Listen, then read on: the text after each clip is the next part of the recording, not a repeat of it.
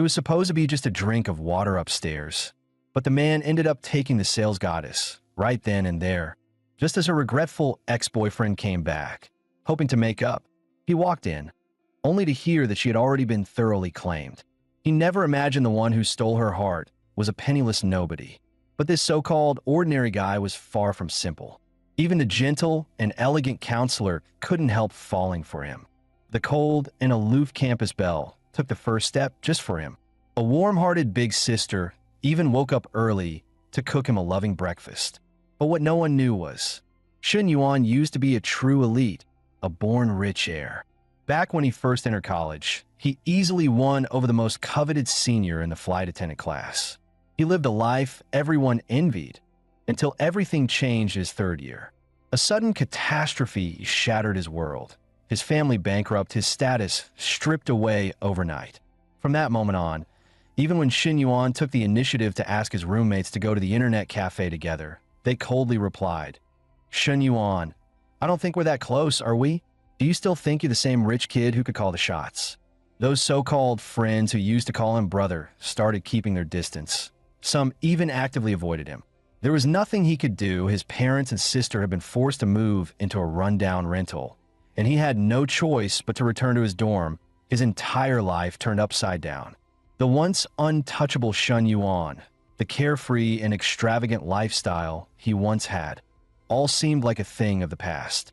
His future was now uncertain, filled with confusion and despair. Until one day, his current girlfriend asked to meet him. With a calm expression, she looked him in the eyes and said, "This is the end, Shen Yuan. I don't think we have a future together. I hope you find a more sensible, more suitable girl." Hearing those words, Shen Yuan froze. He stared at Zhou Wanting, completely caught off guard. "Ting Ting, after 3 years together, is this really it? Are you really this heartless?" He finally spoke, his voice tinged with unwillingness. Zhou Wanting let out a cold chuckle and said flatly, "The way you're talking, like some lovesick fool. Do you really think there was that much love between us? You should know better." She paused, her tone suddenly impatient. "And stop calling me Ting Ting. It's so outdated. If we ever meet again in the future." She hesitated for a moment, then turned away. "Forget it. Let's not meet again. My friend's here, I have to go." But just as she was about to leave, Shen Yuan suddenly slammed the car door shut. "All those designer bags I bought you, you probably won't be using them anymore. Why not give them back to me?" At those words, Zhou Wanting's face instantly darkened with disdain. "Shen Yuan, have some dignity, will you? I was with you for 3 years, and you only bought me a few lousy bags. Now that we've broken up, you actually want them back." Shen Yuan smiled faintly. "In that case, I don't want the money either. How about we relive some old memories instead?" Just then, the man in the car rolled down the window and said coldly, "Ting Ting, get in. Don't be upset." Then, turning to Shen Yuan, he added, "Hey, little brother, where are you headed? I can give you a ride." Shen Yuan muttered to himself, "I call her Ting Ting, and it sounds tacky, but when you say it, suddenly it doesn't. That's pretty amusing."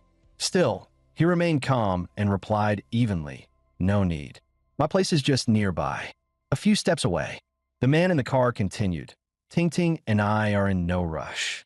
We're just worried you might be too upset to handle this. Little brother, I think it'd be best if I take you home, just to make sure you're okay." Shen Yuan thought to himself, "You're really good at playing mind games, going straight for the core. But you didn't expect me to strike back, did you? You really think I'm that naive?" With that thought, he suddenly leaned against the car door and said casually, "Big guy, you're a good man. I appreciate the concern, but my place is really close, just a few steps away." He patted the car door and added, "Wanting is a good girl. Please take good care of her from now on." Shen Yuan took a deep breath before continuing, "As men, we should give women the best. Oh, and Wanting has a few preferences you might want to remember. First, she likes to use Okamoto 001 condoms. Stockings don't need to be too expensive, but the high-quality ones are a bit inconvenient. Her favorite outfits? Nurse uniforms and police uniforms." The moment those words left his mouth, the man in the car turned deathly pale, his face twisted with barely contained fury. The next second, he slammed on the gas. The engine roared, and the car sped away like a bat out of hell. Shen Yuan stood in place, watching as the car disappeared into the distance. A faint, cold smile tugged at his lips. He muttered, "Big guy, I was just getting to the good part." Then, with a hint of mockery, he added, "Wanting, maybe you really did make the right choice after all." He let out a sigh and murmured to himself, "Whatever. She has nothing to do with me anymore. I just hope her choice brings her the perfect life she's looking for." Suddenly, a voice echoed in Shen Yuan's ear. "That's right. Everyone should strive to live the life they truly desire." Then, a panel abruptly began loading, flickering with an eerie glow. Perfect life system initializing. Shen Yuan froze, momentarily bewildered. Staring at the text on the panel, he thought, "Am I the host? But I'm not dead. How is this even happening? Am I hallucinating?" The panel continued. Perfect life system successfully loaded. A perfect life requires not only wealth as a foundation, but also the favor of the opposite sex. Time-limited mission activated. Spend money on a female friend with a favorability score above 60 and gain their affection. Mission reward. The system will refund 3 times the amount spent. If the female friend's favorability increases by 3 points within the period, the refund will be doubled. Note: only personal savings or cash can be used for expenses. Shen Yuan suppressed the chaos in his mind and muttered under his breath, "This system has to be rigged. This isn't real. Get out of my head." But no matter how hard he clutched his head and shook it, the panel remained. Suddenly, a familiar voice called out from behind him, "Shen Yuan." The voice was loud and clear, carrying a hint of reprimand. "Come on, dude. It's just a breakup. It's not that serious." Shen Yuan turned around and saw Li Xiao, his student counselor. With a faint smile on her lips, she continued, "Isn't it just bye-bye, on to the next? That's what the guys always say, right?" Shen Yuan suddenly froze. His gaze instinctively shifted to Li Xiao's head, where a number was flickering above her. At the same time, the panel's voice rang out again. Li Xiao's favorability toward the host, 65. Shen Yuan's mind raced. A number and a description above her head? Could the perfect life system actually be real? Wasn't it just a hallucination? Seeing him still dazed, Li Xiao smiled slightly and patted his shoulder. "Shen Yuan, snap out of it. Don't space out." Shen Yuan finally snapped back to reality, internally astonished. Am I actually lucky for once? Scratching his head awkwardly, he tried to cover up his unease. "It's nothing, just a bit sudden, that's all." Seeing that he had calmed down, Li Xiao asked, "By the way, about the scholarship I mentioned last time, what do you think? You need to submit your documents soon. This is the only way I can help you now." However, Shen Yuan responded coldly, "A few thousand yuan won't even make a dent in my family's debt. Why not give the scholarship to someone who actually needs it?" Hearing his words, Li Xiao didn't push further. She simply nodded lightly. "All right, if you ever need anything, feel free to come to me, even if it's just about relationships." With that, she turned to leave. "I'll get going now. If you need anything, don't hesitate to reach out." Watching her walk away, Shen Yuan's mind raced. Li Xiao fits the system's time-limited mission criteria. If I complete it, will I really get double the refund? Should I test it out? With that thought, he suddenly stepped forward and grabbed Li Xiao's hand. "Miss Li, thank you for always looking out for me. Hold on, let me buy you a drink." Smiling, he handed her a cup of milk tea. "Here, Miss Li, this is for you." Seeing the milk tea Shen Yuan handed her, Li Xiao's face instantly flushed. She murmured softly, "Thank you." At that moment, Shen Yuan's phone suddenly vibrated. He checked the message. His balance had originally been 87 yuan. After spending 6 yuan on the milk tea, it dropped to 81 yuan. Then, he received a deposit of 18 yuan, bringing his balance to 99 yuan. It worked. The double cashback was real. A thought struck Shen Yuan. If I can keep Miss Li's favorability above 60, I can keep spending money on her and continuously earn cash back from the system, right? This means I have a chance to pay off my family's debt.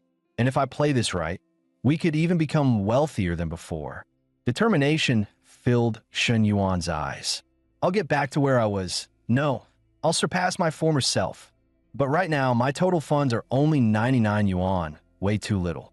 The most urgent task is to secure more capital and find the right women to spend money on so I can truly start my comeback.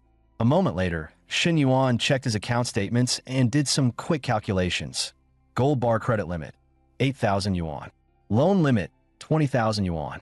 Business loan, 21,585 yuan. Plus my 99 yuan balance. That's a total of 49,684 yuan. In Miss Lee's eyes, I'm just a student from a fallen wealthy family. If I want her to accept an expensive gift, I need to be a bit more subtle. Time ticked by. An hour later, Shen Yuan had already purchased a handbag and promptly tossed it into the trash. This bag cost 39,800 yuan, part of this year's spring collection. I have to say, this high-quality replica is good enough for Miss Lee to accept. Standing outside Li Zhao's apartment, he knocked on the door while thinking, I wonder if Miss Lee has a boyfriend. The door opened, and Li Xiao looked surprised. Shen Yuan? Is that you? Shen Yuan flashed a casual smile and said lightly, Sorry to disturb you. Miss Lee, were you cooking? Li Xiao studied him with slight suspicion. Is something wrong? Shen Yuan hesitated for a moment before speaking sincerely. Miss Lee, you've looked after me for 3 years in college. I used to take that for granted, but today I truly realized how valuable and heartwarming your help has been. This is just a small token of my appreciation. I really hope you'll accept it. Li Xiao immediately waved her hand, a slightly embarrassed smile appearing on her face. No, Shen Yuan. I'm your teacher. This is just my job. Nothing special. I treat all my students the same way. Shen Yuan smiled slightly, but continued to insist. Actually, it's just a high-quality replica. It's only worth 200 yuan. Miss Lee, you know my family situation. Do you think I can afford to waste money? You've helped me so much, and I don't want to just accept that without giving something in return. This bag may not be worth much, but it's a small gesture of my gratitude. If you don't mind, please take it. After a moment of hesitation, Li Xiao finally nodded. All right, since you're so insistent, I'll accept it. I'll return the favor someday, maybe during a holiday or on your birthday. Just as they were talking, a sudden burnt smell wafted out from the kitchen. Li Xiao's eyes widened in shock. She rushed toward the kitchen, shouting, Oh no, my stir-fry is burning. She peeked her head out from the kitchen and saw Shen Yuan still standing at the door. With a smile, she said, Shen Yuan, you haven't had dinner yet, have you? Stay and eat with us. Shen Yuan smiled to himself, thinking, as long as Miss Lee doesn't have a boyfriend, I can get closer to her. He knew that close interactions could effectively increase her favorability, allowing him to earn more cash back from the system. Just then, his phone vibrated. A transfer notification popped up on the screen, account ending in 0098.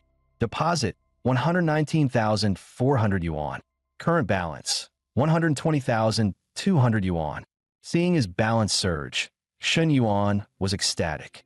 A 39,800 yuan handbag yielded a cashback of 119,400 yuan, 3 times the amount. After deducting the cost, he had made nearly 80,000 yuan in profit.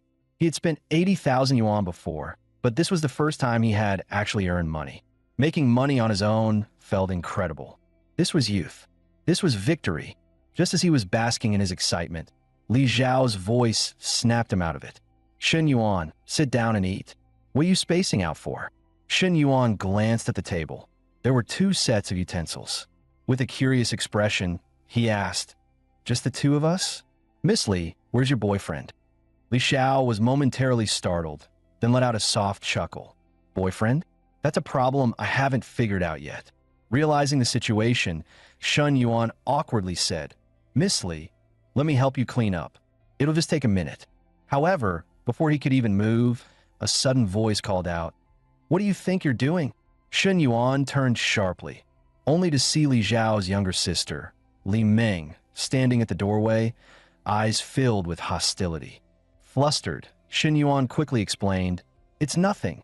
Meanwhile, Li Xiao noticed her sister had returned and smiled. Why are you home so late today? Come eat. Turning to Shen Yuan, she introduced her, This is my younger sister, Li Meng. Shen Yuan met her gaze, seeing the clear look of disdain in her eyes. Feeling uneasy, he quickly greeted her, hi. Li Meng responded coldly, I feel sick. The awkwardness in the air was palpable. Sensing the tension, Shen Yuan quickly said, Miss Li, I already ate before coming. I should head back to school. See you there. Li Xiao seemed a little confused. But you were about to sit down. Why the sudden rush? As soon as Shen Yuan left, Li Meng leaned in and whispered into her sister's ear. Sis, do you even realize what's happening? That guy is totally after you. He's got ulterior motives. Li Xiao's face stiffened slightly. She quickly cut her off.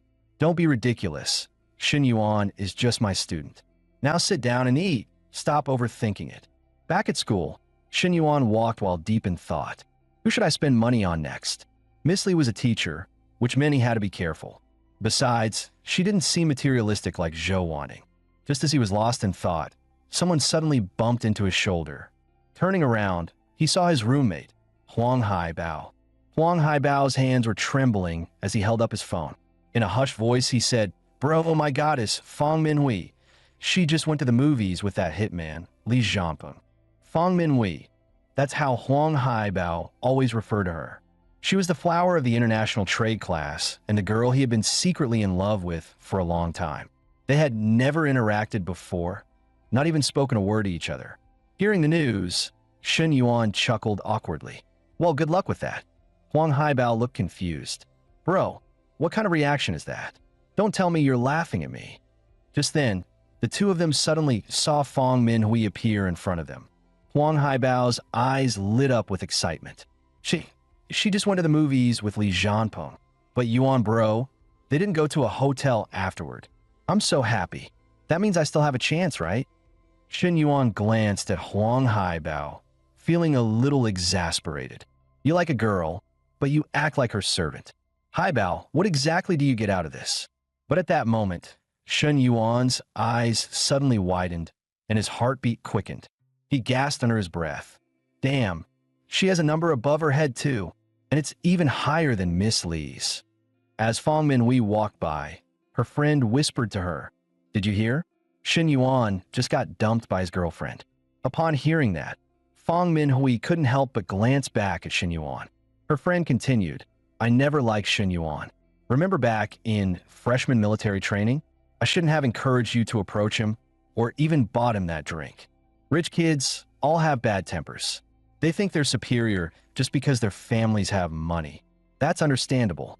But if their family goes bankrupt and they're still that arrogant, who wouldn't dump them? Good thing you two never got together. Otherwise, that would have been 3 years of your life wasted. Shen Yuan suddenly noticed that Fang Minhui's favorability score toward him was dropping rapidly. He frowned. I finally come across a girl who already has some favorability toward me, and it's suddenly tanking? No way. I can't just sit back and let this happen. In a hurry, he grabbed Huang Haibao's shoulder and whispered, Haibao, if I start dating Fang Minhui, would you mind? Huang Haibao struck a pose he thought was his most attractive and smirked. The problem is, you couldn't even get the campus bell when you were rolling in money. And now you think you can? But if you really want to know, no, I don't mind. As long as she doesn't end up with Li Jianpeng, she can date whoever she wants. Shen Yuan grinned, excitement surging in his chest. That's what I was waiting to hear. I'm going after her. Before the words had fully left his mouth, he was already sprinting toward Fang Minhui. He shouted loudly, Fang Minhui. Fang Minhui and her friend both froze. Neither of them expected Shen Yuan to suddenly call out to her. Her friend quickly stepped in front of her, eyeing him cautiously. Shen Yuan, what do you want? Shen Yuan smiled, his tone relaxed. Actually, I wanted to ask, are you free tomorrow? I reserved a table at Four Seasons Sushi. Would you like to join me for dinner? Fang Minhui was taken aback by the sudden invitation. Her friend, however, was more skeptical about Shen Yuan's finances. That Japanese restaurant starts at over 1,000 yuan per meal. Are you sure you can afford it? Shen Yuan's smile remained steady as he spoke slowly. After dinner, let's take a walk. I have a small request. I'd like you to help me pick out a birthday gift for my little sister. If you're okay with it, just let me know by noon tomorrow. Before Fang Minhui could say anything, Shen Yuan simply smiled and said, I'll head out now. Let's talk tomorrow. Fang Minhui hesitated for a moment and asked, We just watched a movie with Lee Jianpeng, and now I'm going to dinner with someone else? Is that really okay? However, her best friend thought differently. She grinned and said, "Go for it. This isn't even a big deal. Besides, it's top-tier Japanese cuisine." Her best friend continued, "Shin Yuan might be a bit materialistic, but at least he's handsome. Li Jianpeng? He's just rich." If Shen Yuan's family were still doing well, Li Jianpeng wouldn't even be a competition. Fang Minhui hesitated for a moment, but in the end, her friend's words convinced her. With a light smile, she said, "All right, it's just dinner and a little shopping. It's not like I'm doing anything shady. I'll text it back later." And so, the next evening, the two of them met at the Japanese restaurant as planned. Before long, the waiter arrived, placing the premium two-person meal that Shen Yuan had ordered onto the table. After the waiter left, Fang Minhui looked at Shen Yuan and said, "I heard your family has been going through some tough times recently. You really don't have to waste money like this." Shen Yuan gave a relaxed smile and responded, "It's fine. This place serves amazing Japanese food, totally worth it." Observing Fang Minhui's natural expressions and slight shyness, a strange feeling surfaced in Shen Yuan. He reassured himself, "Calm down. Stay cool. We haven't played cards together in 2 months. Don't get intimidated by her presence. Just stay calm, stay calm." Fang Minhui couldn't help but feel a little awkward. Shen Yuan's actions touched her, but she was also slightly suspicious. She asked, "Did you really invite me to dinner just to help you pick a birthday gift for your sister?" Yuan's eyes flickered as he looked directly at her and replied in a steady tone, "Honestly, I wanted to ask you out for dinner for a while. I just never found the right opportunity." The moment those words left his mouth, Fang Minhui's favorability score took a sharp dive. Shen Yuan felt a jolt of panic. Was she unhappy with my answer? Why is her favorability suddenly dropping again?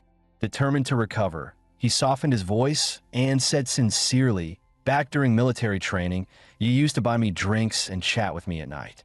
I've always kept those memories close to my heart." Fang Minhui's eyes flashed with surprise. Then she smiled slightly. "I'm surprised you actually remember that." Shen Yuan chuckled and scratched his head. "How could I forget?" The atmosphere between them subtly shifted.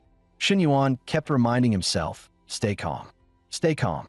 An hour later, Shen Yuan paid the bill and left. The meal had cost him 2,700 yuan. Fang Minhui felt a bit touched. That meal cost nearly her entire month's living expenses. By contrast, even though Li Jianping came from a wealthy family, he acted like a total cheapskate during their movie date, saying, "We can just eat at the school cafeteria," and didn't even dare to take her to a proper restaurant. At that moment, Shen Yuan's phone suddenly buzzed. A text notification popped up. 8,322 yuan has been deposited into your account, ending in 0098. New balance, 125,778 yuan. A second text followed immediately after. Deposit, 5,578 yuan. Current balance, 131,356 yuan. System notification, time-limited mission. Spend money on a female with a favorability score over 60 and increase her affection. Mission reward. The amount spent will be refunded at a 3x rate. If favorability increases by 3 points, the refund will be doubled. Watching his balance rise, Shen Yuan could barely contain his excitement. Glancing at Fang Minhui's favorability score, he saw it had increased from 72 to 76. He smirked to himself. So that's how it works. Making 10,000 yuan from just one meal. Now that's satisfying. The more Fang Minhui looked at Shen Yuan, the more pleasing he seemed to her eyes. She couldn't help but think to herself, so this is what they call the charm of money. She instinctively grabbed Shen Yuan's arm and smiled. "Come on, let's go. We still need to pick out a gift for your sister at the International Finance Center." However, just as they reached the entrance, Shen Yuan ran into his ex-girlfriend, Zhou Wanting, and her uncle. Zhou Wanting's first reaction was confusion. Why is he here? They had just broken up yesterday, and today, he was already out shopping with another woman? The older man beside her gave Shen Yuan a disdainful glance and scoffed. "Pathetic. What's a broke student like you doing in a place like this?" The uncle was fuming inside. "I spent a fortune on luxury handbags for Zhou Wanting, and now this broke kid dares to shop here with another woman? A bankrupt, debt-ridden student. How the hell does he have a girl by his side? Shin Yuan lowered his voice and said to Fong Minhui, "Let's check out another store instead." Seeing this, the older man smirked. "Since you're already at the entrance, why not come inside and take a look? It's free after all." Not wanting to back down, Zhou Wanting sneered, "What are you even doing here? And who is she?" Shin Yuan smiled faintly and replied, "What a coincidence. I'm here to shop for a gift for my sister." The older man let out a mocking laugh. "Wow, shopping here for a gift? You think you can actually afford anything?" Zhou Wanting leaned in close to Fong Minhui, speaking in a deliberately malicious tone. "Miss, I don't know you, but let me give you a word of advice. Don't let yourself get played by guys like him." Shin Yuan's eyes turned icy. He immediately pulled Fong Minhui behind him and snapped coldly, "None of your business." "Played? Who have I played? You? Did I play you?" The older man smirked and continued his ruthless taunts. "Shin Yuan, that's no way to speak to Wanting. A real man should have class. Besides, Wanting is your ex. We all know about your family situation. You're bankrupt and buried in debt. There's no need to pretend you're rich. No one's going to laugh at you." Shin Yuan didn't bother replying, but deep down, his disgust for these two had reached its peak. They really are a perfect match. Absolutely revolting. Just then, a system notification sounded. A perfect life should never be belittled by others. Immediately after, a new limited-time mission appeared. Mission: spend money on a female with a favorability score above 60 while causing negative emotional reactions in others. Reward: for every 5 points of negative emotion generated due to the host will receive double the cashback amount. Note: this mission can be stacked with the regular cashback bonus for spending on females. A smirk appeared on Shin Yuan's face. He quickly checked Zhou Wanting's and the older man's favorability scores. Both were in the negatives. He thought to himself, "I was planning to let this slide. I didn't want to cause a scene in public, but you two just had to push it. Since the system has given me a mission, I see no reason to hold back anymore." Without hesitation, Shin Yuan took Fong Minhui's hand and confidently walked in the store, his mind set on his next move. However, the store clerk, having heard about Shin Yuan's family's bankruptcy, was visibly reluctant to serve him. Meanwhile, Zhou Wanting picked out a handbag and casually walked over to the older man. "We can check out now." A sales associate quickly approached Zhou Wanting, eager to serve her, and turned to another associate, saying, "You go assist Mr. Shun." But in her mind, she thought, of course, the high-spending VIP customer goes to you, while I get stuck with the one who probably won't buy anything. A short-haired female sales associate walked over carrying a box. "Miss Zhou, you have such impeccable taste. These accessories complement your elegance perfectly, unlike some customers who clearly have none." 163. She continued, "These accessories also pair beautifully with the handbag you just picked. Would you like to try them on? They look stunning, though they are a bit pricey. Altogether, they come in nearly 100,000 yuan." Meanwhile, Shin Yuan and Fong Minhui were browsing through some items. Fong Minhui figured her sister would probably like one of the handbags. The sales associate assisting them glanced at Shin Yuan with a cold expression and said flatly, "These two handbags total 50,000 yuan.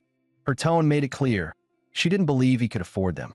Nearby, the uncle looked at Zhou Wanting, realizing that her selections added up to 100,000 yuan. His blood instantly boiled. 100,000 yuan? What a wasteful woman. I thought I could get away with just 20,000 a day, but she's expecting a full 100,000. Zhou Wanting impatiently urged her boyfriend to step up and act like a man, but deep down, he knew. His bank account didn't even have 100,000 yuan in it. Just then, Shin Yuan turned to the sales associate and said, "Miss, I'll take these two handbags and the accessories that lady recommended." His words left everyone around him stunned. What? The sales associate thought. He's getting the accessories too? Does he even have the money for this? Despite her doubts, she grabbed a calculator, her fingers trembling as she tallied the price.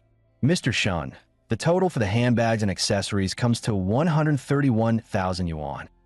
Shin Yuan's mind raced. Perfect. That's just the right amount to round off my earnings after dinner.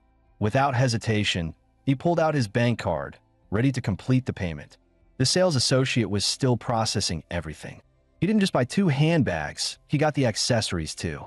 Over 130,000 yuan in one go. She never expected that Shun Yuan would be even more extravagant and domineering than before. Zhou Wanting was livid. She stomped her foot in frustration and demanded loudly, "Shun Yuan, didn't your family go bankrupt? Where did you get all this money? You didn't take out a loan, did you?" Shun Yuan smirked and replied casually, "Think whatever you like. Besides, it's not like you're short on money. Why not have your man buy you another handbag? It's just a few thousand yuan. Not a big deal for him, right?" He continued mercilessly, his tone dripping with mockery. A true gentleman isn't just charming. He should also be generous. Your Audi A8 is worth at least 600,000 to 700,000 yuan. Are you really sweating over pocket change? Zhou Wanting immediately grabbed her boyfriend's arm, whispering angrily, "June, step up and be a man. Don't let him." But panic surged in the man's chest. "Shit, my 8 was bought on credit. I can't let Ting Ting find out." Feigning a phone call, he quickly turned away, looking for an excuse to escape. Seeing him rush off, Zhou Wanting's expression turned icy.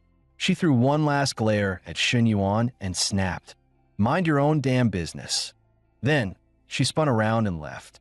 As the two disappeared, Shun Yuan noticed that their favorability scores had dropped even further. It was clear he had successfully triggered their negative emotions, fulfilling the system's mission. A wave of indifference washed over him. Whatever, I don't need to waste another thought on them. As long as the mission is complete, that's all that matters. Shun Yuan handed the newly purchased handbag to Fong Minhui. Startled, she quickly waved her hands, refusing. "It's too expensive, I can't accept it." Shun Yuan chuckled. "It's nothing, just a handbag. After being mocked and humiliated by those two for so long, I feel a little bad. Please take it as an apology. Come on, just accept it." The next second, he handed her the other handbag along with the accessories. Fong Minhui was stunned. "Wait, wasn't this the one Shun Yuan said was for his sister?" Shun Yuan smiled lightly. "I'm not sure if my sister would like it, but at least I know you will." In reality, his thoughts were quite different. "Are you kidding me? If I actually gave this to Shun Xian, that little brat would scold me for wasting money and then rat me out to my parents. I always planned to buy these for you. Just take them so I can get my cash back." Fong Minhui felt a little anxious, worried that Shun Yuan might think she was a gold digger. But Shun Yuan simply smiled and reassured her, "Relax, this is just the beginning. We still have a long way to go. Just take it. If you refuse, I'll be really hurt." Suddenly, a system notification popped up. "Host has completed the time-limited mission. Negative emotion points, -15. Triple cashback credited. Bonus for female, spending activated. Total reward, 6x cashback, amounting to 786,000 yuan. Shun Yuan smirked inwardly. "Fong Minhui is my personal money tree now. I need to maintain her favorability well. I can't let my previous mistake happen again." Although he was tempted to cash in immediately, he knew that these things couldn't be rushed. Patience was key. Letting things flow naturally was the better approach. So, he decided to take Fong Minhui straight back to campus. On the way, Fong Minhui sighed to herself. He really is different from Li Zhanping. He didn't even suggest going to a hotel. If he had, I honestly don't know what I would have done. Back at the dorm, Shun Yuan saw Li Zhanping surrounded by a group of guys. He was basking in their admiration, proudly bragging about how he had won over the campus beauty. The group of guys worshipped him as if celebrating his grand victory. As Shun Yuan walked by, Li Zhanping deliberately raised his voice and announced, "We should have a full class gathering soon. A dinner together. It'll be fun. Everyone should come." Back in the dorm, his roommates were fuming. "Did you hear that? That bastard Li Zhanping can't wait to broadcast to the whole school that he went to the movies with the campus beauty. He's clearly taking a shot at our dorm. Room 503. But Shun Yuan simply smiled with confidence. "Relax. There's no way Fong Minhui would ever date Li Zhanping." His roommates didn't believe him. They scoffed, "Oh, come on. Stop bluffing, idiot. Didn't Fong Minhui literally go to the movies with Li Zhanping last night? Who knows what else they did? Didn't she reject your date invitation today? Looks like she's really with him now." Ignoring their comments, Shen Yuan glanced at his bank account balance. It was stacked. It's time to go home. The next day, Shen Yuan returned home, only to find his uncle there as well. His father looked at him, smiling. Go inside and wait for a bit. We adults need to talk. Standing outside, Shen Yuan overheard that his uncle was here to collect a debt and that the full amount had to be repaid within 2 days. His mother, clearly displeased, snapped back. Shen Yaoda, how could you? When you didn't have the money to start your car wash business, who lent you 300,000 yuan? And after you borrowed it, did we ever pressure you to pay it back? But now, we lend you just 200,000 yuan, and you keep coming back to demand more. What's the meaning of this? His father sighed helplessly and tried to smooth things over. Let's not make a scene. He's got his own struggles. But his mother scoffed coldly. Struggles? Does he not know our current situation? I even asked his daughter-in-law. There's no financial trouble on their end at all. The so-called uncle waved his hand impatiently. Paying back debts is the natural order of things. Lucky for you, we're family, so I'm being civil about it. If it were someone else, you'd be dealing with real debt collectors by now. His mother exploded in anger. Debt collectors? Unbelievable. The Shen family really has no sense of gratitude. We treated him so well in the past, and now look at what he's become. Shen Yuan's father tried to offer a solution. Why don't you sell some of your gold jewelry? We can always buy it back later when we have the money. At that moment, a system notification popped up. A perfect life should not be burdened by debt. Limited time mission. Repay a debt for your family or yourself. First time repayment of 200,000 yuan will unlock a 1 million yuan exclusive spending limit for purchasing a car. Shen Yuan sighed. Perfect timing, system. Even though the mission had been issued, he still wanted to help ease his parents' burden. Before long, his mother brought out a wooden box. She had been reluctant to sell her gold jewelry for years, but now it was worth tens of thousands.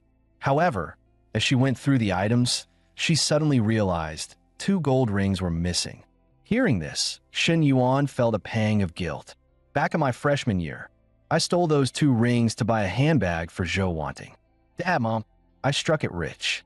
Without another word, Shen Yuan stepped outside. His parents exchanged glances, thinking he was joking. With the little money you have, you'd be better off reloading your meal card. Shen Yuan didn't explain. He simply transferred 200,000 yuan to his father's account. The moment his father checked his phone, his eyes widened in shock. Son, where did you get all this money? Shen Yuan grinned and casually explained, remember all the allowance you used to give me? I pulled some of it with a friend and invested in Bitcoin. He told me not to touch it, said there was still a lot of room for growth. I only cashed it out in the last couple of days. His mother was moved and praised him emotionally. Son, you really pulled our family out of this mess. His father nodded firmly. I'll go pay him back right now and get rid of this headache. Once the debt was settled, his mother turned to the uncle and said icily, the money's been sent. Now get lost. From now on, let's keep our families out of each other's business. The uncle was stunned, clearly not expecting them to actually pay up. But Shen Yuan's mother had no patience left. Are you deaf? I said get out. Now, after being kicked out, the uncle started to feel a pang of regret. My cousin owed nearly 100 million yuan. As time passed, he became more and more desperate for money.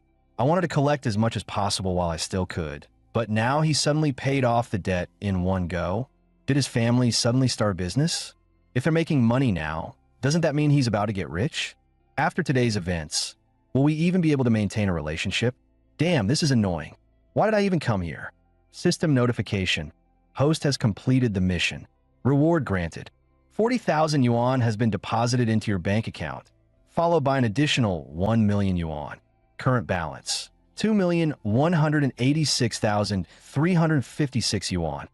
Aside from the funds designated for purchasing a car, Shen Yuan's net worth had now exceeded 1 million yuan. Who would have thought? This trip home not only solved his parents' immediate crisis, but also brought in such a massive gain. However, it was still far from enough to completely settle his family's debts. Shen Yuan understood that if he truly wanted to clear his family's debt, he would need a lot more money. 1 million is just the beginning. The best strategy is to use this principle to generate even more wealth. After some calculations, he realized he could spare a maximum of 200,000 yuan for his father. So he asked, I have another 200,000 yuan. Do you urgently need it? His mother thought for a moment and decided it would be better to save it for now, since there weren't any immediate debts to pay off. However, his father hesitated awkwardly before saying, Shun Yuan, just give me 50,000 for now. Shen Yuan chuckled. All right, no problem. But deep down, he let out a sigh. This feels just like when I used to ask my dad for money. Guess this habit really runs in the family. Back at school, Shen Yuan ran into Li Xiao in the stairwell. Li Xiao mentioned that she didn't have any afternoon classes, so she had come back early. Shen Yuan casually asked, Are you free tonight? I'd like to treat you to dinner. Last time, you treated me, so I owe you one. But the next second, he caught sight of Li Ming's icy expression. It suddenly hit him. Li Zhao's little sister, Li Ming, was practically his nemesis. There's no way I can deal with her. Feeling awkward, Shen Yuan quickly backtracked. Actually, counselor, I just remembered. I have something to take care of back at school. I might not be free tonight. Let's do it another time. I'll be heading off now. Watching Shen Yuan hastily leave, Li Ming immediately said, Something's definitely up with him. Li Xiao sighed helplessly. It's probably just dinner. Besides, even if he did have other motives, I wouldn't agree to anything. As Shen Yuan walked out of the dorm, he muttered to himself, Damn, it's hot today. This reminded Shen Yuan of the days when he used to go on joyrides with Zhou Wanting. The cool breeze rushing past, it was such a comfortable and carefree feeling. Suddenly, he remembered that he had a special fund designated for buying a car. If I don't use this money, it'd be a waste of the system's generosity. With that thought, he sent a message to Fong Minhui. Let's go check out some cars this afternoon. Fong Minhui's roommate immediately teased her. Oh, going car shopping together? You two are moving fast. Are you even coming back to the dorm tonight? Spill the details, spill the details. Feeling embarrassed, Fong Minhui quickly denied it. We're not together. Don't say stuff like that. Her roommate kept up the teasing. Our dear Minhui is so lucky, finding such a rich future husband. And he's even handsome. She's totally going to milk this guy for all he's worth. Then, with a sudden playful move, she hugged Fong Minhui from behind. Fong Minhui's face instantly turned red as she shyly protested. An hour later, the two arrived at a leading 4S car dealership. As soon as a salesperson approached, he immediately recognized Fong Minhui. And at the same time, Fong Minhui also recognized him. It was Qin Yang, an upperclassman from high school who used to pursue her. Shen Yuan pointed to the nearby M9 and expressed interest in learning more about the model. Qin Yang smiled at Shen Yuan and said, The display car is over there. You can check it out or even sit inside. But in his mind, he scoffed. The base model of the M9 starts at 500,000 yuan. The version on display is at least 600,000. Look at this guy, dressed so casually. Broke is broke. What's the point of bringing a girl to a 4S dealership just to show off? His gaze unconsciously drifted to Fong Minhui. She's still just as beautiful as ever. No wonder she was my high school crush. But now, he wasn't just some ordinary guy making 3,000 yuan a month. He was earning over 10,000 a month, driving a 200,000 yuan Accord, and working as a sales rep at a premium dealership. Women are realistic. Guys like me, successful and stable, are their first choice now. He stepped closer to Fong Minhui and spoke softly. Are you free tonight? Let's catch up over dinner. Fong Minhui frowned slightly and declined without hesitation. Thanks, but I have plans tonight. Just then, as Shen Yuan was about to get into the car, he spoke up. Can I take it for a test drive? Qin Yang's mood soured instantly. I was having a great conversation with Minhui, and this guy just had to interrupt. You can't even afford the car, and you still want to test drive? Stop wasting my time. With a cold expression, he flatly replied, The test drive vehicle has already been taken by the boss. Shen Yuan smirked inwardly. Do I look like a newbie? The moment I stepped in, I saw the M9 right there. If you want to arrange a test drive, I'll just find someone else who will. Without another word, Shen Yuan turned to the front desk and said, Could you please arrange for another salesperson? I'd like to test drive the car. Chen Na walked over with a warm smile. Hello, I'm Chen Na. a sales consultant here. How can I assist you today? Just then, another sales consultant approached Qin Yang, looking puzzled. Qin Yang, isn't that your client? Why did you let Shin Na take over? Qin Yang sneered. I couldn't be bothered. Let Shin Na waste her time. Some broke student says he wants to buy an M9 and even test drive it. Do you think that's even possible? The other consultant raised an eyebrow. But what if he actually buys it? Qin Yang scoffed. Buy it for what? Some poor kid showing off in front of a girl. I've seen plenty of guys like him. Shin Na sat in the passenger seat, patiently explaining the various features and benefits of the car to Shin Yuan. However, Shin Yuan found his thoughts drifting toward Chun Na herself. Her professionalism was impressive, and her figure wasn't any less attractive than Fong Minhui's. He couldn't help but think, isn't it common in the auto industry these days? Haven't there been countless news reports about female sales reps going the extra mile to close deals? Shin Na smiled and asked, Sir, may I ask what your budget is? Shin Yuan responded calmly. Do you have one in stock? I want to drive it home today. Shin Na was visibly surprised. Most customers hesitate, inspect the car multiple times, and haggle before making a decision. But this guy, one test drive, and he's ready to place an order? He hasn't even asked about the price. Isn't this a bit too hasty? And if he's serious about buying, why did Qin Yang just let him go? She quickly checked the inventory and told Shin Yuan, we don't have any in stock at the moment, but we can arrange one within a week. Shin Yuan, however, was direct. I want to place the order today. Shin Na's thoughts raced. The out-the-door price is over 600,000 yuan. He just said he's buying it outright. Is this what they call a dream customer? Or does he have some ulterior motive? Nonetheless, she maintained her professionalism. Please hold on while I prepare the contract. The deposit is 50,000 yuan. Qin Yang, still in disbelief, stared at Shin Na and asked, Shin Na, what's the deal with that guy? Shin Na sat down at her desk and replied flatly, he bought it. Qin Yang still refused to believe it and let out a mocking laugh. That guy is just pretending to be rich. When it's time to pay, he'll come up with an excuse and disappear. We've had plenty of guys like him in this store. Another consultant chimed in. In all my years here, I've never seen a customer this carefree about making a purchase. Shin Na remained expressionless. Mr. Shin didn't just buy it. He's paying in full. That statement left both men speechless. Their faces stiffened in disbelief. Damn, we really screwed up. We just let a big sale walk right past us. After signing the contract, Chin Na smiled politely and asked, Mr. Shun, if you have any questions in the future, feel free to contact us. Do you need a ride anywhere? Before Shin Yuan could respond, Fong Minhui quickly pulled him aside and declined for him. No need, we'll take a taxi. Shin Na suddenly felt a bit awkward. She realized she might have been a little too accommodating towards Shin Yuan, which had clearly annoyed Fong Minhui. Shin Yuan glanced at Fong Minhui. Oh, she's jealous. He smirked and said, Minhui, let's go get some dinner. Fong Minhui responded flatly.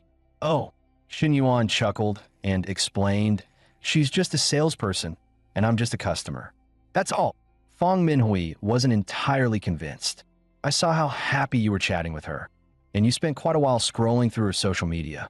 Shin Yuan waved his hand dismissively. It's just a habit. Every time I add a new friend, I can't help but check out their profile. A sudden, unfamiliar feeling surged through Fong Minhui's chest, jealousy. She realized she was actually bothered by Shin Yuan interacting with another girl. But why? We're not even in a relationship. So why am I feeling this way? Looking at how freely he spent money, she understood. Shin Yuan would naturally attract other women. She needed to find a way to keep him by her side. Sensing the shift in atmosphere, Shin Yuan quickly changed the subject. Let's eat first. After dinner, we'll head to IFC to pick out your gift. Fong Minhui hesitated. He's always the one paying. I don't want to seem too materialistic. But Shin Yuan simply laughed. It's normal for a girl to have multiple handbags. 7 days in a week, 7 different bags, one for each day.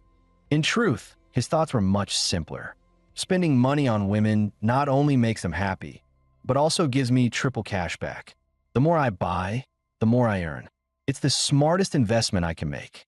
A few minutes later, at the restaurant, Shin Yuan deliberately asked, Minhui, do you want a cold drink or a hot one? Fong Minhui immediately caught his implication. Her face turned red as she shyly replied, "Cold drink." Shin Yuan suddenly felt a bit awkward. He realized it had been 2 months since he was last with Zhou Wanting. "Honestly, I really need to spend some money." 3 hours later, the night had fallen. At the mall, Shen Yuan and Fong Minhui had picked out various luxury items, bracelets, handbags, and watches, spending over 80,000 yuan in total. Yet, his bank balance still stood at 2.25 million yuan. As they stepped out of the mall, Shen Yuan suddenly turned to her and said, "Minhui, let's not go back to the dorm tonight, okay?" Hearing this, Fong Minhui's face flushed like a ripe apple. After a moment of hesitation, she shyly nodded. 30 minutes later, in room 808 of the Grand Lux Hotel, Shen Yuan was in the shower. Meanwhile, Fong Minhui sat on the bed, clutching her phone tightly, debating how to reply to her best friend's messages. Her friend had asked why she hadn't returned to the dorm yet. She made up an excuse. "Something came up. I'll be out for a while." But in reality, her thoughts were much simpler. "Sorry, Lingling. Shen Yuan has given me so much, it's hard to say no." Half an hour later, Fong Minhui thought to herself, Chenling was right, this wasn't nearly as scary as I imagined. Shen Yuan hadn't expected Fong Minhui to be so. It felt amazing, but damn, he was exhausted. "Looks like I really need to work out more." Before Shen Yuan even had a chance to rest, Fong Minhui leaned in again, taking the initiative. Seeing this, Shen Yuan suddenly panicked. "Damn, this is getting out of hand." The next day, Shen Yuan returned to his dorm feeling completely refreshed. He figured the system's missions wouldn't just help him clear his debts. They'd also keep giving him cashback rewards. Right now, he owed a total of 52,000 yuan across multiple loan apps and credit cards. Paying that off would be his first step. Then there was the 100,000 yuan he still owed Li Yuhang. Back when his family went bankrupt, most of his so-called friends gradually disappeared. But Li Yuhang, he never said a word, just lent him the money on the spot. As Shen Yuan entered the dorm, one of his roommates was brushing his teeth and teasing him. "Hey, third bro, where were you last night? Did you check the class group chat? There's a gathering tonight. Are you coming?" Li Zhanpeng ordered a new car and is making a huge deal out of it. I wouldn't be surprised if the counselor helped him arrange everything. What a show-off. If you're not going, though, your 200 yuan class fee will go to waste. Shen Yuan replied indifferently, "Not going." At that moment, his phone buzzed with a message from Li Yuhang. "Long time no see. Come grab dinner and hit the bar tonight. Let's chill." Meanwhile, the system issued a new mission. Host has been granted a 1 million yuan exclusive investment fund. The full amount must be invested within a week. Mission reward. Any revenue generated from business activities will be returned at double the amount. Shen Yuan's heart skipped a beat. A business-focused mission? This is exactly what I need. I have a lot of money sitting around. I need to find a good investment. Li Yuhang's bar is still under renovation. Maybe I should invest some money and test the waters? Without hesitation, he replied to Li Yuhang, "I'm on my way." Inside the Chenglong private dining room at Nanjing Restaurant, Lin Guangyao impatiently complained. "Li, who are we waiting for? I'm starving." Two others chimed in. "Yeah, aren't all the important people already here?" Li Yuhang responded casually. "Relax. If you're hungry, order some appetizers. Shen Yuan's almost here." Lin Guangyao frowned. "Shen Yuan? Wasn't he bankrupt? Why is he still hanging out with us?" Li Yuhang's expression darkened slightly. "I'm the one treating tonight, not you. If you don't like it, feel free to leave. Shen Yuan and I have been childhood friends for years. This is different." Soon, the door to the private dining room swung open, and Shen Yuan stepped inside. He explained, "I took a taxi, but the driver went the long way. Probably traffic." Lin Guangyao smirked and sneered. "A taxi? Look at us. Who here didn't drive their luxury car? You taking a taxi isn't the problem. The real question is, do you already have a personal driver?" Before Shen Yuan could respond, the door opened again. This time it was Chen Na. Xia Haijia immediately stood up with a grin. "Guys, this is my girlfriend, Chen Na. She's even better than a regular 4S dealership sales rep. If any of you need to buy a car, talk to her." Chen Na's eyes landed on Shen Yuan instantly. She recognized him right away. However, noticing that he didn't greet her first, she decided to play along, pretending they were meeting for the first time. 40 minutes later, Li Yuheng set down his chopsticks, stood up, and said, "All right, now that we've all had our fill, let me say a few words. I've been working on setting up a lounge bar, and I want to do it right. Everyone here is a close friend of mine, so I'm giving you all a chance. Who's interested in investing and making some money together?" He paused for a moment before continuing. "The estimated startup cost is 2.4 million. I'm willing to give up 30% equity, roughly a 700,000 yuan investment. What do you guys think?" The room fell silent. Lin Guangyao thought to himself, the Li family makes millions in profit every year. Why would he need others to invest just for a mere 700,000 yuan? His dad must have stopped funding him after his previous failed investments. Xia Haijie calculated in his head. 700,000? I need 2 years just to save that up. Meanwhile, Zhao Zhonggang frowned. "We came here just to eat and drink. Why are we suddenly talking about investments?" Li Yuheng usually isn't this direct about money. The rest of the group kept their heads down, deep in thought. Whoever speaks first is the fool. Best to just stay quiet. Seeing no one respond, frustration flared in Li Yuheng's heart. These guys have no problem eating and drinking on my dime. They ask me for favors, borrow money without hesitation, but when I need their support, they all go dead silent. Shen Yuan is broke, so I get it. But the rest of them? Feeling disappointed, he spoke coldly. "What's wrong? Cat got you tongues? At least say something." Lin Guangyao finally spoke up. "Li, I think it's too early for investments right now. If it's just a cash flow issue, we could all chip in a few grand to get things running. You could just pay us back later once the business makes a profit." Xia Haijie nodded in agreement. "Exactly. Jumping in as investors wouldn't be fair to you. This way, you won't feel like you're losing out if you make money later. Right, guys?" Although the others remained silent, they all had the same thought. Li Yuheng's track record in business is a disaster. His hot pot restaurant and KTV flopped spectacularly. And now he's opening a lounge bar? Might as well just throw money into the ocean. We all still rely on our families. Our allowances barely cover our expenses. Li Yuheng clenched his jaw. I was offering a legitimate investment opportunity, a way to make real money together. But now, they're treating it like I'm begging for a loan? And Lin Guangyao, he twisted my words on purpose. His expression darkened as he put down his drink. "Forget it. If no one's interested, let's just drop it." Lin Guangyao laughed. "That's the right attitude, Li. Investments and partnerships? Way too complicated. Let's just eat, drink, and have fun." Shen Yuan watched silently, thinking to himself, "I saw through these guys when my family went bankrupt. Why haven't you, Li Yuheng? They're just a bunch of spoiled, rich kids living off their families. What makes you think they'd ever support you?" Just as Li Yuheng was about to leave, Shen Yuan suddenly spoke. "I'll invest the 700,000. The room went dead silent. Li Yuheng stopped mid-step and turned around, looking at Shen Yuan with surprise. Lin Guangyao couldn't help but burst into laughter. "That's got to be a joke, right? Come on, we all know each other." Zhao Zhonggang patted Shen Yuan's shoulder and chuckled. "Maybe go splash some water on your face?" Li's not in the mood for jokes right now. Xia Haijie smirked and added, "Kid, I'm a few years older than you, and I've seen a lot. This isn't about knowing your limits. It's about knowing when to shut up." Lin Guangyao piled on with a mocking grin. "Yeah, Shen Yuan. Do you even remember how you got here? Need me to reimburse you for that taxi ride?" Shen Na's thoughts spun, huh? Mr. Shun is investing in a 30% stake.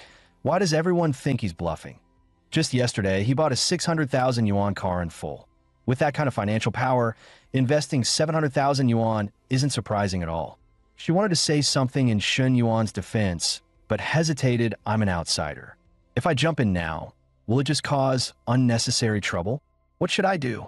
But Shen Yuan ignored the mocking laughter and said directly to Li Yuheng, "The 700,000 has been transferred. Check your phone." A notification dinged on Li Yuheng's phone.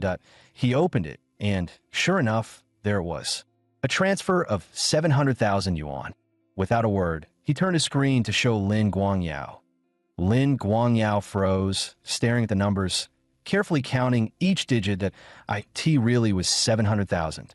Shen Na, still debating whether to speak up, suddenly noticed the entire atmosphere in the room had shifted. Lin Guangyao's expression soured. He muttered under his breath, something came up at home. I have to go. Xia Haijia was caught off guard. What? You're leaving? Irritated, Lin Guangyao snapped. Don't ask. Just go. Your uncle and aunt are looking for you. Xia Haijia was even more confused. Why parents never called me? What family emergency is he talking about? Lin Guangyao shot him an annoyed glare. Useless cousin. No sense of timing. His thoughts then shifted to Shun Yuan. That if he's so rich, why the hell did he take a taxi? What a damn show-off. And now, he's stolen all the attention tonight. One by one, the others in the room gathered around to look at Li Yu Hang's transaction history. After seeing it for themselves, they quickly made up excuses and left. Within moments, 3 more people had exited the room. Still baffled, Xia Haijia turned to Chen Na, who whispered to him, "They're leaving. You should too." Once outside, Xia Haijia asked, "How do you know what they just saw?" Chen Na replied casually, "Yesterday, Xin Yuan bought an M9 from me. Paid in full." Xia Haijia immediately grabbed her arm. "Wait, seriously?" Chen Na nodded. "Of course. I still have the purchase contract on my phone." Xia Haijia's tone turned serious. "Nana, come on. Why didn't you tell me earlier? You meet a guy this rich, and you don't give me a heads up? That's just not cool. Next time, you gotta let me know." Chen Na yanked her hand away and shot him a cold glare. "Next time? Xia Haijia, I just realized what kind of person you are today. I must have been blind to think you were worth my time. From now on, don't contact me again." Back inside, only Xin Yuan and Li Yu Hang remained. Li Yu Hang sighed and grumbled. "If I had known you were this rich, I wouldn't have wasted money on dinner tonight." Xin Yuan smirked. "Well, now you know. None of those guys are reliable. They're fine for partying, but when it comes to real business, they'll never step up." After a brief pause, Xin Yuan leaned forward. "Tell me about your lounge bar plan. I may only be a small shareholder, but I want to be involved in the planning." For the next half hour, Shun Yuan and Li Yu Hang delved deep into discussions about renovation styles and business strategies. Li Yu Hang couldn't help but be impressed. Shun Yuan's university education clearly hadn't gone to waste. Watching how smoothly he navigated commercial concepts with effortless confidence was truly eye-opening. But Xin Yuan brushed it off casually. "It's just a bit of business intuition. But you know me, I don't have the time to oversee the shop every day. We need to find a reliable manager to handle operations." Not long after, Xin Yuan received a message from Chen Na, confirming that he could visit the 4S dealership on Friday to finalize payment and pick up his car. He immediately replied, "Are you free tomorrow night? I have a few questions about the car that I'd like to ask you in person." Staring at her phone screen, Chen Na frowned slightly. What is Xin Yuan really up to? Meanwhile, Xin Yuan's mind was racing through various calculations. Fang Minhui is a steady money source, but there's a limit to how much cashback she can generate. I need to find ways to expand my revenue. After all, I have to maximize the system's benefits. And then there's Chun Na, stunning looks, an incredible figure. A top-tier beauty like her is worth spending money on. How could I possibly pass this up? The next day, Chen Na arrived at the designated restaurant right on time for her meeting with Shun Yuan. At that moment, for S dealership general manager Zheng Xianyong entered the restaurant. His sharp eyes immediately caught sight of Chun Na sitting in the corner. A smirk crept across his face. Well, what a pleasant surprise. She's here in uniform? I never get a chance to talk to her properly at the dealership, but today is my chance. He subtly signaled to the 2 men behind him, and they quickly got the message, excusing themselves and leaving. As they walked out, they whispered among themselves, "You think the boss will score with Chen Na?" Their conversation didn't go unnoticed. Nearby, Xia Haijia overheard them. A scowl formed on his face, anger bubbling beneath the surface. Meanwhile, Zhang Xianyong, brimming with confidence, strutted over to Chen Na with a teasing grin. "Well, what a coincidence, Chen Na. Didn't expect to see you here. Dining alone. Mind if I join you?" Chen Na remained composed, responding coolly. "Sorry, I already have plans with someone." But Zhang Xianyong wasn't deterred. He chuckled, dismissing her words as if they meant nothing. "Come on, Chen Na. I'm your boss. Having a meal with a friend is no big deal. Why not sit with me instead?" Chen Na finally lifted her head, her gaze turning icy. Please keep your distance, Mr. Zhang. You have a family. This kind of behavior is inappropriate. But Zhang Xianyong merely smirked, completely unfazed. Without hesitation, he dropped himself into the seat next to her and squinted playfully. You mind that I have a family? That's easy. I can just get a divorce. Meanwhile, Xia Haijia, having finally tracked Chen Na down, was seething with rage. She dumped me for this sleazeball? Why?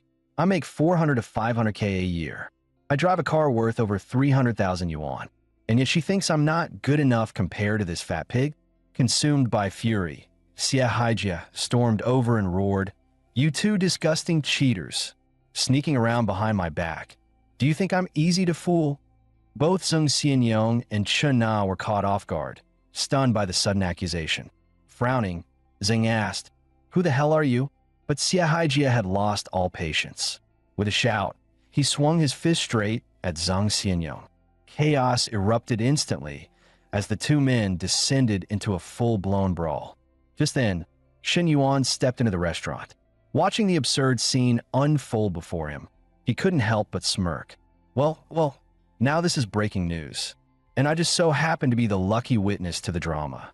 Caught in the middle of this chaotic brawl, Shen Yuan thought to himself, if it weren't for that fat idiot taking the hit for me, I'd be the one lying on the ground right now. Without hesitation, he grabbed Chen Na's hand and spoke firmly. Miss Chen, let's go. Don't waste your time with these people. We have better things to do. Inside the car, a silence settled between them. Then, in a low voice, Chen Na admitted, Actually, I already broke up with Xia Haijia. Shen Yuan nodded slightly. Good. Better to see his true colors sooner rather than later. It's over now, nothing to worry about. But Chen Na still looked troubled. It's not over. The one who got punched, Zhang Xianyong, is my boss. Now that he's taken a hit for nothing, who knows how he'll retaliate against me? Shen Yuan raised an eyebrow and responded calmly. Then quit. Get out of that place before it drags you into more trouble. Shen Na sighed and shook her head. It's not that easy to find a new job. Switching dealerships means starting from scratch, and all the clients and experience I've built up over the years will be wasted. She let out a soft sigh, her voice tinged with exhaustion. Honestly, I've been in sales for so long, it's exhausting.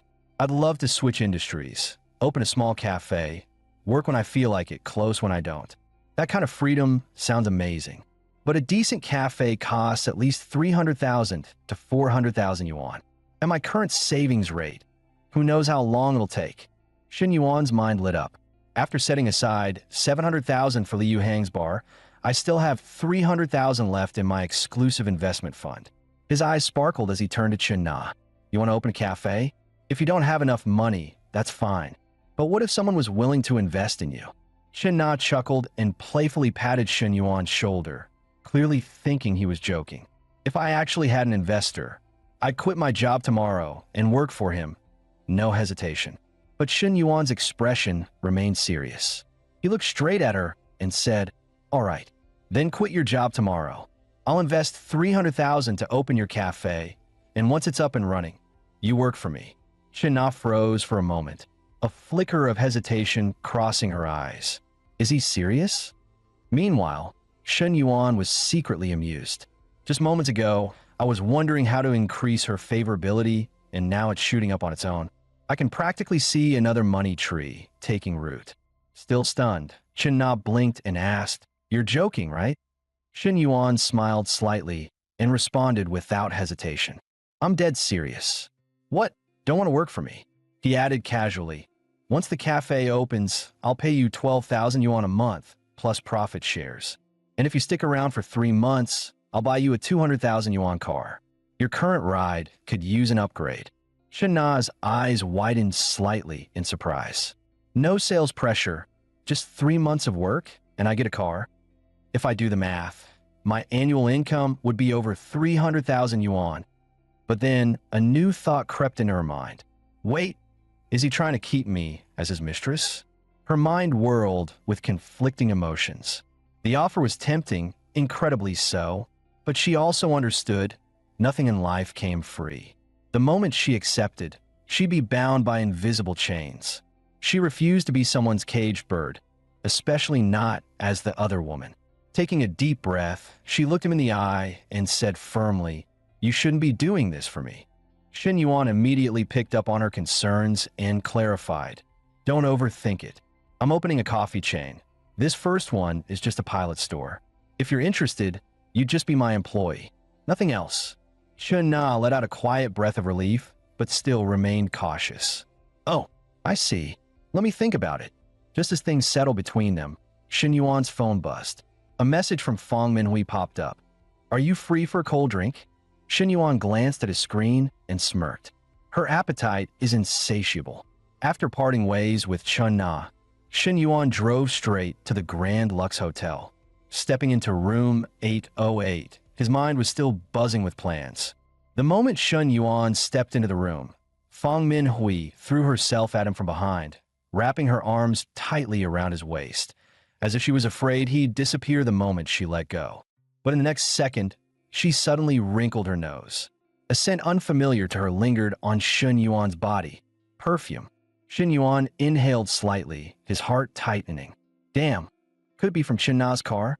That perfume of hers is ridiculously strong. It's possible it rubbed off on me. A flicker of suspicion flashed through Fong Minhui's eyes. She suddenly shoved him away, her voice rising in anger. "Tell me the truth. Did you go see another woman behind my back?" Shen Yuan immediately pulled her back into his arms, his tone urgent. "Of course not. You're the only one for me. I was at the 4S dealership today, handling car paperwork. It must have come from one of the saleswomen there. You know how overly friendly those saleswomen can be." Fong Minhui narrowed her eyes, her anger slightly easing. "Fine, I'll believe you for now. But if something like this happens again, I expect you to tell me first. And those female salespeople, stay away from them, got it?" Shen Yuan nodded quickly, but internally, he scoffed. "This isn't about being unfaithful. This is about the system's missions. I need to spend money on different women to maximize cashback. How could I tie myself down to just one?" Fong Minhui sighed and said she was going to take a shower. But before she could move, Shen Yuan caught her wrist and pulled her close. He whispered, "No need to shower. I like the way you smell just like this." Fong Minhui chuckled softly, leaning in to whisper in his ear. Then we're the same. "Shen Yuan, I love your scent too." A spark of excitement shot through Shen Yuan. "Damn, isn't that supposed to be my line?" "Minhui, you're really setting me on fire here." She murmured against his ear, "Shen Yuan, I like you so much." 2 hours later, Fong Minhui was still glowing with satisfaction, while Shen Yuan let out a helpless sigh. Her stamina is insane. She's even needier than Zhou wanting. She gets all the pleasure, while I'm left completely drained. He smirked bitterly to himself. Why is it that this activity boosts her favorability so damn fast? Last time, one night, pushed it to 86. Tonight, after just 2 rounds, she's already at 90. Suddenly, a system notification popped up, snapping him out of his thoughts. Host has successfully reached a favorability score of 90 plus with an individual. Phase 1 favorability mission complete. Rewards issued. 1 million yuan lottery ticket, 1 million yuan shopping voucher, and 1 unyielding X-ability card. Shen Yuan's eyes widened. 1 million yuan lottery ticket? This means even more cash flow. With this, I might be able to clear my family's debts completely. More importantly, this is my chance to make major moves. But then he froze. Wait, unyielding X-ability? What kind of reward is this? Excitement flickered in his eyes. Holy shit, does this mean I'm about to level up? Sorry, Minhui, looks like the tables are about to turn. You won't be the one in control anymore. I will. Without hesitation, Shen Yuan tapped the activation button for the unyielding X-ability card. As soon as the ability was activated, a surge of raw energy flooded through his body, especially in a particular region. An unprecedented strength coursed through his veins, making him laugh out loud. Damn, this reward is insane. Looks like the system truly understands me. It always gives me exactly what I need. Thinking about how he had just broken the 90 favorability threshold, Shen Yuan frowned slightly. Li Zhao's favorability was already over 60, but if he wanted to develop things to the same level as with Minhui, it was going to be a long journey. Then there was Chun Na. the black-stockinged, long-legged beauty. Her favorability had also crossed 60, which meant she'd need careful investment over time. He couldn't help but wonder who would be the next woman to break the 90 mark, and more importantly, what kind of reward would the system grant for it? But that was a problem for later. Right now, what mattered most was testing out that unyielding ex-ability card and seeing exactly what kind of change it would bring. However, Fong Minhui remained oblivious to Shun Yuan's internal calculations. She saw him approaching again and asked, puzzled, "Weren't you going to take a shower? Why are you back?" Shin Yuan smirked, took her hand firmly, and gazed at her with unwavering confidence. "Changed my mind. Decided not to." A hint of confusion flickered across Fong Minhui's face. Tilting her head slightly, she muttered, "Huh? Shin Yuan, you feel kind of different from before." Meanwhile, across town, inside Chin Na's apartment, her roommate Qian sat on the couch, her eyes gleaming with excitement. "Nana, there's this guy who told me he'd invest 300,000 yuan to help me open a store. And after 3 months, he'd even buy me a 200,000 yuan car. Do you think he's trying to keep me as a sugar baby? But he already has a girlfriend." Chen Na paused, a teasing smile playing on her lips. "You sure you didn't run into a scammer?" But Chen Na shook her head, her expression firm. "No way. I've met him a few times. Last time, he even bought a car from me. He's legit." Qian raised an eyebrow, intrigued. "How old is he? Most of your car-buying clients are middle-aged men, right? Wait, he's only 21? And he's already driving a luxury car? What does he look like?" A faint blush crept onto Chun Na's face. Lowering her head slightly, she murmured, "Well, he's kinda handsome." Then, with a playful tone, she added, "He's willing to drop 300,000 yuan to help me open a business and another 200,000 yuan on a car. A guy this young, this rich, and pretty good-looking, what's there to hesitate about?" Qian looked surprised. "But he's 5 or 6 years younger than you. So what?" Chen Na shrugged. "Age isn't a problem. I was a senior when he was a freshman. It's not a big deal. For all we know, he's sitting on a gold mine." But a trace of uncertainty flickered in Chen Na's eyes. "But he already has a girlfriend." Qian scoffed. "So, a girlfriend isn't a wife. Nah, don't be stupid. A guy like that, who cares if he's taken? Hell, if you play your cards right, you could make him yours." Chen Na blinked, taken aback. "What are you saying?" Qian smirked. "If you're really this unsure, then just give him to me. I'll handle all the consequences for you." Chen Na laughed and countered, "Aren't you already in a relationship?" Qian scoffed dismissively. "And if a real financial backer came along, I'd be single in a heartbeat. Anyway, I gotta go. My boyfriend just got home. We'll chat later." 40 minutes later, back in the hotel, Shun Yuan studied Fong Minhui with amusement. "Minhui, don't you think things felt different this time? Stronger, maybe?" Fong Minhui, still catching her breath from earlier, let out a soft chuckle. Thinking back to what had just transpired, she murmured, "That was incredible. 40 minutes, and we went at it twice. I didn't think it was possible." Shin Yuan leaned in, his voice a low whisper. "Did you like it? Then let's go again." Fong Minhui's eyes widened in disbelief. "Wait, you're still good to go." Shin Yuan raised an eyebrow, his voice teasing, playful. "Minhui, if I remember correctly, you used to take dance lessons. Why don't we switch things up? This time, you take the lead." Fong Minhui frowned slightly, looking at Shin Yuan. "You want me on top, but I don't know how." Shin Yuan chuckled, a mischievous glint in his eyes. "You don't? Well, then you'll have to learn. Isn't experience built through practice?" Fong Minhui sighed, the corners of her lips curving into a helpless smile. You're such a bad guy." The next morning, Fong Minhui returned to school. Shun Yuan, having no morning classes, indulged himself in a rare, comfortable sleep-in. Suddenly, a thought lit up his mind. "Damn, the system's cashback lottery. I need to check it." Grabbing his phone, he quickly scanned the screen. His eyes widened in disbelief. 6 red numbers: 3, 4, 14, 22, 26, 27. And the final blue number, 1, full match. Holy shit, 6.8 million. His heart pounded like a drum. He could hardly believe his own eyes. 6 million in the jackpot. This is a fortune falling straight from the sky. I have to tell Mom and Dad. Our family has been struggling ever since we went bankrupt. It's been way too long since we had a stroke of good luck. Rushing home, he burst through the door.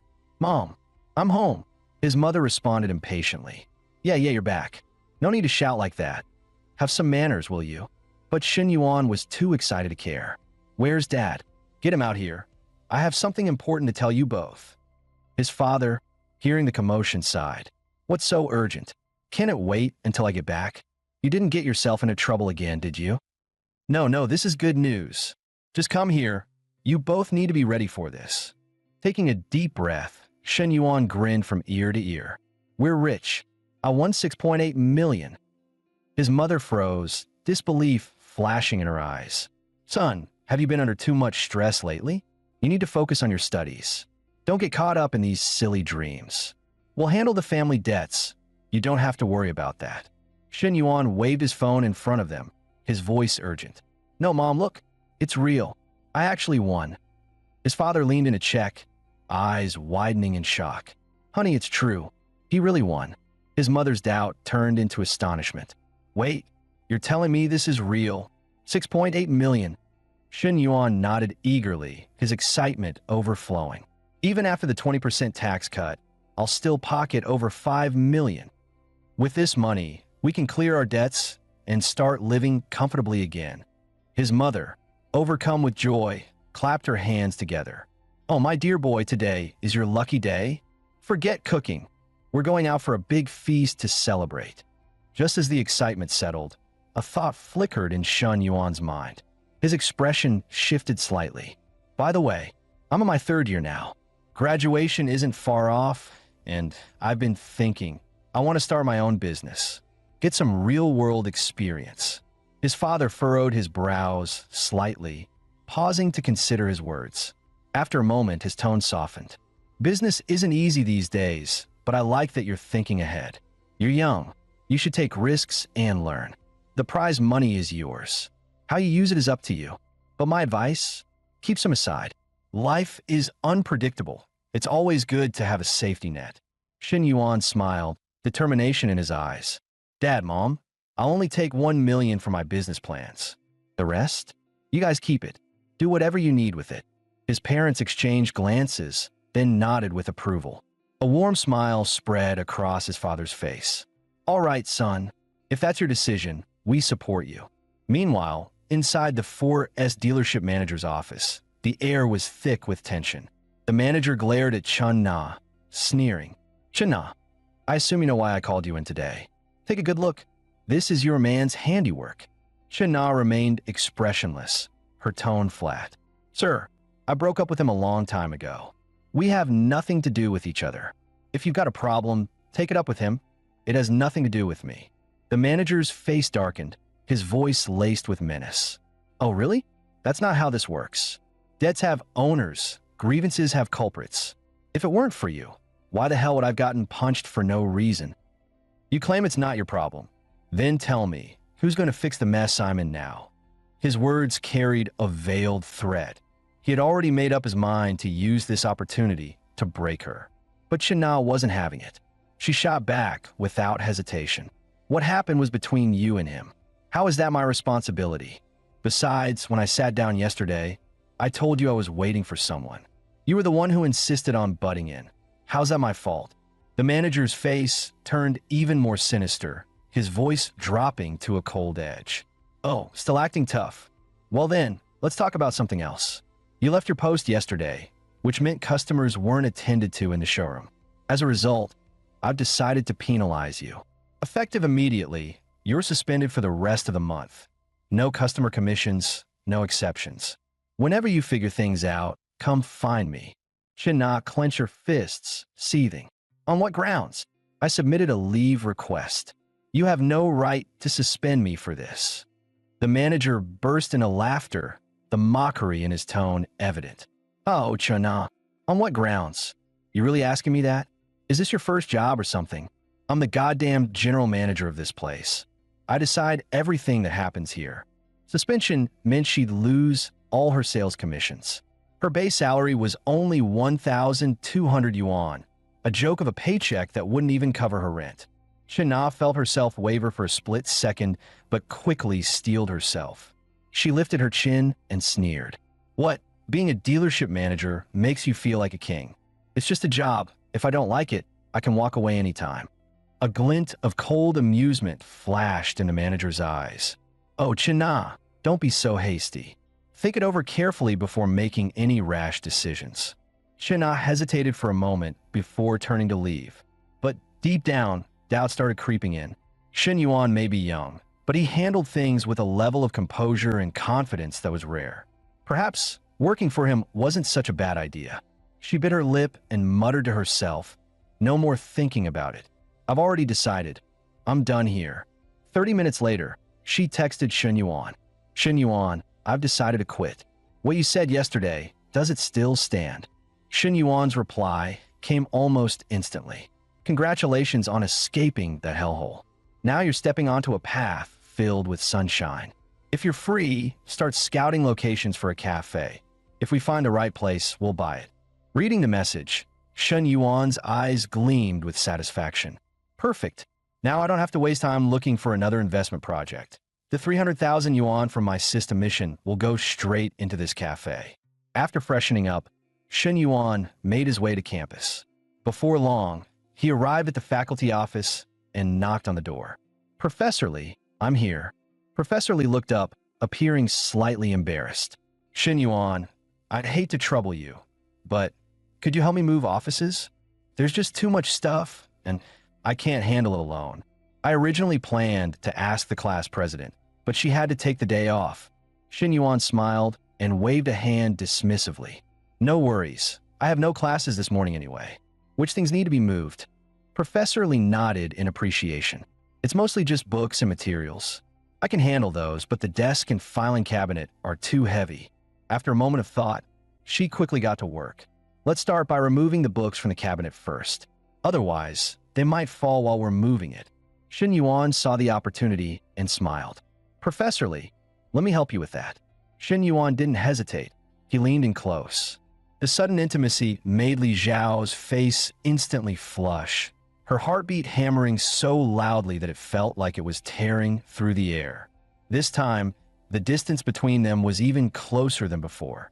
She could almost feel the warmth of his every breath. A tightness gripped Li Zhao's chest as a thought suddenly surfaced in her mind. "Wait, does Shen Yuan actually have feelings for me?" She lowered her head shyly and asked in a soft voice, "Are we done?" Shen Yuan replied casually, "Yeah, all set." At that moment, two students suddenly pushed open the office door. "Professor, we're here to help." One of them glanced around curiously and hesitated for a moment. "Huh? Why does the professor's face look so red? Did something just happen?" Shen Yuan quickly redirected their attention. "Come on, grab that filing cabinet and move it to the office next door." Fortunately, the students had entered just a few seconds late. Had they come in any earlier, the whole office would have been drowning in awkwardness. Shen Yuan was definitely getting bolder. It was one thing for him to act that way at home, but now even in the office? But just now, for a split second, Li Xiao had felt a strange, inexplicable rush of excitement. No way. Impossible. He's my student. There's absolutely no way. Why am I even having these thoughts? Wait, my favorability just shot up to 71. Did that little moment, just now, seriously increase her favorability? Shen Yuan was caught off guard by the sudden change. He mused to himself, "I didn't even do much. But damn, Professor Li's figure really is something. A more ordinary girl wouldn't even compare. Since favorability is rising, I guess I should drop by more often, build up some rapport." Saturday, 800 meters south of the school gates, inside a cafe, Li Zhaopeng leaned back, studying the two girls sitting across from him before speaking. "I heard you guys bought that car with a full payment, 28 grand, just like that. That's impressive. Still in your junior year, and already driving a BBA. That puts you ahead of 99.99% of your classmates." But in his mind, Li Zhaopeng was cursing. Damn it, Fang Minwei actually rejected me? She doesn't know what she's missing. With my wealth and status, girls should be lining up to worship me. Out loud, though, he flashed them a charming smile. Of course, some people don't even care about driving a BBA. The girls looked surprised. One of them asked, "No way, seriously? Who wouldn't want a BBA? What kind of background does he have? Are you telling me there are actually people out there who could afford one in just 3 to 5 years, but still don't think it's good enough?" Before Li Jianping could answer, his eyes were suddenly drawn to something outside the window. His eyes widened, and he almost spit out his coffee. Holy shit, that girl's legs, they go on forever. What kind of guy has the connections to have someone that's stunning by his side? His voice carried a mix of awe and jealousy as he pointed outside. Look at that. Is that car driving itself? That's insane. What kind of car is that? The car Li Jianping saw was none other than the top-tier M9. One of the girls gasped in surprise. Huh, isn't that Xin Yuan? Li Jianping's heart jolted. Wait, if that's him, then why the hell is he driving that car? Wasn't his family supposed to be bankrupt? As Xin Yuan walked into the cafe, Chen Na greeted him with a warm smile. Li Jianping was utterly dumbfounded. This gorgeous woman was actually waiting for Xin Yuan? Chen Na smiled and explained to him. The owner just texted. She'll be here soon. How's the car driving? One of the girls leaned in and whispered to her friend. Li Jianping, look at Xin Yuan and that girl. Doesn't something about them seem off? Li Jianping clenched his fists, jealousy flaring up inside him. That bastard Xin Yuan. He just broke up with his senior, and now he's already hooking up with some off-campus beauty? Just then, the cafe owner, Lin Yuchong, arrived. She greeted them with a warm smile. Hello, Miss Chun. Sorry, I got held up picking up my child. Lin Yuchong glanced at Xin Yuan and couldn't help but comment. Mr. Shun, you look quite young. Xin Yuan smiled humbly. We're probably around the same age, early 20s. Mrs. Lin, let's sit down and talk. Lin Yuchong didn't waste time and got straight to the point. I'll keep this short. The cafe's business is average, but thanks to its location near the school, foot traffic is decent. However, I've got personal matters and a child to take care of, so I really don't have the time to manage it anymore. I've decided to transfer the store for 300,000 yuan. Xin Yuan quickly ran the numbers in his head. I have 300,000 set aside for investments, but after paying the transfer fee, I'll need to keep 50,000 for startup costs and Shen Na's first month's salary. He immediately made an offer. I won't haggle. 250,000. Take it or leave it. Lin Yuchong felt a pang of disappointment. Xin Yuan's price was lower than her expected 270,000, but considering she was in a hurry to sell and Xin Yuan didn't seem like the type to waste time negotiating, she agreed. All right, 250,000 it is. Can we sign the agreement and process the payment today? Xin Yuan nodded. Yes, once the agreement is signed, I'll transfer the money right away. Lin Yuchong turned to her staff. Xiao Qiu, Mr. Shun is now the new owner of this place. Show him around and help him get familiar with the setup. Xiao Qiu immediately stepped forward, smiling as she greeted Xin Yuan. Xin Yuan returned her smile and gestured toward Chen Na. This is Miss Chun Na. From now on, she'll be in charge of all operations here. I won't be around often, so everything will be under her management.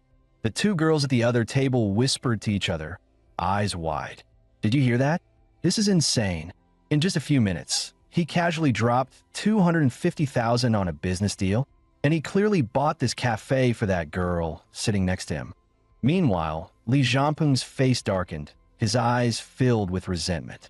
His jealousy was now practically boiling over. Lin Yuchong's phone rang, and she gave an apologetic smile. Excuse me, Mr. Shun, Miss Chun, I need to take this call.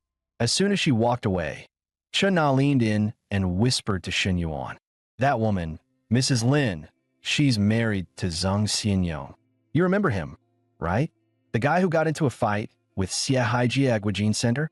He used to be my boss at the 4S dealership. Xin Yuan's eyes widened slightly in surprise. Then a cold smirk played at the corner of his lips. So that scumbag has such a beautiful wife, yet he still abuses his position to take advantage of female employees? What a filthy bastard. There's no way in hell I'll let that slide. Chen Na hesitated and said, I still have chat records of Zhang Xianyong harassing and threatening me. I was planning to expose him after I get my final paycheck, so people in the car industry could see his true colors. But Mrs. Lin is a good person. I don't want to hurt her. Xin Yuan frowned slightly and replied disapprovingly. Why tell her at all? How do you think she'd react? He paused, deep in thought, before analyzing the situation. If I leak those chat logs, Zhang Xianyong will immediately know who did it. A 40-something-year-old man, suddenly unemployed and still having to provide for his family. I worry he might do something reckless. Tell you what, let me handle this. I'll make sure he pays for what he did, but I won't let it affect you. Chen Na smiled gratefully, her eyes filled with appreciation. Thank you, Shen Yuan. Shen Yuan nodded and smiled. I've already transferred the money to Mrs. Lin. 250,000 is done. And I've also sent you 50,000. 24,000 is for your past 2 months' salary. And the rest is for the cafe startup funds. System notification detected the host has allocated the full 1 million investment fund. Initial investment mission completed. Investment level upgraded from beginner to intermediate investor. New mission unlocked. A perfect life should have a diverse portfolio of industries. Mission details. The host will receive an additional 10 million investment fund to expand business ventures. Mission rewards. 1. Triple cash return on all investment revenue. 2. Upon completion, the host will receive a mystery industry. Shen Yuan's eyes flickered with excitement. Damn, the system is being generous this time. 10 million in funds just like that? And a mystery business waiting for me? This is going to be interesting. Mrs. Lin checked her phone and smiled. Mr. Shun, I've received the payment. Pleasure doing business with you. Hope to see you again someday. Shen Yuan studied her for a brief moment, noting her delicate hands. Damn, she really does have that mature charm. A few less than honorable thoughts flashed through his mind. Shaking them off, he stood up and shook Lin Yuchang's hand. Yes, let's meet again sometime. Half an hour later, Shen Yuan and Chen Na arrived at a high-end Japanese restaurant. Chen Na glanced at the menu hesitantly. This place looks expensive. Do you come here often? Shen Yuan smiled. Not really, but today's a special occasion. Let's celebrate our partnership. He thought to himself, Chen Na really is a challenge. Any man who spends time around her would struggle to resist her charm. Looks like I need to be ready for more tests ahead. He looked at Chen Na and casually suggested, why don't you sit next to me instead? Come a little closer. Spending 300,000 on the cafe was just the beginning. Now, he had to start recouping his investment. Because let's be real, was he actually doing all this just for the cafe's profits? Mrs. Lin had already admitted the shop barely broke even. And for him, the real investment was in Chen Na herself. Sensing Shen Yuan's subtle movements, Chen Na whispered, Shen Yuan, stop, the waiter's coming in. Shen Yuan chuckled. Relax, the food won't be here that fast. He leaned in closer, his hands beginning to wander. A few minutes later, the waiter knocked on the door, reminding Shen Yuan that the dishes were ready. Chen Na immediately pushed Shen Yuan away and quickly tidied herself up, trying to appear natural. Shen Yuan simply smiled and said to the waiter, come in. He picked up a piece of food and placed it in Chen Na's bowl, speaking in a relaxed tone. Try this. It's their signature dish. Chen Na looked at Shen Yuan, a complicated emotion flashing through her heart. Shen Yuan is actually quite handsome, but he's surrounded by beautiful women all the time. How could I possibly fall for him? She warned herself not to get lost in this. Unfortunately, reason was one thing, reality was another. She was already on this boat, and there was no turning back now. 40 minutes later, Shen Yuan settled the bill, 2,652 yuan in total. As he paid, Shen Yuan mentally calculated. This meal cost me 2,652 yuan, but with the system's triple cashback, I actually earned 5,304 yuan. Making money is just this easy. Meanwhile, Chen Na glanced at the bill, unable to hold back her thoughts. The price of this dinner is almost equivalent to my commission for selling a car. The life of the rich is different. Spending 2,000 yuan to them is like me spending 20 yuan. After the meal, Chen Na wanted to return to the cafe to ask Xiao Qiu about the situation. Since she would officially start working tomorrow, she hoped to familiarize herself with the place as soon as possible. But Shen Yuan said, it's already 8:30. Xiao Qiu gets off work at 9. It would be a bit inconvenient to disturb her now. Why don't you just go home and rest? You could check in tomorrow. Since Shen Yuan put it that way, Chen Na didn't insist. He then drove her home. When they arrived at Chen Na's apartment, She got out of the car and said, "Thanks for today. I'll update you after work tomorrow. See you." Shin Yuan, however, smiled and casually said, "I'm a bit thirsty. Mind if I go up for a glass of water?" Shin Na froze for a second, suddenly feeling nervous. Is our relationship progressing too fast? What happened in the private room was already my limit. She hesitated for a moment before cautiously asking, "Is it inconvenient?"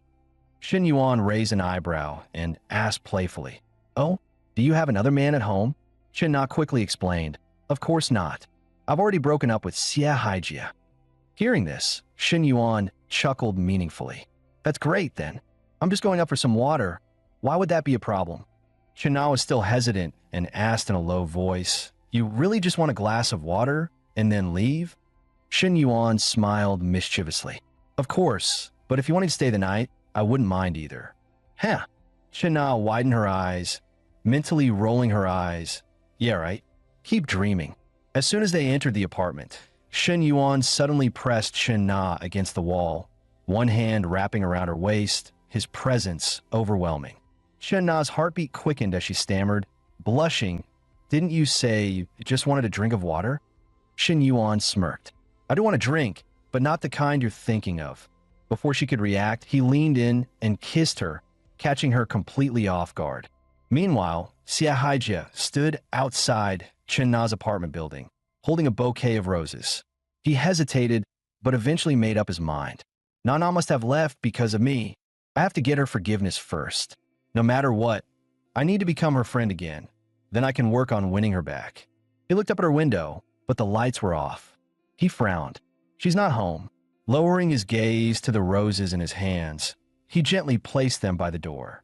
Roses symbolize, "I will love you forever, until death do us part." She's smart. She'll know they're from me. Just as Xie Haijia was about to leave, he suddenly heard a commotion from upstairs. His expression darkened with anger. "That's Nana's voice. Damn it. Didn't she say she had nothing to do with Zhang Xianyong? And now she's fooling around with him?" Furious, he stormed to the door and pounded on it hard, shouting, "Zhang Xianyong, get out here." Inside, Shin Na heard the noise and frowned. Is that Xie Haijia's voice? What the hell is he doing here after our breakup? He's seriously crazy. She whispered, "I think I heard something outside. Someone's knocking, right?" Shin Yuan chuckled and shook his head. "You're imagining things. Someone's knocking on the door next door. Let's go." With that, Shin Yuan scooped her up and carried her into the bedroom. Shin Na whispered nervously, "Shin Yuan, I'm not ready yet. Be gentle." Standing outside, Xie Haijia felt a deep sense of loss. It looks like Na has completely fallen for Shin Yuan. I've lost my chance this time. An hour later, Chun Na panted heavily and murmured, "This kind of thing, it feels good, but it's also exhausting." Hearing this, Shin Yuan adjusted his posture and spoke gently. "Just lie down. This way, you won't feel as tired." With the X ability granted by the system, Shin Yuan's stamina was limitless. He simply couldn't stop. Chen Na had always thought of herself as outgoing. Yet in reality, she was far more reserved than she expected. This only made him more. The next morning, the aroma of toasted bread and fried eggs woke Shin Yuan from his sleep. He sighed inwardly. Chen Na is really thoughtful. This feeling, it's completely different from being with Hui in a hotel. This warmth, this kind of morning, only a home can provide. A hotel could never compare. System notification. A perfect life should include property ownership to create a better living environment for yourself and your loved ones. Limited time mission. Purchase a property of at least 100 square meters for Chun Na within 24 hours. Mission rewards. Reward 1. Double cashback on the property purchase. Reward 2. A mystery property upon purchase. Shin Yuan was momentarily stunned. Holy SHD, the thought that just flashed through my mind. The system immediately arranged it for me. With the system's generosity, this house definitely won't be some shabby place. Another thought popped into his mind. Maybe the mystery property is a luxurious mansion where I can throw pool parties and whatnot. Looks like I need to cultivate relationships with more high-quality women. The probability of surprises like this will only increase. Just then, Chen-na noticed that Shun Yuan was awake and smiled. "You're up already? Breakfast will be ready in 2 minutes." Shin Yuan thought to himself, "I wonder what reward I'd get if Chen-na's affection level reached 90. Then he grinned at her and said, "Is breakfast the only thing on the menu this morning?" Suddenly, he pulled Chen-na into his arms, startling her. She yelped, "Huh? We already did it so many times last night. Aren't you satisfied? Besides, it's daytime now." Shin Yuan chuckled softly. "You focus on making breakfast. I'll focus on mine." He looked at Chen-na, a sly glint flashing in his eyes. "By the way, if you're free this morning, let's go buy a house." "My treat." When Shin Yuan said he wanted to buy her a house, Chen-na froze on the spot, her face full of shock and disbelief. He had already spent 300,000 yuan helping her take over the cafe, and now he was talking about buying her a house? In Star City, even the cheapest apartments cost over 1 million yuan. She had already given him everything. There was nothing left she could offer. What was he after? Could it really be just because she pleased him last night? Shin Yuan spoke gently. "Why so quiet? Don't you want it?" Chen-na turned her head slightly, her cheeks flushing. "No, it's just too sudden. And it's too expensive. Your money didn't fall from the sky." But in truth, it almost might as well have. Shin Yuan had more than 3.5 million yuan readily available just for property purchases. Even if he spent it all, his savings would still comfortably cross into 8-digit territory. "Don't try to save money for me. It's only right to buy a house for my woman, and it better be at least 120 square meters. I'm not letting my woman settle for less." Chen-na's nose turned sour at those words, and tears slipped down her cheeks. Shin Yuan whispered, "We were so intense last night, and the soundproofing here is terrible. The neighbors on both sides probably heard everything. We really can't keep renting this place." "It's all your fault," she murmured with a soft complaint. "I admit I was partly responsible, but your voice really was loud," Shin Yuan teased with a grin. Chen-na blushed fiercely and quickly turned her head away in embarrassment, refusing to meet his eyes. Suddenly, Chen-na remembered something.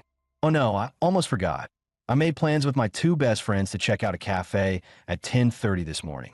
How about we go to the cafe first, then look at apartments afterward? After all, buying a house isn't like picking vegetables. It takes time, paperwork, and patience. Even a whole afternoon might not be enough, so better to leave some buffer time." Chen-na quickly sent a message to her friends. Something urgent came up. "I can't make it to the cafe today. Can we reschedule for tonight?" But just as she sent the message, her friend replied, "We're almost at the cafe already." "Huh? What?" The woman driving was Lu Menglu, another of Chen-na's close friends, a top-tier fitness coach with an impressive track record and a fierce, commanding aura. "Honestly, I think this whole cafe thing might be a bluff. Or maybe Nana's just exaggerating again." Lu Menglu scoffed. "What kind of man would be that gullible? Who would just throw 300,000 yuan away for a woman he barely knows?" But deep down, Lu Menglu knew Chen-na wasn't the type to show off or talk nonsense. If she said it, there had to be something more behind it. Besides, it had been years since she herself had met a young, handsome man worth paying attention to. And now that Chen-na had snagged one first, she simply had to see for herself what made this man so special. So Qian messaged Chen-na again, trying to pry out more details. The moment Qian revealed that the man was planning to buy a house for Chen-na, Lu Menglu slammed the brakes in shock, nearly losing control of the car. "Are you serious? He's taking her house hunting. This isn't some handbag or a few lipsticks we're talking about. It's a house. Even a tiny apartment costs at least 700,000 to 900,000 yuan. Add the cafe on top.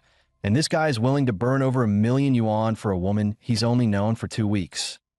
Lu Menglu made up her mind on the spot. "I have to meet this guy in person." She was certain men like that never had just one woman. But when it came to winning hearts, Lu Menglu had full confidence she could outshine anyone. Qian asked them which real estate project they're visiting. "Tell her we're coming to help her pick. Better to have a few more eyes than let her choose blindly." In her heart, Lu Menglu thought, if someone's going to benefit from a rich man, it might as well be one of her own sisters, not some random vixen off the street. And just like that, the two of them made their way to the sales office. Half an hour later, they arrived at the sales center. The moment they stepped inside, Lu Menglu was stunned. This was Sunghu Tiandi, where even the smallest units cost over 1 million yuan. A man gifting a house like this to a woman? If being a mistress came with 1 million yuan properties, she wondered when fortune like that would ever come her way. Nah, long time no see. Chan Qian waved enthusiastically as soon as she spotted Chen Na, her voice full of warmth and excitement. I missed you girls so much. Chen Na rushed forward and clasped Chan Qian's hands, smiling brightly. Meanwhile, Lu Menglu's eyes were already fixed on a handsome man beside her. Hey, who's that hump by your side, Nana? Aren't you going to introduce us? Chen Na quickly gathered herself and made introductions. This is Shen Yuan, my friend. She paused slightly, then gestured toward her two besties. This is Lu Menglu, a fitness coach, and this is Ho Qianqian. She works in sales at Farala. Menglu, Qianqian, this is Shen Yuan. Lu Menglu stepped in with a playful smirk, inching closer to Shen Yuan. Nice to meet you, Shen Yuan. You're a bit on the lean side. Maybe come train at our gym sometime? Build up those muscles. But in her heart, envy was already rising. This young, handsome sugar daddy was simply too desirable. Better not, Shen Yuan replied with a chuckle, completely unfazed. If I trained at your gym, I'm afraid I wouldn't be able to focus at all. Lu Menglu raised an eyebrow in surprise. He didn't shy away, not even in front of Chen Na. If he was really her boyfriend, wouldn't he be more reserved? Maybe they weren't an official couple after all. But then her gaze fell on Chen Na's slightly bruised knees. Ah, that explained a lot. Last night must have been intense. No wonder the man was so generous today. He'd clearly been well pleased. Hello, Shen Yuan. Chan Qian chimed in with a warm smile. If you ever think about upgrading your car, drop by Farala. We'll get you something perfect. Shen Yuan nodded politely. Sure, I'll come find you when the time comes. After just a few casual exchanges, Shen Yuan could already sense it. Both of Chen Na's friends were starting to take a real interest in him. He couldn't help but wonder, were these two really her best friends? But either way, this kind of situation only worked in his favor. Another woman with over 60 favorability was another potential money tree. A win-win scenario he certainly wasn't going to refuse. Soon enough, Shen Yuan walked into the sales hall with 3 stunning women by his side. The moment they entered, all eyes turned to them. 3 gorgeous women with distinct charm, instantly becoming the center of attention. Buying a house while flaunting 3 top-tier beauties? Who's he trying to show off for? Muttered a nearby, middle-aged man, jealousy practically oozing from his pores. But envy was all he could manage, nothing more. Sir, we currently have units available in buildings 3 and 9. The average price is around 15,000 per square meter. Would you like to take a look at the model layout first? Shen Yuan waved his hand casually. No need. My budget is 3 million yuan. Just show me the units and floors that match that. Understood, sir. Please come with me to the discussion room. I'll provide a more detailed and tailored recommendation. The sales rep's eyes lit up instantly. Recognizing a big spender when she saw one, she quickly ushered him into the private room with extra enthusiasm. Meanwhile, Lu Menglu stood behind them, completely stunned. Damn, what level of rich is this guy? Throwing out a 3 million budget like it's nothing. Her thoughts grew firmer by the second. This was a premium-grade benefactor, and she had to find a way to cling to him. No way she'd let an opportunity like this slip by. After all, as she always said, better to keep the benefits within the sisterhood than hand them over to some vixen on the street. Shortly after, the sales agent returned with a proposal. Based on your budget, I'd recommend this 165 square meter unit. It faces south, has an ideal layout, and comes to a discounted total of 2.98 million yuan. It's a perfect fit for what you're looking for. That's too expensive. Chen Na was visibly startled by the price. Her hand instinctively reached out to tug at the hem of Shen Yuan's jacket, her voice soft and uncertain. The price tag had far exceeded anything she'd expected. 3 million yuan was an unimaginable luxury to her. Don't worry, don't stress over the money. Shen Yuan comforted her with a reassuring smile. A bigger house just means better comfort. He had already made up his mind to buy the property, but calming Chen Na down was just as important. After all, In his eyes, she was already his woman. She wanted to save him money, yet he insisted on giving her only the best. That was Shun Yuan's way of showing affection.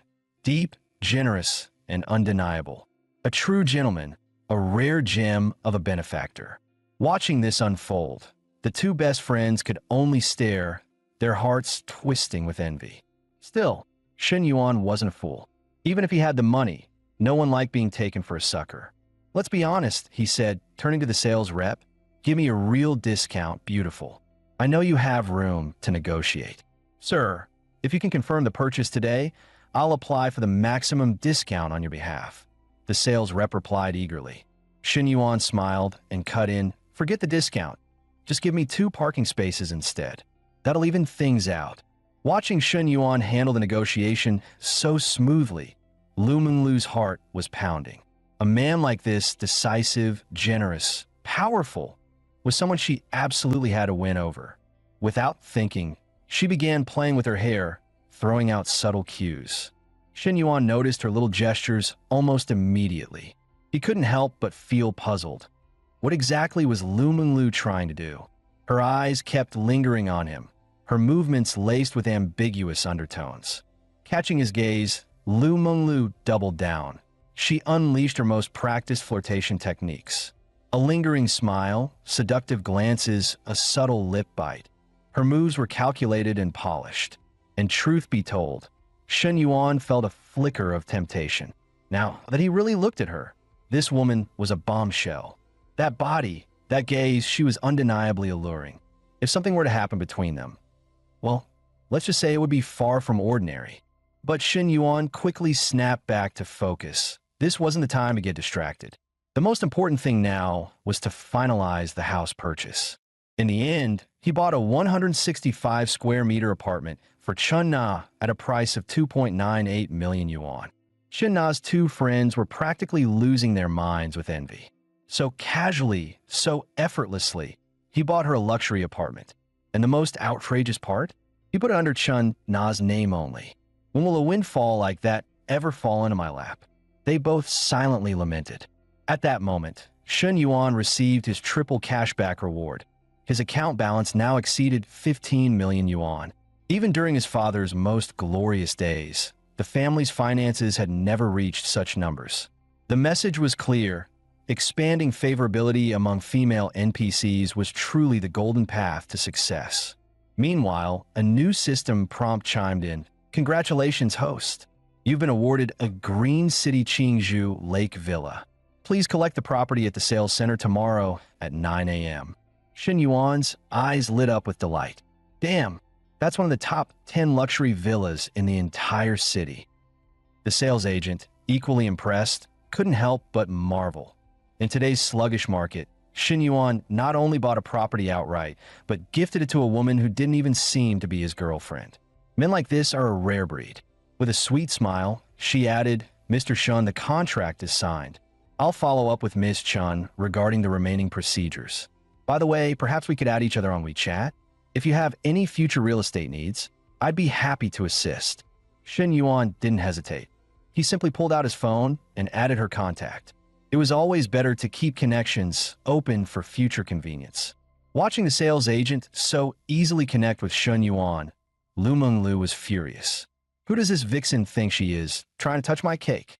Without missing a beat, Lu Menglu stood up and spoke with a hint of playful charm. Shun Yuan, I'm actually thinking about buying a small apartment myself soon. I might need some expert advice from someone as seasoned as you. Oh, and if you ever feel like getting into fitness, my gym's always open for you. As she spoke, Lu Menglu took the initiative to scan Shun Yuan's WeChat QR code. Shun Yuan, unsurprisingly, didn't decline. He smiled and nodded sure. After all, expanding multiple relationship lines was very much part of his long-term strategy. Nah, I got a few things to handle this afternoon, so I won't be joining you guys, Shun Yuan said gently, reaching out to softly ruffle Chana's hair. You three can catch up, grab a meal, or hang out at the cafe, whatever you like. Chana nodded obediently, a touch of reluctance in her eyes, but said nothing more. He's not even staying for a meal? Am I really that unappealing? Lu Menglu felt a pang of disappointment. Despite all her subtle flirting, Shin Yuan still seemed indifferent to her presence. Menglu, Qian, let's go grab something to eat first. I'll take you to see the cafe later, Shin Na suggested with a smile. Qian teased, we're definitely treating ourselves today. You're officially a $3 million woman now. Menglu and I are beyond jealous. Exactly, Lu Menglu chimed in, though her smile looked a little forced. Her thoughts weren't on lunch anymore. They were entirely on Shin Yuan. About half an hour later, Shin Yuan returned to campus and headed to the cafeteria for a quiet meal. As he walked in, he noticed a familiar figure sitting alone in a corner, his counselor, Li Xiao. It was rare to see her dining by herself. Even more curious, some students nearby were whispering and casting furtive glances in her direction, as if something had happened. Just as he was approaching, Shin Yuan overheard her on the phone. I understand. I'll prepare the materials this afternoon. The report should be ready by tomorrow. Yes, I've checked. Tech University, Agricultural University, and even the business school all have similar startup bases. Tomorrow night? I'm afraid I already have a prior engagement. Apologies, Secretary Liu. It's just a bit of a personal matter this time. Yes, thank you. Goodbye. She ended the call with a sigh, her brow slightly furrowed, fatigue written all over her face. At that moment, Shin Yuan sat down across from her. Everything okay, Miss Li? You look pretty swamped just now. Li Xiao didn't hide it, letting out a light sigh. The school's planning a student entrepreneurship base. I'm part of the project team. That call was about the coordination. Shin Yuan wasn't particularly familiar with the so-called entrepreneurship-based project, so he decided to ask Li Xiao for more details. It's a support initiative the school is planning, Li Xiao explained patiently. For students who have entrepreneurial ideas, we'll provide funding, workspace, and mentorship. But there's a problem. We're short on capital, so we have to seek partnerships with outside companies. And what exactly can our school offer these companies in return? Shin Yuan asked, intrigued. Li Xiao gave a faint, wry smile. The only leverage we have is talent. We'd sign contracts promising to send a certain number of qualified graduates to these companies each year. Shin Yuan chuckled, shaking his head. Let's be honest. Do we really have that kind of leverage? Our graduates can't hold a candle to those from top-tier universities. Li Xiao, herself a graduate of a double first-class university, knew he was right. If companies don't see real value, they won't invest a single yuan. Her face darkened slightly. She remembered something that had been weighing on her. Her supervisor had actually suggested she attend dinner parties with corporate executives to build connections. Just the thought of a university lecturer being reduced to that made her feel disgusted. What am I, a teacher or a glorified hostess? Watching her troubled expression, Shin Yuan started to seriously consider the idea. He had a dedicated fund of 10 million yuan for investments, but any project needed to be profitable. For that to happen, the student success rate had to hit at least 30%. Given the school's current standing, he doubted it could even reach 20%. Actually, I was thinking, Shin Yuan began, but Li Xiao interrupted. You're interested in starting a business too? She assumed he wanted to join the project. Shin Yuan smiled, a little interest maybe. Not much. In truth, he wasn't an entrepreneur. He was the investor. Well, it's good to have that mindset, Li Xiao said with a light smile, but her voice turned a little doubtful. But honestly, the project's not even off the ground yet. Without an investor, it's unlikely to get anywhere. Just then, a system prompt appeared. New mission. Invest in the university's entrepreneurship project to earn reputation points. Reputation reflects how much teachers and students respect and acknowledge the host. This mission will only calculate reputation within the university. Shin Yuan was momentarily stunned. He hadn't expected this to trigger a task. It was just about gaining reputation. If profit wasn't the concern, then this project was actually a great opportunity, and it'd help Li Xiao out of a tough spot too. Why not? Exactly. I'm the investor, Shin Yuan thought smugly, the corners of his mouth curling up. Who I invest in, how much I invest, it's all up to me. If I put money into beautiful senior or junior students starting businesses, not only do I gain reputation points, but I also boost their favorability. The cashback alone could make my hands cramp from counting. By the way, Miss Lee, he asked with a serious tone, if someone, say a private investor or a company, wants to invest, who evaluates the students? The school or the investor? Technically, it should be the school, Li Xiao replied honestly. But let's face it, no one's stepping up to invest right now, so the rules are pretty flexible. Why are you asking, though? Because I want to invest, Shen Yuan said calmly. But under one condition, I get to evaluate the students. Li Xiao burst into laughter. She thought he was joking. After all, his family had gone bankrupt, and he'd even applied for financial aid. Now he suddenly wanted to become an investor? But then Shen Yuan pulled out his phone, opened his bank app, and casually showed her the screen. Miss Li, here, check my account. Count the zeros. Li Xiao instinctively leaned closer. As she counted, her eyes widened in disbelief. 9 digits. Over 15 million yuan. She froze, unable to speak. This, she gasped, covering her mouth in shock. Shen Yuan explained with a calm smile. Before my family business collapsed, I dabbled in BT coins and foreign exchange. This money, I earned it myself. Li Xiao felt like she was in a dream. This is surreal. My student is a multimillionaire. Then Shen Yuan leaned forward slightly, a playful glint in his eye and a teasing smile on his lips. Miss Li, how about this? Why don't you come with me? We'll travel the world together. I'll make sure you eat well, drink well, and live the good life. His words were bold and casual, but Li Xiao's face turned crimson in an instant, burning hot with embarrassment. Li Xiao couldn't help but drift into a brief fantasy. Shen Yuan truly had the strength to make such a promise now. Could it be he wasn't joking? Don't say such things, she replied. Try to maintain composure. She coughed softly to hide her unease. Are you really planning to invest in this university entrepreneurship project?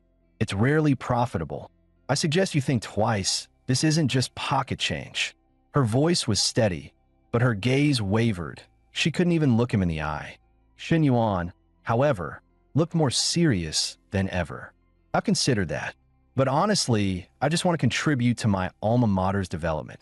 He's serious. He's really serious. Li Xiao's thoughts spiraled. Does that mean when he said we should travel the world together, was he serious about that too?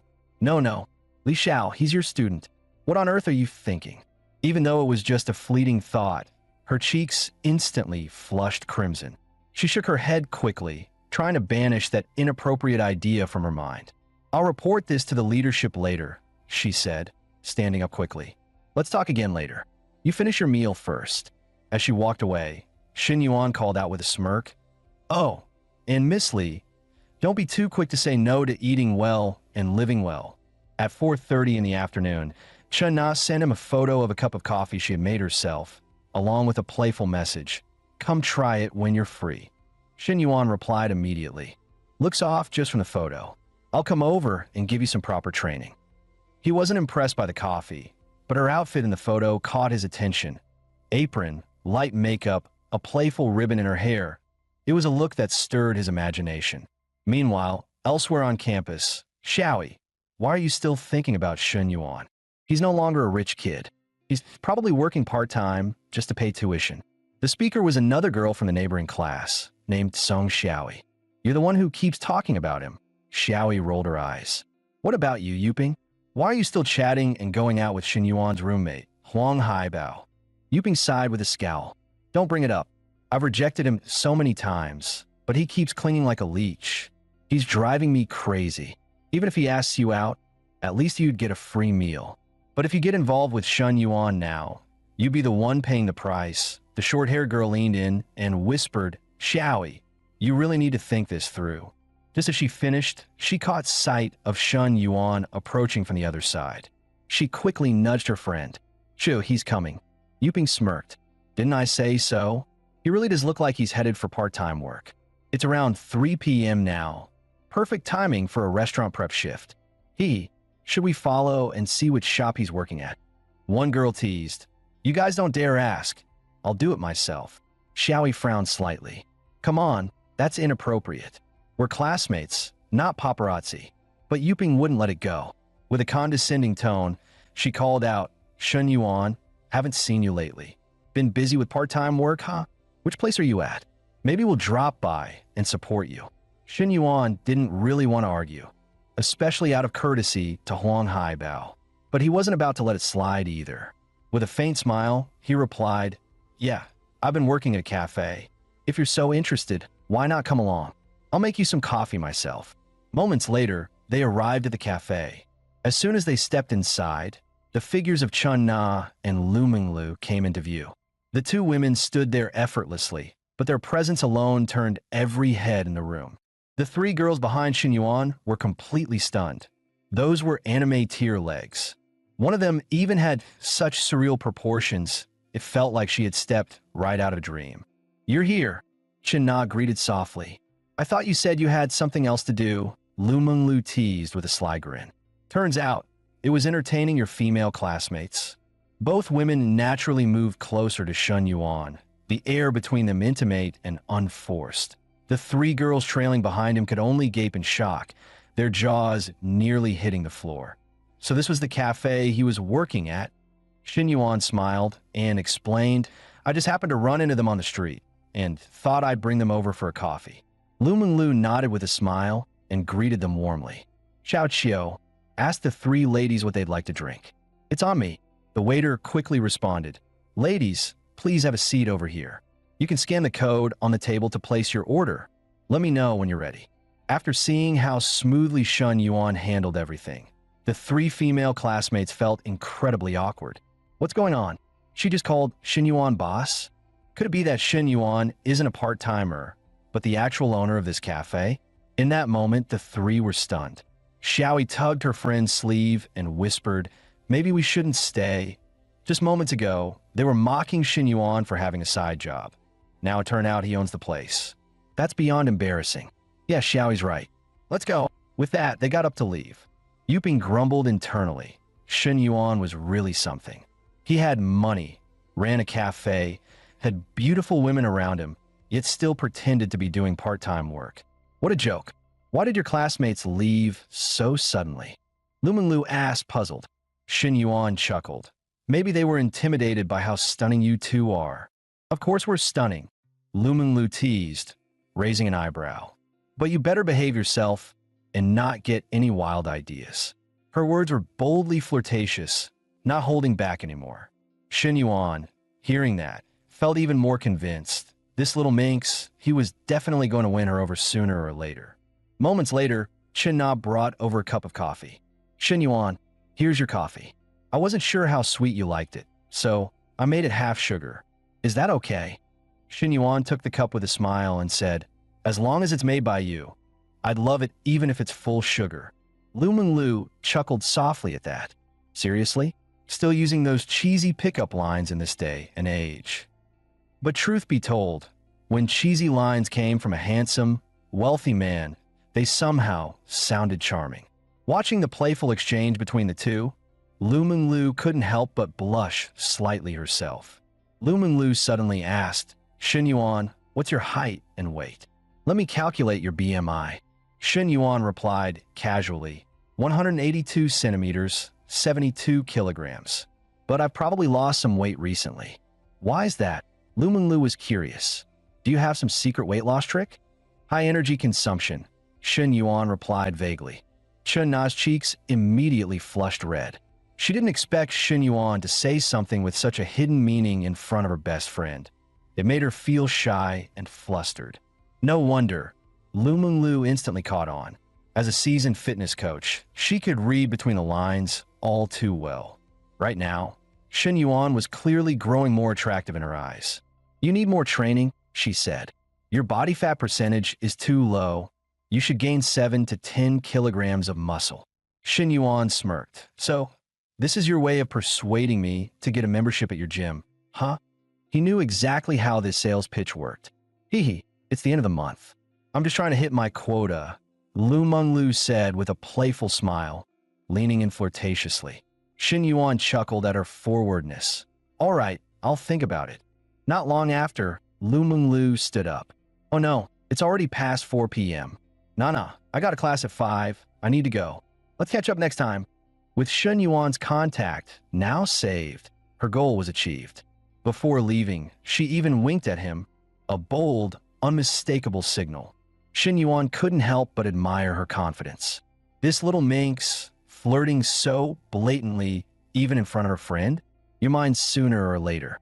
Come on, Anna. Let's go upstairs. I need to train you a bit, Shin Yuan said with a teasing smile as he gently took her hand. Shin Na looked puzzled. Train me for what? Shin Yuan grinned. You'll see once we're upstairs. Once there, he looked her straight in the eyes. Your business skills need some extra coaching. Shin Na instantly caught on and whispered nervously, Not here. Xiao Qiu is still around. Saying not here to a man only makes him move faster. As they spoke, Shin Yuan had already started training. Before long, some unusual sounds echoed from the second floor. Downstairs, Xiao Qiu quickly noticed something was off. At first, she didn't understand, but when she heard those faint, ambiguous sounds, her face turned beet red. Very tactfully, Xiao Qiu decided to temporarily close the shop and locked the door, planning to reopen later. Just then, a knock came from the door. Xiao Qiu, why is the shop closed? Open up, I forgot my bag. It was Lu Menglu rushing back. Xiao Qiu stood hesitantly by the door. What are you doing? Hurry and open the door, urged Lu Menglu. With no choice, Xiao Qiu opened it. As soon as Lu Menglu walked in, she heard her best friend Chun Na's voice from upstairs. Shin Yuan slowed down. Her eyes widened in surprise. Broad daylight and already going at it? 10 minutes passed. Lu Menglu thought they'd be done by now, but the sounds continued. She was utterly baffled. How could someone as lean as Shin Yuan still have so much stamina? It was then that she realized this man Shin Yuan clearly wasn't ordinary. Xiao Qiu, I'm heading out now. See you next time.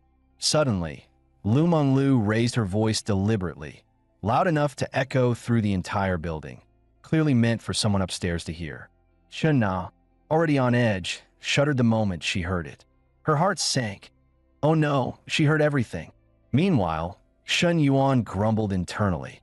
A quality training session deserves an audience. That vixen Lu Menglu probably listened downstairs for at least 10 minutes. This kind of VIP content shouldn't be free next time. I need to start charging. Meanwhile, in the school office, Secretary Lu turned to the counselor, asking, You mean this student named Shin Yuan wants to invest in the entrepreneurship base? Yes, Secretary, Counselor Li Xiao replied, then explained Shin Yuan's investment proposal in detail. After all, such an important matter needed to be reported to the leadership. Secretary Lu looked skeptical. Does he even have the means? Li Xiao nodded. I had my doubts at first too, but after seeing his bank balance, 10 million, I had nothing more to say. How much did you say? 10 million. Secretary Lu was shocked. Are you sure it's not his parents' money? Can he actually access it himself? It's all his. He has full control over it, Li Xiao confirmed. Secretary Lu's face lit up. Well, that's excellent. Then we don't have to seek third-party partnerships anymore. Tell Shin Yuan to come to my office. I want to hear his proposal firsthand. Noticing Secretary Lu's commanding tone, Li Xiao reminded him, Sir, even though he's a student, he's also an investor. Shouldn't we be more respectful? No need. Just do as I say, Secretary Lu said coldly. So what if he's rich? He's still a student of this school. We must keep him grounded. Soon, Shin Yuan received a call from Li Xiao. It's from Teacher Li. Nana, give me a moment. Hello, counselor, go ahead. I see. Very quickly, Shin Yuan grasped the situation. Li Xiao relayed everything exactly as it was. The school administration's attitude toward the investor had shifted. Shin Yuan frowned. So, they're trying to pressure me now? Even if I give in this time, what's to stop them from pushing further next time? He calmly said, Miss Li, could you put the call on speaker? I'd like to speak directly to Secretary Lu. Secretary Lu, can you hear me? I've been quite busy lately. There are several investment projects I still need to evaluate. If you really want to talk, let's reschedule. Miss Li will leave you my number. Without waiting for a reply, Shin Yuan hung up. Secretary Lu didn't even get a word in. Cold sweat trickled down his back. He hadn't expected Shin Yuan to be so assertive. Meanwhile, Li Xiao was completely stunned. He actually hung up on the secretary. This student is gutsy as she pondered it. A faint blush unknowingly crept across her elegant face. In the school office, Shin Yuan hung up the phone with Secretary Liu, who immediately stood up in frustration, his face full of displeasure. Secretary Liu was extremely upset. Normally, every student would be respectful and obedient to him, but this time, Shin Yuan was different. However, this project was too important, and if something went wrong, he would be held accountable. Suppressing his anger, Secretary Liu waved his hand and said impassively, "Teacher Li, since Shin Yuan has investment power, why don't you invite him for a meal? I'll apply some pressure on him then." Li Xiao quietly opened his phone and sent a message to Shin Yuan, alerting him to Secretary Liu's intentions. Shin Yuan, sitting on the second floor of the coffee shop, saw the message and calmly replied, "The balance of the negotiation is on my side now. Liu Xiaojiang wants to pressure me? Let's keep him hanging for a while first." Just then, Chen Na got up, dressed, and said softly, "Shin Yuan, you go ahead and take care of your things. We'll have a meal together next time." Watching Chen Na leave with a flushed face, Shin Yuan couldn't help but think, "Nana really thinks of everything for me. She's such a thoughtful woman. No wonder I like her so much." As soon as Chen Na left, Shin Yuan received a call from Fong Huimin. "Shin Yuan, where are you up to? Do you have time to take a walk on the playground?" Shin Yuan laughed lightly. "Just a walk?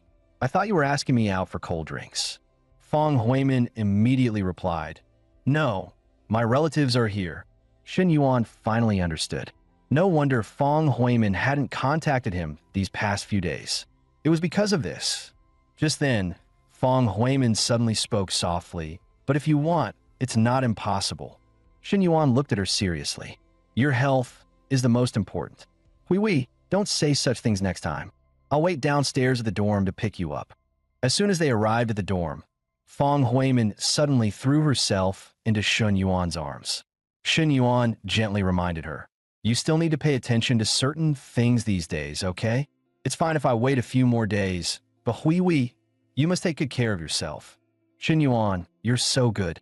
Fong Huimin was so moved, her heart nearly melted. With such thoughtful care, she felt like she was drowning in affection. Summoning all her courage, she asked, "I want to ask you, what is our relationship now?" At this moment, Fong Huimin's affection for him had reached 91. She thought it was time to get a clear answer. After everything they'd been through, they must have some kind of special connection. After all, what girl doesn't want to know where they stand? Shin Yuan knew this was a tough question to answer, but seeing her affection rise further, it was clear she truly liked him. Without hesitation, he answered, "Of course, we are boyfriend and girlfriend." "Really? Really?" Fong Huimin was so happy, she almost jumped. At that moment, she felt like the happiest woman in the world. "Shin Yuan, you're my only boyfriend, right?" Fong Huimin was completely overwhelmed by happiness, and this question came out without her even thinking. Shin Yuan naturally nodded in agreement, but in his heart he was thinking, "I don't call the others my girlfriend. I call them sweethearts, babes, darling. In this sense, I didn't lie. Since you're being so good, I'll reward you in a few days." Shin Yuan looked at Fong Huimin and said with a smile, "Silly girl, let's go buy a big gift this weekend. Do you want a car or a house?"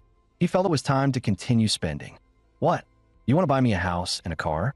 Isn't that too expensive? A bag and some makeup would be great already." Fong Huimin's eyes were wide with shock and excitement. Shin Yuan simply smiled faintly. "No need to save money for me. It's not necessary to buy those things. But I think, since you're studying hard every day and don't really need a car right now, how about we buy a house first? We can get a car when you actually need it, all right?" "Okay, I'll listen to you." Fong Huimin happily leaned on Shin Yuan's shoulder as they walked toward the dorm. Shin Yuan thought the day had gone well enough, so he sent Fong Huimin back to her dorm and kindly reminded her, "Make sure to rest more with relatives around. I need to go to Qingzhou late tomorrow to collect the house." The next morning, Shin Yuan received a message from Lu Minglu. "Are you up yet? Got time to hit the gym?" It turned out Lu Minglu had called him via video chat. Shin Yuan frowned. "Is this video call for real?" "Humph. Only an improper man would think this is strange." Lu Minglu scoffed with a hint of challenge in her voice. "Tell me, did you have any bad intentions?" Her words were loaded with implication, and Shin Yuan could easily catch on. Lu Minglu stared at the screen, thinking to herself, His tone. It sounds like he doesn't even see me as an outsider. Let's see how long he can keep this up. Coach Liu. This was one of Lu Menglu's clients, here for a personal training session. And to her surprise, the client was none other than Shun Yuan's gold-digging ex-girlfriend, Zhou Wanting. Zhou Wanting smiled and asked, "Coach, what's up? Why are you laughing so much this early in the morning?" Lu Menglu turned off the treadmill and replied casually, "Nothing much, just a friend found something funny. Tell me, I'm all ears. Our session hasn't even started yet," Lu Menglu said, shrugging as she began chatting with Zhou Wanting. "So, one of my good friends just hooked up with a big spender. He's so generous, bought her a 3 million yuan house." 3 million? Just like that? Must be worth tens of millions at least. Zhou Wanting's eyes widened in shock. That gold spender must be really loaded. Lu Menglu sighed. "Yeah, so I can't help but be a little envious. With that kind of financial power, the guy must be pretty old, right?" Zhou Wanting thought to herself, mentally comparing. Even if he was an older man, it might still be worth it. She couldn't help but think of Ho Jun, that stingy guy. He always wanted things but was too cheap to spend money. Looks like it's time to find a new man. "No, he's only in his early 20s, even younger than my friend," Lu Menglu replied with a slight smile, a bit of envy in her tone. "That's actually one of the things I envy about her." Zhou Wanting was curious and asked, "So how does he look? Is he ugly?" Lu Menglu shook her head slightly. "You'd be surprised. He's actually pretty handsome and tall too." Zhou Wanting was even more amazed. "Coach Liu, your friend must be really beautiful." "Huh? I mean, to hook up with a guy like that, she must be a stunning beauty." Zhou Wanting was convinced that Lu Menglu's friend had to be a top-tier woman in every way. Lu Menglu chuckled and said, "We're pretty much the same, really. Just each of us has our own strengths." Zhou Wanting finally understood. If she was anywhere close to Lu Menglu, no wonder the guy was so smitten. Just then, Shen Yuan sent a message saying he was heading to Qingzhou Lake to pick up a house. Lu Menglu asked if he needed his sister to come along. Shen Yuan replied, "If you're free, feel free to join me." Lu Menglu quickly typed back, "Then come pick me up. I'm at the gym right now. I've sent you the location, waiting for you." After sending the message, Lu Menglu felt her face heat up. "Coach Liu, what's up? You seem even happier than before," Zhou Wanting said, her curiosity piqued. Lu Menglu stood up and smiled. "Sorry, Miss Zhou, but I have to cancel our session today. I'll refund you double the price for this class. The guy I mentioned earlier, he's going to Qingzhou Lake to pick up a house, and he wants me to go with him. I'm really sorry about this." Zhou Wanting was stunned. Qingzhou Lake was one of the top luxury neighborhoods, famous for being home to the rich. She couldn't help but think, "Wait a minute. The gold spender was your friend's man, right? Why is he suddenly asking you to go pick up a house with him?" Zhou Wanting laughed, finally understanding. "I get it, Coach Liu, you're ruthless, stealing your friend's man. But if I were in your shoes, I probably wouldn't hesitate either. Menglu, where are you going? Aren't you meeting clients in a bit?" Just then, a muscular male trainer, Han Lihai, walked over, smiling at Lu Menglu, clearly interested in her. But Lu Menglu didn't even spare him a glance. She wasn't about to tell him where she was going. She didn't waste her time with men like him. Only someone like Xin Yuan could pique her interest. About 10 minutes later, Lu Menglu arrived downstairs, and the person coming to pick her up was already there in his car. Han Lihai muttered to himself, "A guy with an M9 can manage Menglu. That guy who drove a G-Wagon couldn't even get it right." Zhou Wanting explained, "Don't just look at the car. This guy can casually buy his girlfriend a 3 million yuan house." Han Lihai was stunned. 3 million? How many years would it take to make 3 million? But suddenly, Zhou Wanting frowned. "Wait a minute. This person looks oddly familiar." The man stepping out of the car looked more and more familiar to Zhou Wanting. When he fully turned his face to her, Zhou Wanting finally recognized him. Shen Yuan. The same Shen Yuan who had once been penniless after his family went bankrupt. But now, this poor Shen Yuan was driving an M9 and taking a top trainer to look at houses. The shock hit Zhou Wanting hard. Her mouth fell open. How could this be? She couldn't understand it. 1,000 questions flooded her mind, and her thoughts were in complete turmoil. Watching the two of them chatting and laughing, Zhou Wanting finally realized Lu Menglu's description of tall, handsome, young and rich, was talking about Shen Yuan. Her ex had turned into a millionaire, and here she was dumping him just half a month ago. Zhou Wanting's world came crashing down. She couldn't accept it. She couldn't accept this reality, couldn't accept Shen Yuan's transformation, couldn't accept the decision she'd made. She had actually dumped Shen Yuan to be with some old man. Looking back now, Zhou Wanting couldn't help but think, was I out of my damn mind? Just then, the old man sent her a message. You're off today, right? Come see me tonight. Zhou Wanting scoffed. Who do you think you are? Every time you just want to skip the script and go straight to the point.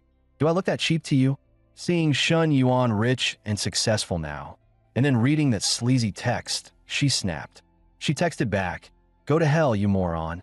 The old man replied, "Is this really you?" 1 second later, Zhou Wanting blocked him without hesitation. The old man stared at the screen, shocked. What the hell? She blocked me? What's going on here? Zhou Wanting's thoughts were in chaos. Do Shen Yuan and I still have a chance? We did have something, didn't we?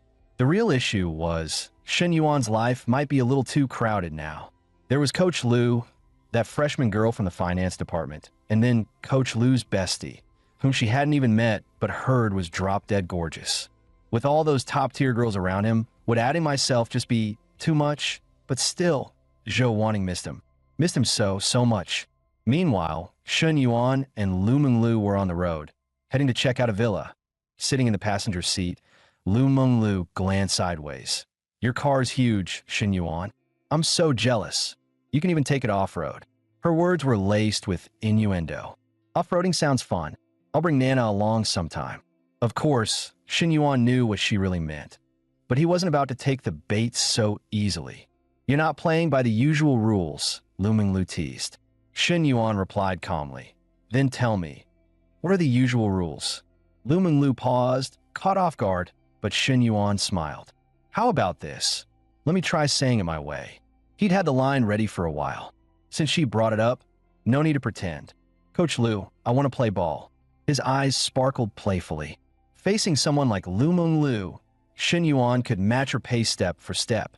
Ugh, you're so annoying. She burst out laughing. Though she called him annoying, her expression was full of joy. 30 minutes later, they arrived at the sales center. Shen Yuan was there to check out the villa he'd recently received as a reward. As soon as they stepped inside, a sales consultant came up with a smile. Hello, Mr. Shen. I'm your property consultant, Guan Shufang. Would you like to view the villa first? Or go over the contract details? Shen Yuan said calmly. Let's just sign the contract first. We'll check out the villa afterward. The property consultant's eyes lit up. She nodded eagerly, smiling brightly. A straightforward client like this? Absolute favorite. In no time, the contract was signed, and the three of them headed out to see the property. Along the way, the consultant couldn't help glancing at Shen Yuan and Lu Menglu. These two clearly aren't a couple, but wow, that woman's figure is insane. As a top-tier fitness coach, Lu Menglu had every reason to be confident in her body. Compared to her, most women would instantly fade into the background. The difference between women was brutal. The consultant sighed inwardly that a woman like her doesn't need skills. Just her looks and that body. Enough to make men line up to buy her villas and cars. So enviable. Too bad plain women like me never get that chance. Soon, they arrived at the villa gates. The moment Shen Yuan stepped out of the car, he knew this was his style. Wow, Shen Yuan, this place is gorgeous. Lu Menglu couldn't hide her excitement. Her eyes were literally sparkling. In a city filled with concrete towers, a private villa like this was a rare gem. If I could live here, my life would completely change that I have to win Shen Yuan over. No matter what.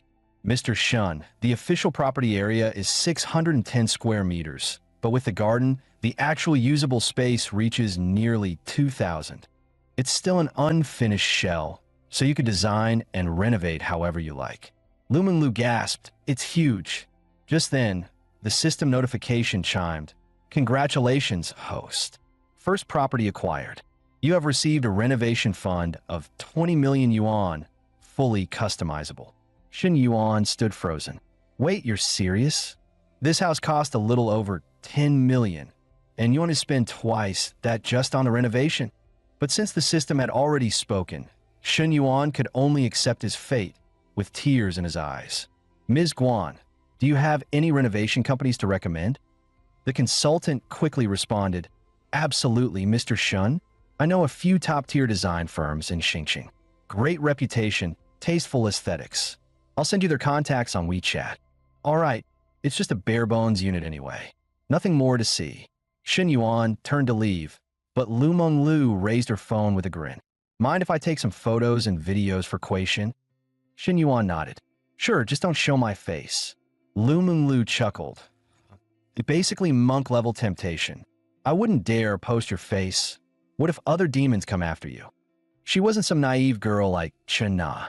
A man like Shen Yuan wasn't meant to be shared. Suddenly, Shen Yuan asked, How many followers you got on Kuei-shin? Lu Menglu replied, A little over 50,000. Mostly local. She smirked. Yup, majority's local. What, you planning to secretly watch my videos, you perv? 50,000 guys have seen them. Why can't I? Shen Yuan smirked back. His game wasn't weak either. Lu Menglu teased, They only get the public version. You get the premium content. Send me your account later. I've got a video from a lounge bar we're promoting. If you're down, you could try it out. Lu Menglu's eyes lit up. Seriously? You in a lounge bar too? I'll send you my account right now.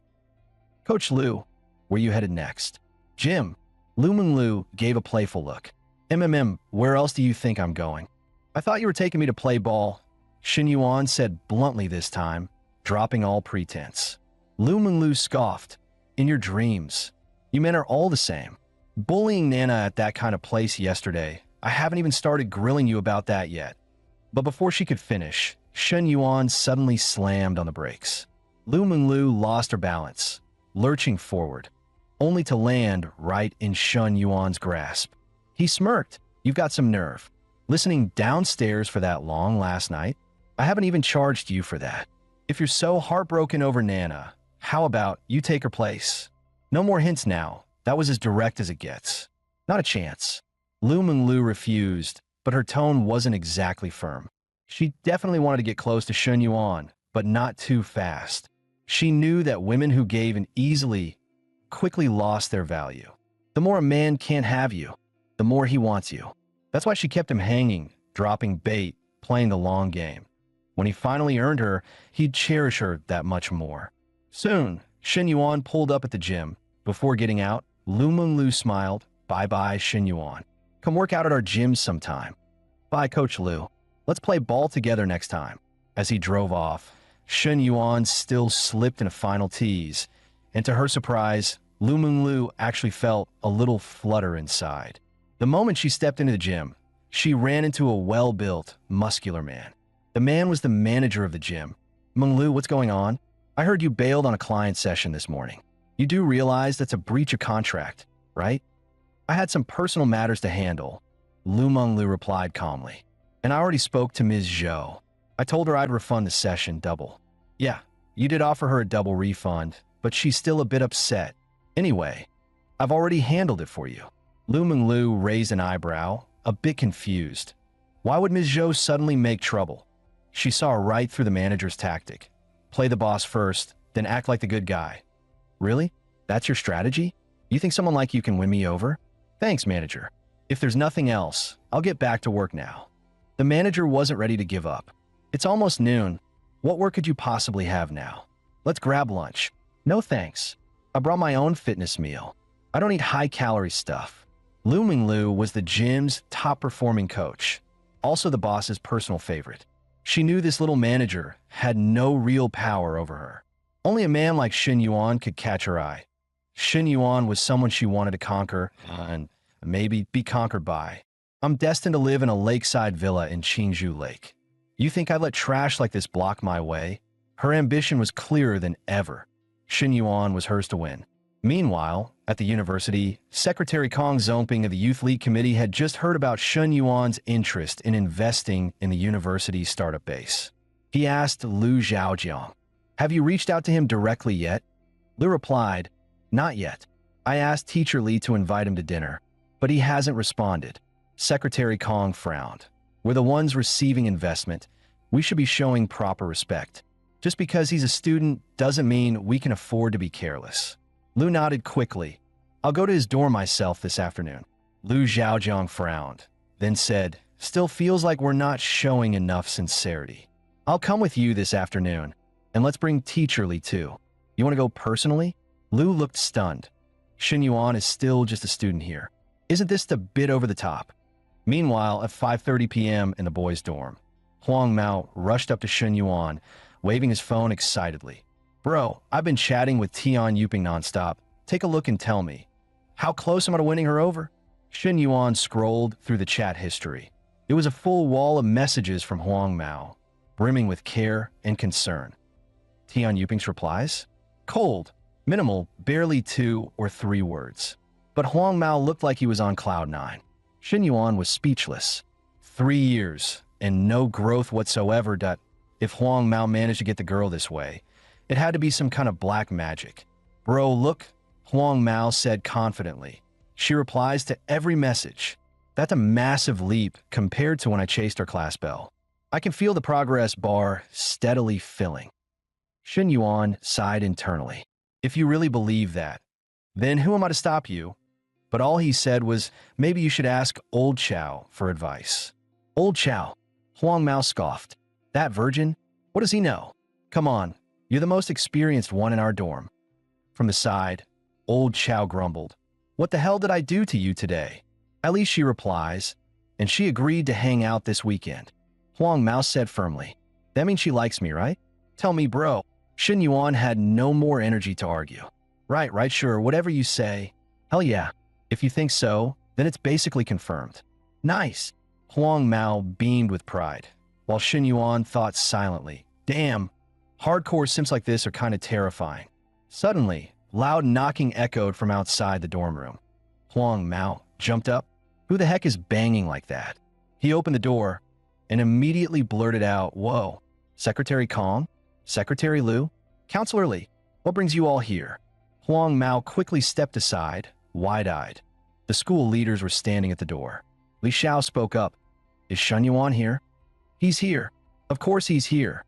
As he let them in, Huang Mao was thinking, 3 big names coming for our bro? Don't tell me.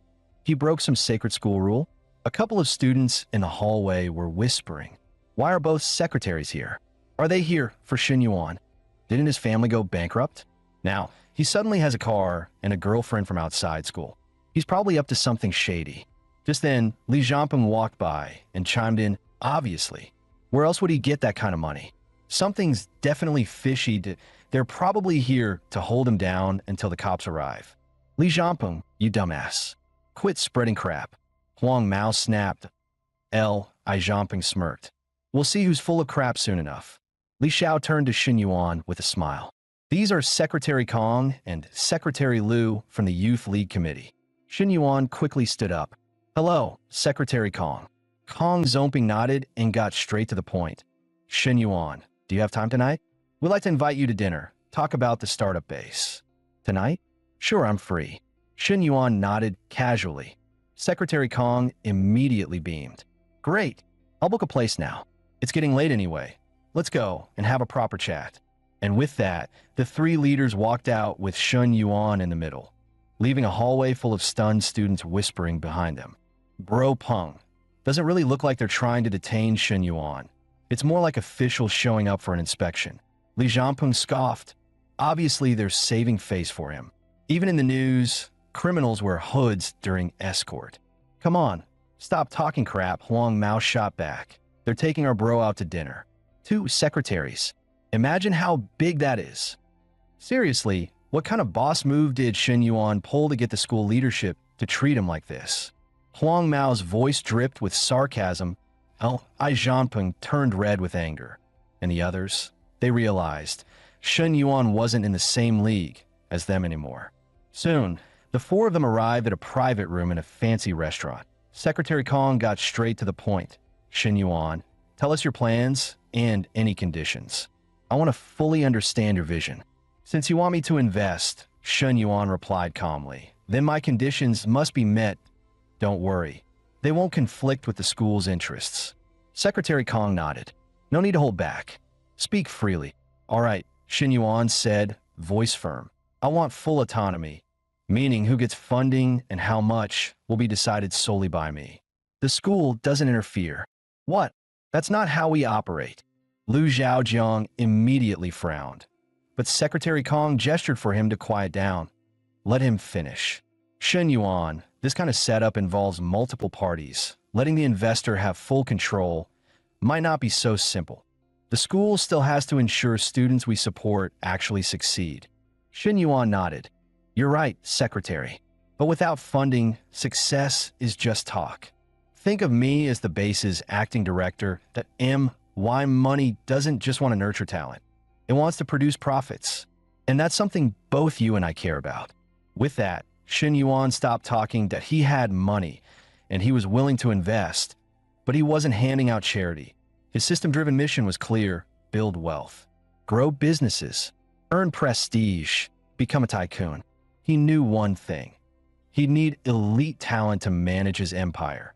Rather than recruiting outsiders in the future, why not use this startup base to cultivate a loyal, in-house team from day one?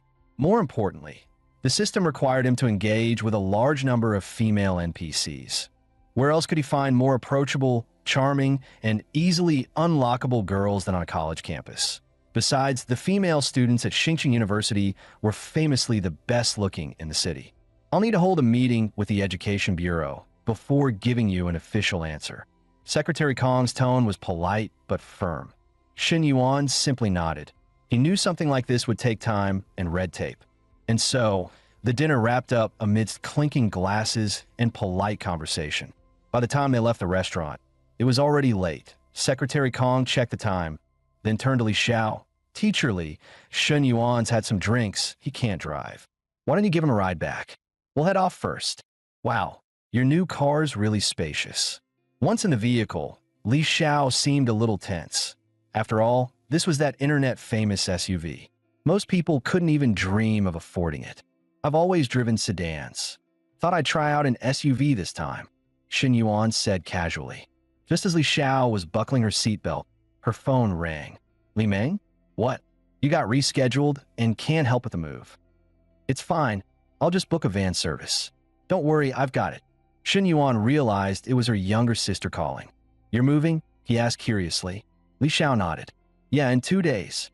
Our lease is ending, so my sister and I are switching apartments. Wanting to help? Shen Yuan offered. Li Xiao hesitated. That's not really appropriate. This is a brand new car.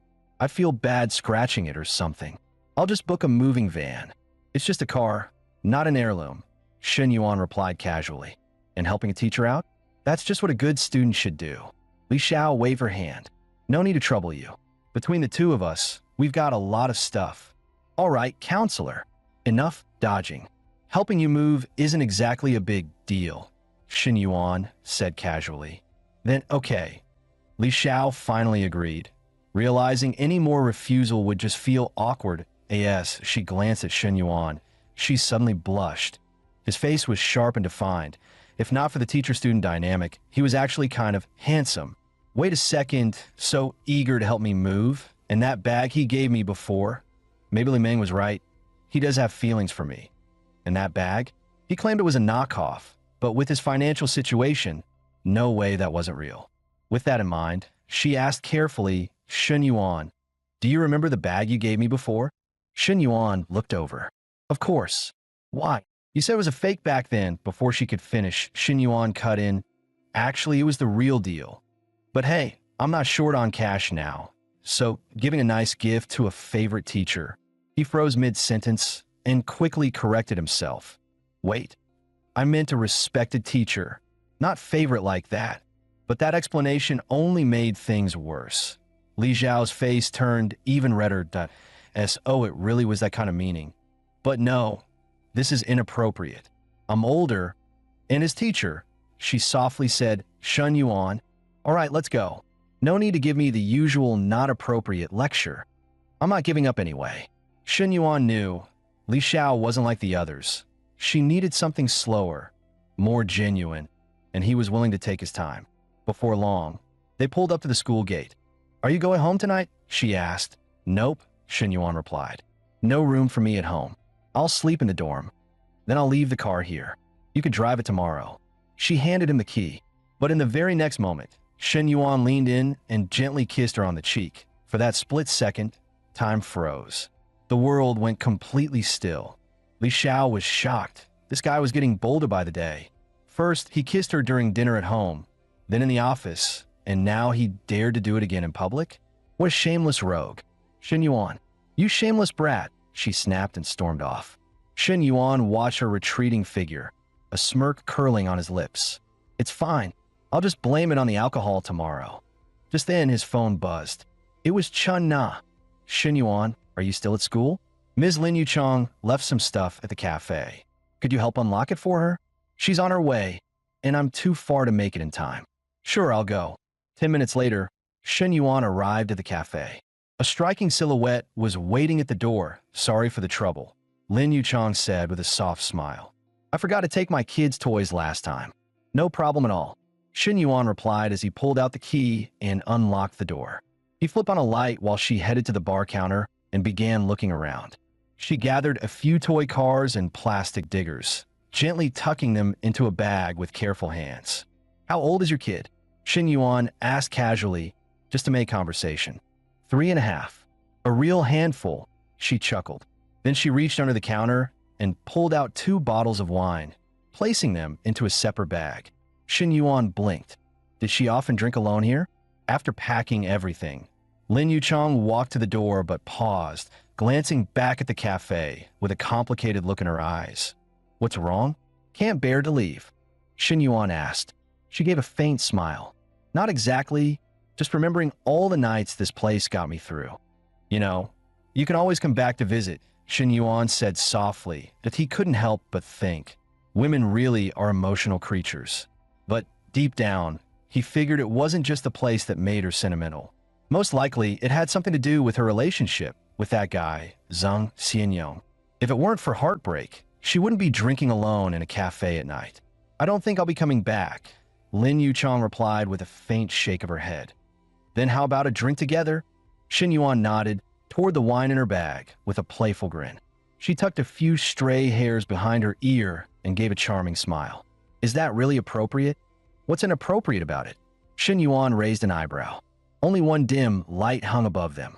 Shen Yuan picked a table at random and sat down, while Lin Yuchong brought over 2 wine glasses and took a seat across from him. You look troubled, he said, uncorking a bottle and pouring her a glass. Let me guess, it's about your family? Lin Yuchong blinked, slightly surprised. How did you know? Shen Yuan chuckled. I know your husband, Zhang Xianyong, right? General manager at that car dealership. Heard a few things about him. Shen Na your friend? She used to work under him, but quit because of him.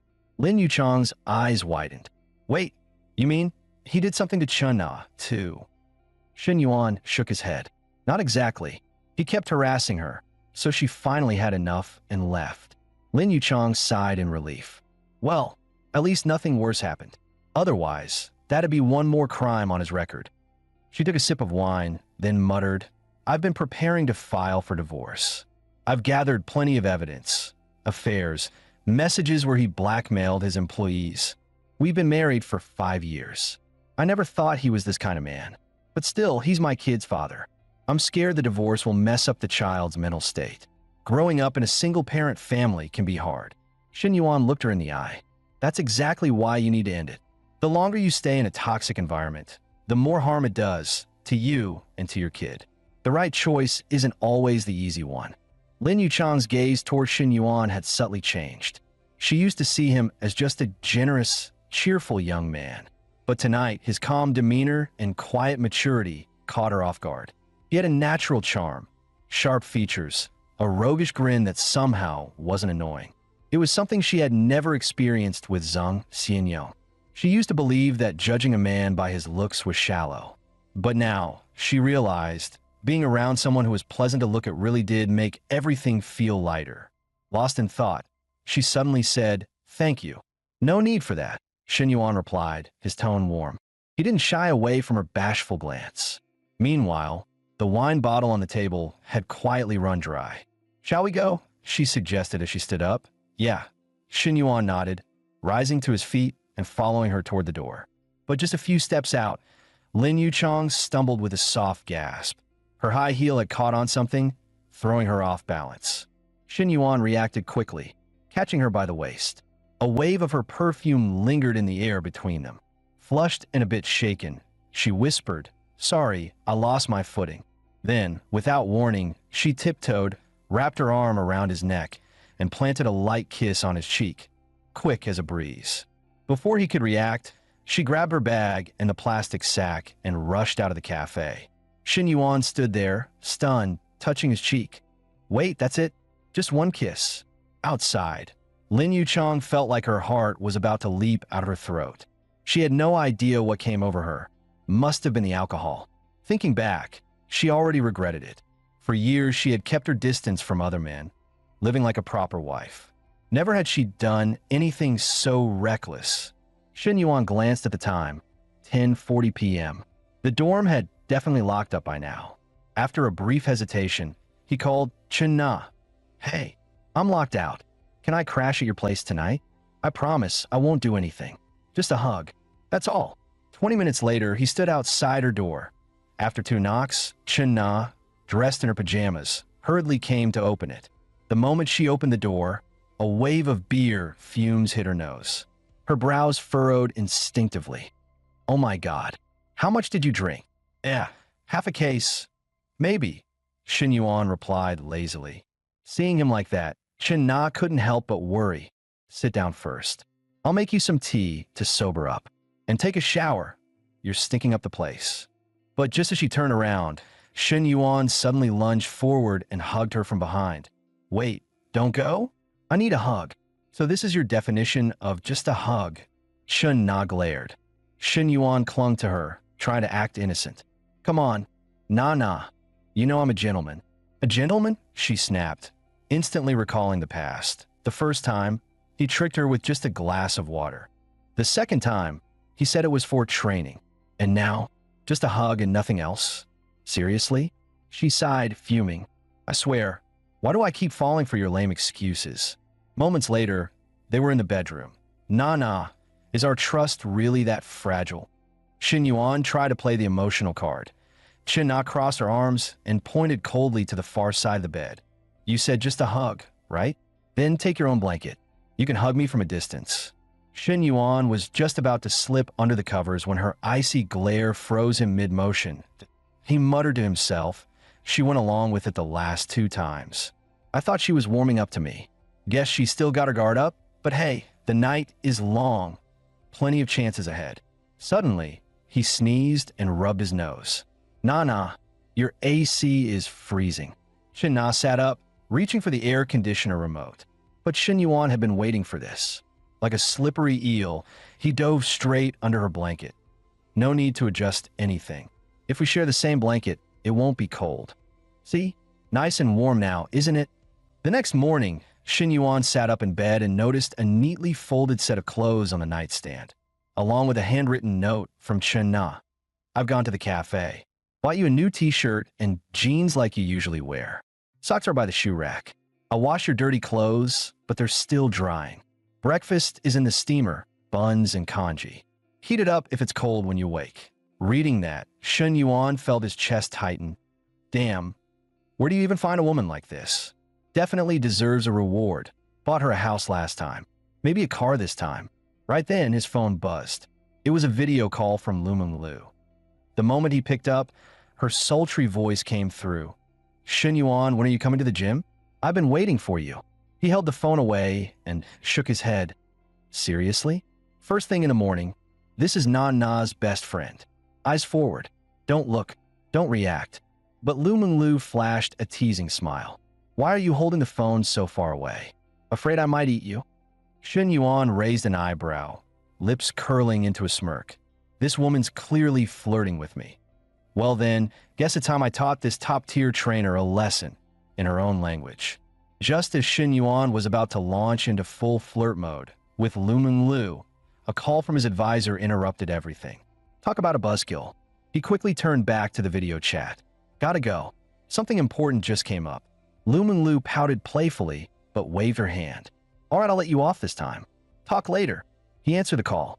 On the other end, Li Zhao's excited voice rang out. Good news. The school board and the education office both approved it. Promotions can start in a couple of days. Once all the applications are in, I'll be the one reviewing them. Shen Yuan seized the moment.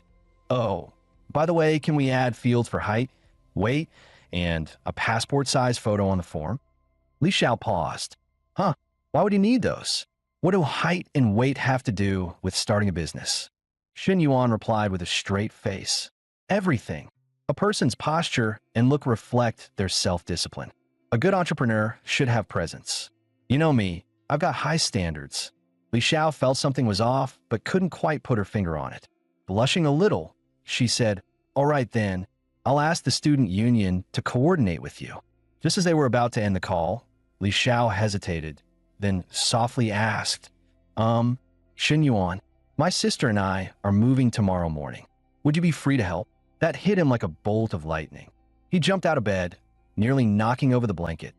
Free? Absolutely free. I'll be there on time. Count on me. Half an hour later, just as Shen Yuan finished breakfast and was about to head out, his phone buzzed again. Lu Menglu calling. What are you doing? Didn't you say you'd be here in a bit? It's been ages. Are you ghosting me? Shen Yuan sighed and explained patiently. I'm actually heading to the design firm to talk over the villa plans. It's serious business. Hearing that, Lu Menglu immediately perked up. Well, can I come too? I'll just be a cute little third wheel, I promise. He laughed. You're calling yourself a third wheel and still want in? But hey, if you really want to tag along, fine. I could use a mood booster during negotiations. Truth be told, for all her antics, Lu Menglu was great at reading the room, and having a knockout like her nearby never hurt in business talks. You said it. No take-backs, she giggled like a schoolgirl. I'll be waiting at the gym. Come pick me up. Before long, Shen Yuan arrived at the fitness center. As he stepped out of the car, a cocky male voice rang out from nearby. Hey bro, waiting on someone? Let me guess, a girl. Shen Yuan gave a calm nod. The guy smirked smugly. Your ride's not bad. Good enough to pull basic girls. But if you want to chase real high-end goddesses, you need something like my baby here.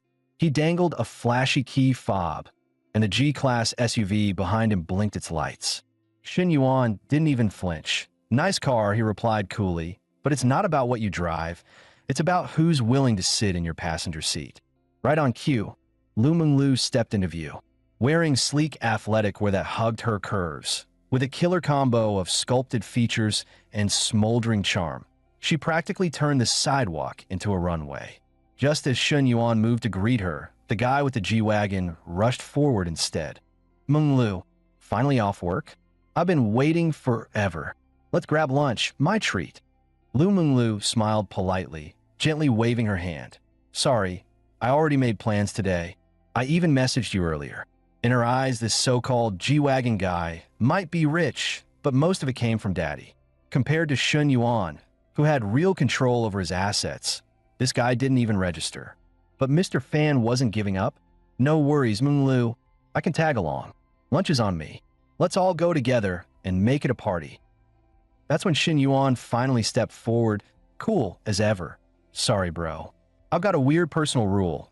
I try to avoid eating with guys who drive G-Wagons. Lu Menglu blinked in surprise, but quickly recovered. She simply turned to Shen Yuan with a smile and said, Let's go. Then, without hesitation, she opened the passenger door and got into his car like she owned it. Mr. G-Wagon stood frozen, watching the woman he'd been chasing for weeks casually ride off with another man. What the hell? I drive a $2 million SUV and still lost to this broke-looking guy in some entry-level sedan. Inside the car, Lu Menglu tried to play it cool. That fan guy? He's a VIP at our gym, dumped a ton of cash into his membership. His family's got some money. That G-Wagon costs over $2 million. He's been chasing me for a while, but I never said yes. Shen Yuan drove in silence, replying only with vague and yes sounds. Lu Menglu pouted, visibly annoyed. What's with you today? You're being so not you. Shen Yuan gave her a sideways glance, a smirk playing on his lips. What am I supposed to say? You got other guys chasing you. Just trying to maintain some emotional distance, to preserve my dignity. Of course, he knew exactly what she was doing.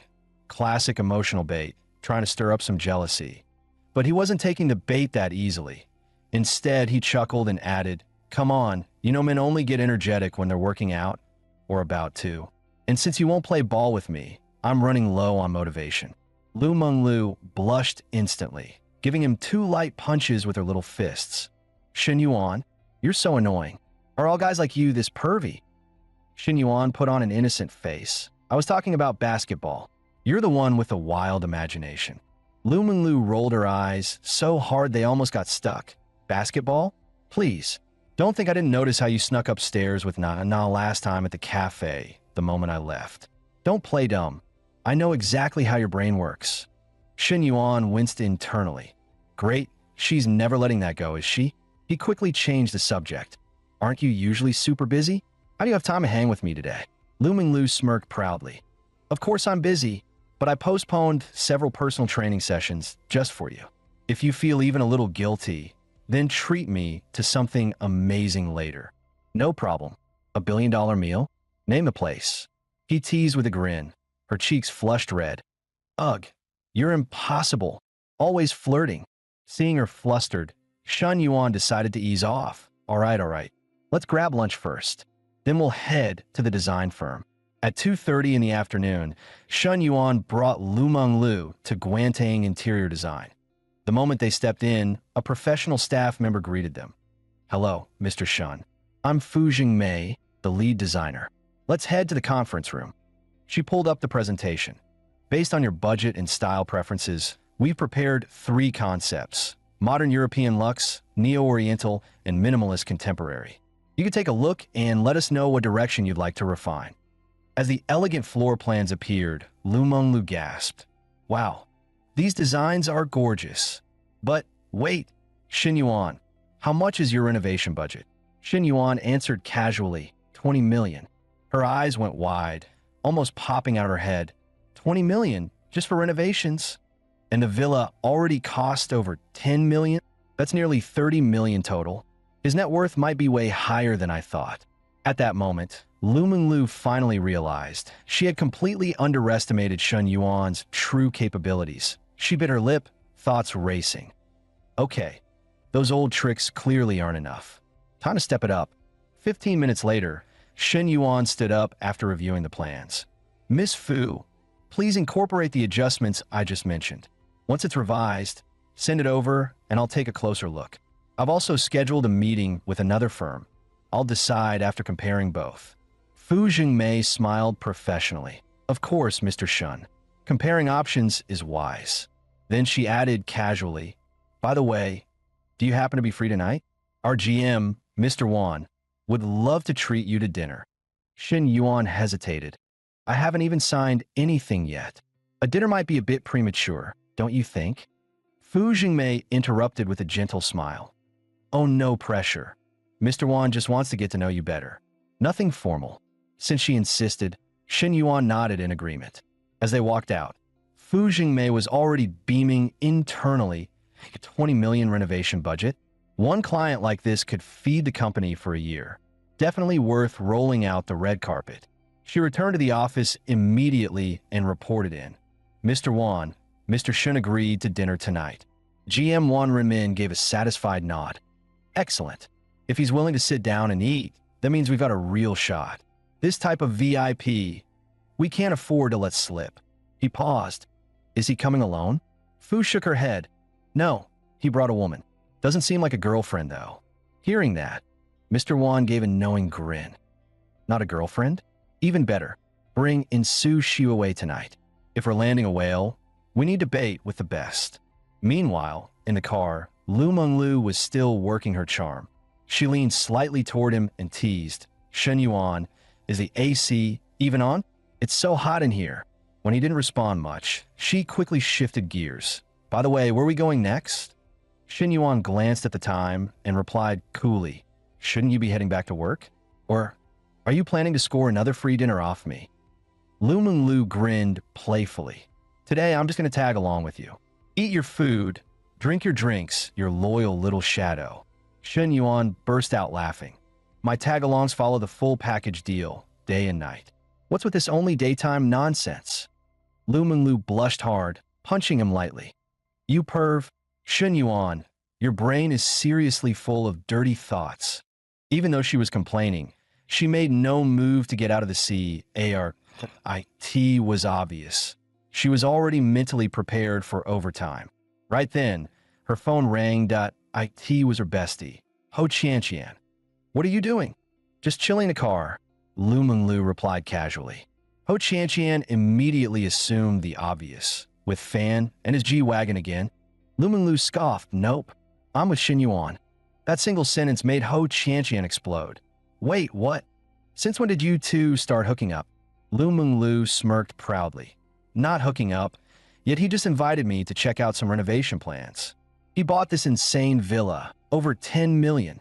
And get this, he's spending another 20 mil just on the interior.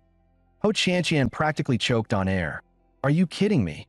He just spent 3 mil buying Na Place yesterday, and now he's tossing another 30 mil into a house. Xin Yuan's not just a sugar daddy, he's the damn final boss. At that moment, Ho Qianqian's entire worldview started to crack. China already won the lottery and ascended overnight. Now even Lu Menglu, that sly little fox, was lining up to board the golden yacht. Why them?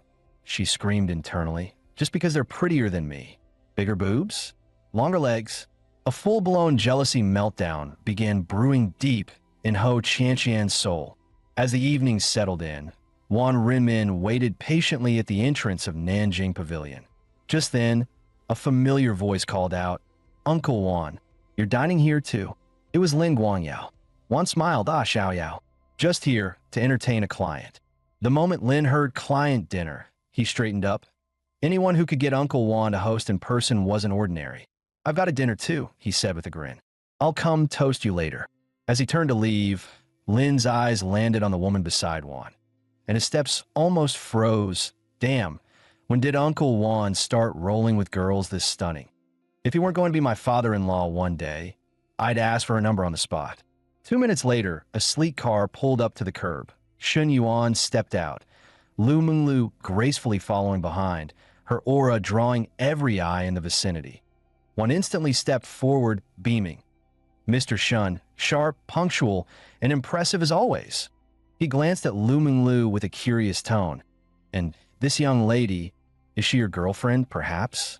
Before Lu Menglu could answer, Shun Yuan smiled and waved it off.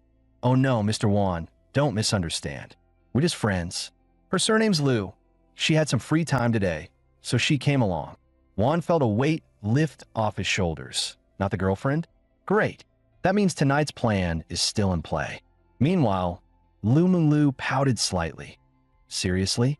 You clarify that fast? No one was even pressuring you, jerk. Once everyone was seated, Wan casually added, Right, Mr. Shun, let me introduce someone. This is our company's design assistant, Su Xuewei. Nice to meet you, Mr. Shun.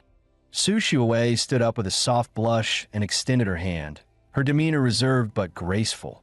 Her skin was smooth and pale, fingers light and gentle, radiating an unpolished innocence that stood in stark contrast to the more glamorous women usually in Shun Yuan's orbit. Noticing the subtle glance Shun Yuan gave Su Xuewei, Wan Rinmin grinned inwardly. Looks like Mr. Shun's interested. If we can build rapport tonight, locking the deal will be a breeze. He raised his glass with enthusiasm. Mr. Shun, let's forget business for now. Tonight is all about friendship. Cheers! Right on cue, Fu Jingmei gave Su Xuewei a discreet nod, signaling her to go make her move. Su Xuewei nervously picked up her glass, voice trembling. Mr. Shun, I'd like to offer you a toast. Watching Shun Yuan clink glasses one by one, Lu Menglu finally couldn't hold back. She leaned in with a playful tone. Xiao Shan, aren't you going to toast with me too? Without even looking up, Shun Yuan replied, casually, You better save it. Who else is going to drive me later? Lu Menglu blushed, puffing her cheeks in mock annoyance. Ugh, fine. I'll be good. Listen to you. She couldn't tell if he was teasing or being thoughtful, but that feeling of you take care of me, I've got your back, warmed her heart nonetheless.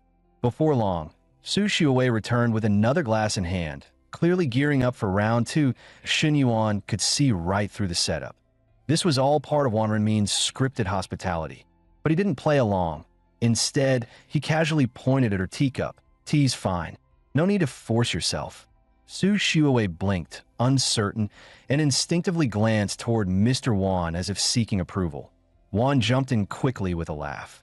"Mr. Shun is so considerate. Xiuwei's actually still a senior at Southern University. Smart girl, and she shares a lot of the same interests as you.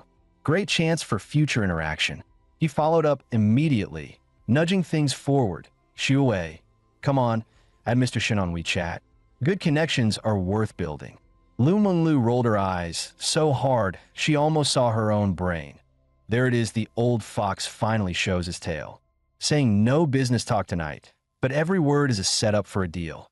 Then she glanced at Su Xiuwei's awkward, nervous posture and silently sighed. This girl's clearly a rookie. Getting shoved into a dinner like this just to pour drinks? That's basically softcore escorting. Just as she was roasting in her head, the private room door opened again.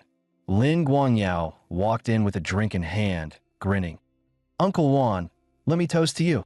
Wan Renmin stood up cheerfully, clinking glasses with him in one smooth motion. He then gestured toward Shun Yuan. "Xiaoyao, come meet Mr. Shun. You two are about the same age. Never hurts to make new friends." Lin Guangyao felt smug hearing that, if Uncle Wan's personally introducing him, this guy must be loaded. Even if we don't do business, just knowing him makes for top-tier bragging rights. He walked over with a practiced smile, until he saw who was sitting in the main seat. Shun Yuan, his whole face changed. What the hell is he doing here? Shin Yuan had been watching him the whole time. With a calm, slightly amused grin, he lifted his glass. "Come on, Lin Guangyao, let's toast." Lin's smile twitched as his mind went into overdrive. "Uncle Wan just told me to toast him. What am I now, a public foot liquor?" "No way. No. Freaking way." Sensing something off in the air, Wan quickly stepped in. "Oh, you two know each other." Shin Yuan smiled and nodded. "Yeah, we go way back." Wan laughed heartily. "Perfect then. Xiaoyao, you probably didn't know, Mr. Shin just bought a villa at Green Bamboo Lake. He's dropping 20 million just on renovations through our company." The moment Lin Guangyao heard villa and 20 million on renovations, his brain just glitched. Hold up, what? A villa? 20 million? Since when did Shun Yuan go from broke boy to baller? Is his family secretly mining diamonds in some underground kingdom? He glanced at Shun Yuan, now the center of attention, and his soul took critical damage. Here I am kissing up to Uncle Wan like my life depends on it, and Shun Yuan's already a premium VIP? Damn it, I'm still stuck in level 1 while he's speedrunning the whole game. 2 seconds of silence. Then Lin clenched his jaw and accepted fate. Fine. I'll toast. I'll lick boots. If even Uncle Wan's doing it, then what's my pride worth anyway? Survival first. Fast forward 2.5 hours. The dinner was going great. Wan Renmin, sensing the timing was perfect, smiled and offered, "Mr. Shun, how about we keep the party going? Bar? KTV." Shin Yuan turned to Lu Menglu, smirking. "Coach Lu, you coming?" Lu Menglu hesitated. Her figure didn't come easy. Strict diet, tight schedule, and zero nightlife. Clubs were usually off limits. Noticing her inner conflict, Shin Yuan made the decision for her. Don't push yourself. Go home, sleep early. Health is the real flex. Lu Menglu was about to nod when she caught a glimpse of Shun Yuan. Then, out of the corner of her eye, Su Xiuwei. Her gut screamed, "Nope, not safe. If I back out now, someone else is going to swoop in. That someone has long hair and an innocent act. That girl, Su Xiuwei, and Uncle Wan with his sly little grin, it suddenly all clicked. First the drinks, then the push. Next thing you know, she's helping him to the hotel room. Her heart raced. The way Shin Yuan looked at her tonight, if he gets drunk, something's definitely going to go down. If she gets ahead of me now, I'm losing a huge slice of the pie, and that's not happening. Lu Menglu's inner alarm blared at full volume. She made a silent vow on the spot. This catch is mine. No fox spirits allowed, especially not Su Xiuwei. Suddenly, she shot up from her seat. I'm going, she said firmly. Absolutely going. And so, under Wan Ramin's lead, the group headed straight to Gold Diamond KTV, just a few blocks from the restaurant. Barely a few minutes into their booth session, Su Shuai once again approached with a glass in hand, clearly aiming for another round with Shen Yuan. But this time, Shen Yuan gently stopped her hand. That's enough. You've had more than enough tonight. I'm guessing you're not used to scenes like this, right? If you don't like coming to these, then don't. It's just a job, not a life sentence. Su Shuai looked up at him, her eyes full of conflicted emotion. She gave a slight shake of her head. Thank you, Mr. Shun. She didn't elaborate, but Shen Yuan could hear the unsaid truth behind those words. Girls from modest families didn't get to say no to this kind of thing easily. He let out a quiet sigh. From the side, Lu Menglu puffed her cheeks and grumbled, Wow, look at you. So considerate. How come you never ask if I want to be here? Shen Yuan smirked. Coach Lu, you need me to ask? With that harem of yours? Like that G-Wagon guy. Bet he's texting you again right now. Lu Menglu flicked her hair, pretending to scoff. Ugh, you really know how to ruin a moment. But inside, she felt a twinge. Damn it, every trick I've used on him just falls flat. I came in thinking I'd tame him, and now he's got me wrapped around his finger. The room fell awkwardly quiet. Su Shuai quickly stepped up with a sweet smile. Mr. Shun, any song you'd like to hear? I can pick one for you. Shen Yuan leaned back, tapping his glass lazily. Up to you. The second she left, Lu Menglu slid over with a teasing grin. That look you gave her? If it had sparkles, I'd think you were filming a K-drama. Shen Yuan raised an eyebrow, smiling slyly. Really? I thought I look at everyone like that. Yeah, right. She rolled her eyes. You look at me like I'm dinner. No feelings, just appetite. Isn't that your charm? He smirked. Smart women always know how to package desire as deep affection. She blinked. So how does that end? He chuckled darkly. How else? Once you're in bed, no one cares who said what. Lu Menglu huffed. You seriously need a filter. One of these days I'm recording you and leaking it to your exes. Still, deep down, she couldn't deny it. At least he was honest. Better than the sweet-talking liars who faked love just to get under the sheets. Enough with the flirting, she muttered. People are still here, though her smile betrayed her protest. Just then, Wan Renmin returned with Su Shuai. Mr. Shun, Shuai picked a song for you. Time to show us those golden pipes. The party stretched into the late hours. Around 11 p.m., as things wrapped up, Wan Renmin clutched Shen Yuan's hand warmly. Mr. Shun, what a night. You're not just sharp, you've got taste. I'm serious, I want to work with you. That villa job? My team will treat it like it's my own home. Shen Yuan replied with a calm smile. I only reviewed 2 companies. Yours looks solid. If the numbers work out, you'll be my first call. Seeing the conversation winding down, Fu Jingmei stepped forward with a polite smile. Mr. Shun, we'll be heading out now. Let's catch up again soon. Shen Yuan was just about to mention Su Shuai when Fu Jingmei cut in smoothly. Don't worry. She's my apprentice. I'll make sure she gets home safely. Once the group had left, Shen Yuan turned to Lu Menglu and asked casually, You heading home? Wanting to call a car for you. She didn't answer directly, instead asking, What about you? Where are you going? Probably grabbing a hotel nearby. Lu Menglu blinked. You've got your own place, don't you? Why waste money on a room? He gave her a meaningful glance, smirking. Unless you'd rather take me in? Her cheeks instantly flushed red. She hadn't planned on taking things this far tonight, but the alarm bells in her head were loud and clear. Another second of hesitation, and this prize stud might end up in someone else's bed. Without thinking, she looped her arm through his and cooed. Don't get any ideas. I don't just bring men home, okay? I'm a respectable woman. Shen Yuan stared at her in disbelief. The affection meter above her head was practically glowing. I haven't even done anything. Why is her favorability spiking like Bitcoin? Clearing his throat, he pulled out his phone like a gentleman. So, Coach Lu, where do you live? I'll call you a car. She clung to his arm even tighter, voice dripping with syrup. I'm not going home. He raised an eyebrow. Then where are you planning to sleep tonight? She glared at him, cheeks puffed. What do you think, genius? I'm literally throwing myself at you. Quit playing dumb. Lu Menglu blushed so hard she could melt. Shen Yuan chuckled and ruffled her hair. This place is too cheap. Let's go somewhere that actually matches our vibe.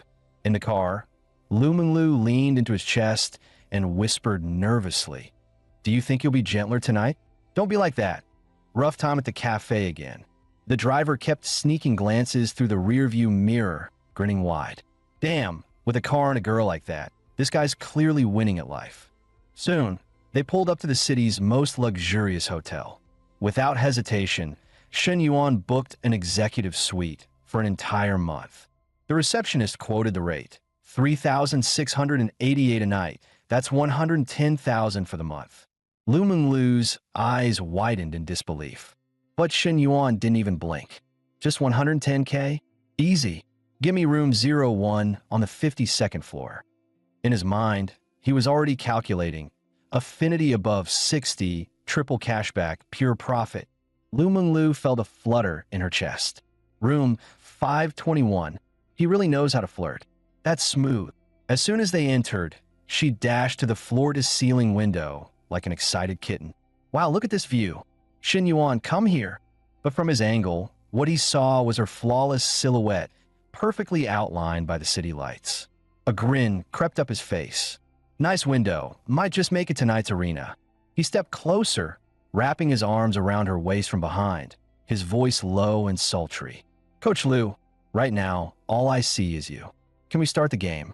Lu Menglu turned crimson, her voice trembling. Shen Yuan, I haven't showered yet. Maybe wait a little. Shen Yuan cut her off without hesitation. Shower later. His tone left no room for negotiation. Lu Menglu hesitated, then nodded. Oh, okay, but the curtains aren't closed. He smirked. Triple layer soundproof glass. We're on the 52nd floor. No one around here's got a better view. If they do see us, let him be jealous. You're such a jerk, she scolded, cheeks flushed with both shame and heat. Though she pretended to resist, her strength had long since melted away in his arms. And just like that, the silent battlefield ignited. By the time he opened his eyes again, the sun was already high, almost noon. He turned to the still sleeping Lu Menglu, a devilish grin creeping onto his lips. Didn't expect Coach Lu to be so sensitive. Nearly flooded the whole bed. Just thinking about it got his hands moving again. Lu Menglu stirred, groaning in protest. Shen Yuan, again? I only slept 4 hours. Can't you let me rest for once? Shen Yuan gently pinched her cheek, smirking. You think I don't care? Normally I can go all night. But for you, I held back. Lu Menglu flushed and smiled sweetly. All right. You win. Let me sleep a bit more. I need the energy to keep up with you later. Then she shyly added, and stop calling me Lulu. That's Nana's nickname. I'm not sharing that. He grinned. Fine, Coach Lu. You did great last night. So here's your reward. Sleep in as long as you want. When you're up, we're buying you a car. Anything under $3 million, your pick. Before he even finished, Lu Menglu shot upright like a rocket. Are you serious? Her face lit up like she just won the lottery. She dove into his arms and smothered him with kisses. Shen Yuan, I freaking love you. Shen Yuan chuckled. The more I spend, the more cash back I get, sure. But I gotta think about Nana too. I only spent $3 million on her house. If your car costs more, she might get salty.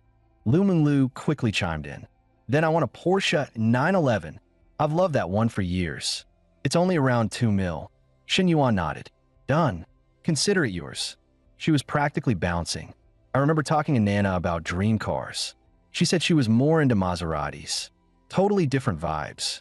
He asked instinctively, she likes Maseratis? She tilted her head. Why? Planning to buy her one too.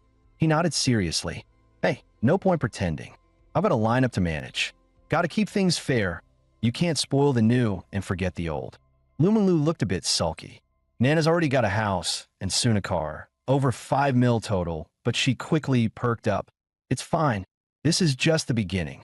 As long as I keep our dear sponsor happy, everything I want will come rolling in. Just then, her bestie Ho Qianqian texted, Menglu, did you really stay at the Grand Hyatt last night? Lu Menglu replied without hesitation, playing the pitiful card. Yeah, I got conquered last night. Qianqian immediately fired back. By who? Who else? Shen Yuan, obviously. I was too soft-hearted and just ended up going with him. She looked like a victim, but inside, she was doing victory laps. Ho Qianqian was about to explode. You too. First Nana, now you. Out of the three of us, why am I still the only one left behind? Is it because they've got better curves and prettier faces? She jabbed at her screen angrily. Lu Minglu's such an actress. She practically threw herself at him, and now she's pretending she got seduced. Shen Yuan glanced at Lu Minglu, eyes full of indulgence. Coach Lu, go pick the car yourself. Once you've decided, send me your account. I'll wire the money. Lu Minglu blushed and nodded shyly. Okay. Meanwhile, above her head, the affection bar was shooting sky high. Shen Yuan smirked to himself. After last night, it peaked at 82. Now it's already 86, getting close to that juicy 90-point bonus. Just as they stepped out of the hotel, his phone rang. It was Nana. She said gently, I've been practicing hand-pour coffee. Were you free to try some? He chuckled. Been a little busy lately, hard to say when, but I'm thinking of buying you a car. Check some out if you got time. There was a pause on the other end. Then Nana softly replied, Didn't you just give me a house? Now a car too? Shen Yuan, don't waste money on me. I already have one. It's just for commuting, nothing fancy. This time, Shen Yuan didn't sugarcoat anything. Cut it out. I like spoiling my woman, especially the one I care about. Just pick your favorite ride. Nana hesitated, a little stunned by his tone. Something simple is fine. Just enough to get around. No need to go overboard. He scoffed. Simple? You're my girl. Anything under 2 mil is an insult. And with your birthday coming up, this car's your gift. Don't worry about the money. If you really want to thank me, save it for when I see you next. His voice dropped suddenly. Nana, if something did happen between me and Lu Minglu, would you hate me for it? Silence stretched. Then came a soft, choked voice. It would hurt, but I know I can't stop you. The fact you told me means I still matter. Just don't tell me again. I'm not strong enough to hear it twice. That hit him harder than he expected. Nana, you're the only one I truly keep close. That spot in my heart. Locked. No one else has the key. She whispered. You've never said that to anyone else, right? He answered like a vow. Only you. Not even once to anyone else. She sniffled, then chuckled softly. I believe you. I don't need much, just a day or two a week. A coffee date, a simple dinner, that's enough. Shen Yuan paused, then sighed. You're not like the others, you're real. His voice turned gentle. I'll come see you tonight. You deserve it. Nana teased faintly. You mean actual quality time? He laughed. Of course. I'm nothing if not a gentleman. At least when I want to be. Nana couldn't help but laugh. Your morals? Since when did you have morals? Anyway, I've got customers. See you tonight, lover boy. After the call ended, Shen Yuan leaned against the wall, sighing dramatically. Damn, being a player is exhausting. How do those guys juggle 5 women and still sleep soundly? 30 minutes later, he showed up at his counselor's place right on time, only to find Li Xiao struggling to drag 2 oversized boxes through the doorway. He rushed over like a hero. Whoa, Director Li, let me handle these.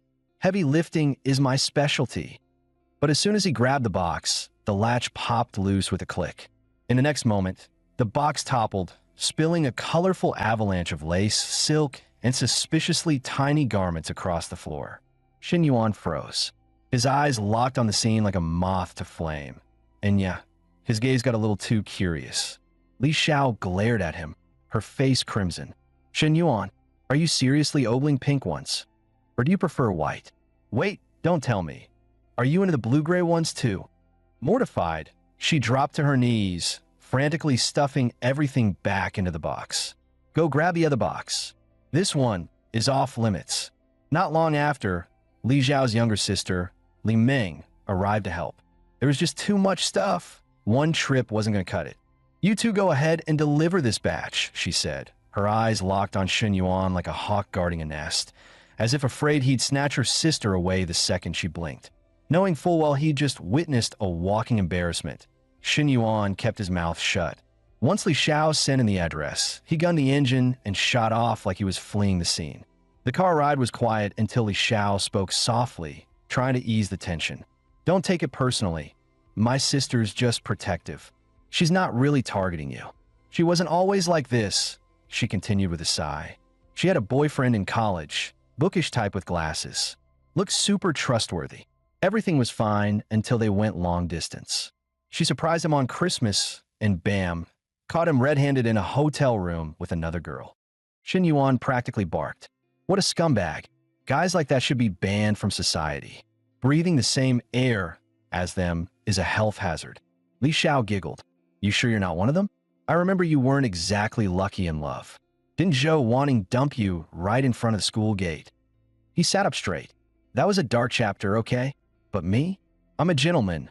Pure heart, clean slate. Then he shot her a sly grin. What about you, Director Lee? What's your take on guys? She paused for a beat, then smiled faintly. I haven't had my heart broken, so I guess I'm not that guarded. If someone feels right, I'll go with the flow. As soon as the words left her lips, Li Xiao's face turned crimson, and her heartbeat kicked into overdrive. The air between them thickened. Neither spoke, but the tension spoke volumes. Shin Yuan quickly chuckled to break the silence. Relax, I was just messing around. You're acting like I proposed or something. Li Xiao bit her lip and turned to stare out the window, the blush refusing to fade. Deep down, a quiet question surfaced. If it hadn't been a joke, would I have said no? Over 2 hours later, Shen Yuan finally dropped the last moving box in the living room, dripping with sweat like he just finished boot camp. Aishao immediately handed him a cold bottle of water, smiling sweetly. That's everything. Thank you so much. How about I treat you to dinner? Before she could even finish, Shen Yuan moved in. Using the water bottle as cover, he pulled her into his arms. You know, gratitude doesn't always need food. And just like that, he leaned down and kissed her, soft, warm, and completely unexpected. Li Xiao's eyes widened in shock, frozen in place. Her hands pressed against his chest instinctively, but they had no strength. It was like she was under a spell, her body refusing to resist. Just as the moment began to heat up, knock, knock, knock. A voice rang from outside. Sis, open the door, I forgot my keys. Shen Yuan instantly let go. Li Xiao jumped like she'd been caught in a crime. If my sister walks in now, I'm doomed. He cleared his throat and called out calmly. Coming, give me a sec. Just as Shen Yuan turned to open the door, he realized Li Xiao was still leaning against him, her legs like concrete. I don't think I can move, she whispered. He gently wrapped an arm around her waist.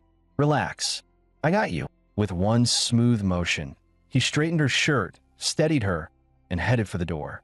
The moment Li Meng walked in, her eyes locked onto her sister. Why is your face so red? Don't tell me you've got heat stroke. Li Xiao forced a laugh, waving it off. No, probably just overheated from carrying stuff. Internally, full-on panic. Thank God she didn't ask more questions. If she knew what almost happened, I'd never live it down. Shen Yuan, you've got guts, I'll give you that. Trying to shift gears, Li Xiao quickly changed the subject. All right, about that project, everything's set. The school assigned Fu Yingzi to assist you. You'll have your own office too. I'll send your contact info later.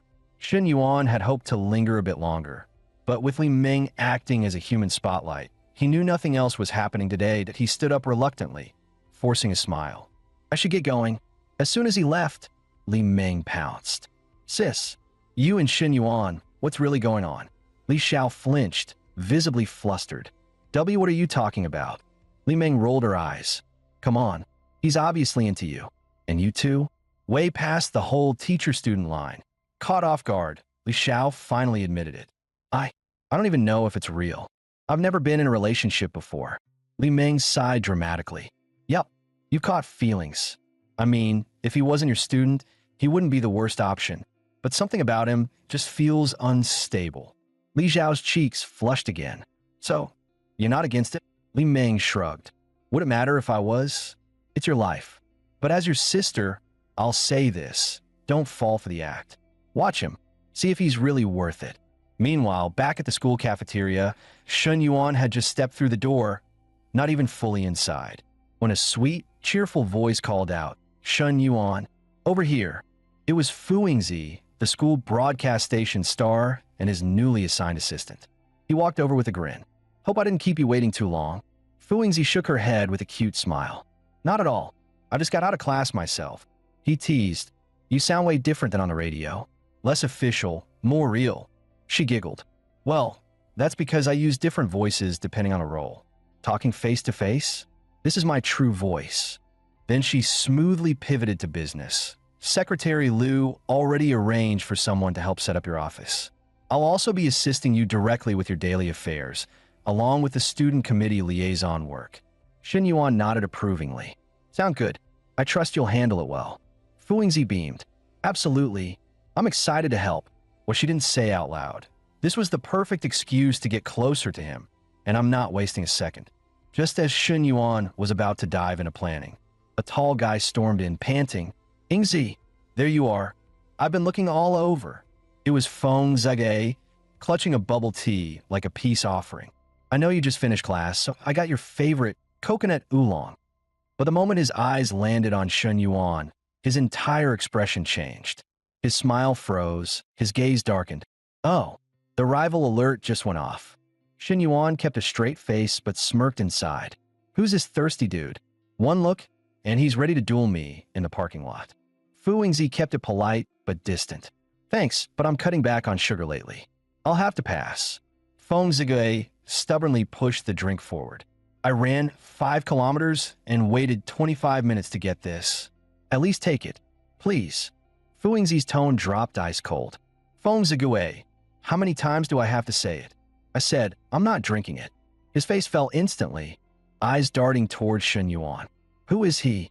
What is he to you? Staring like he'd been gut-punched, Feng Zige finally turned and walked away, utterly defeated. Meanwhile, whispers began to ripple across the cafeteria. No way. Fu Yingzi just turned down the campus simp for Shen Yuan. At that exact moment, campus queen Feng Minhui walked in and caught that last bit. Her eyes widened. Wait, what?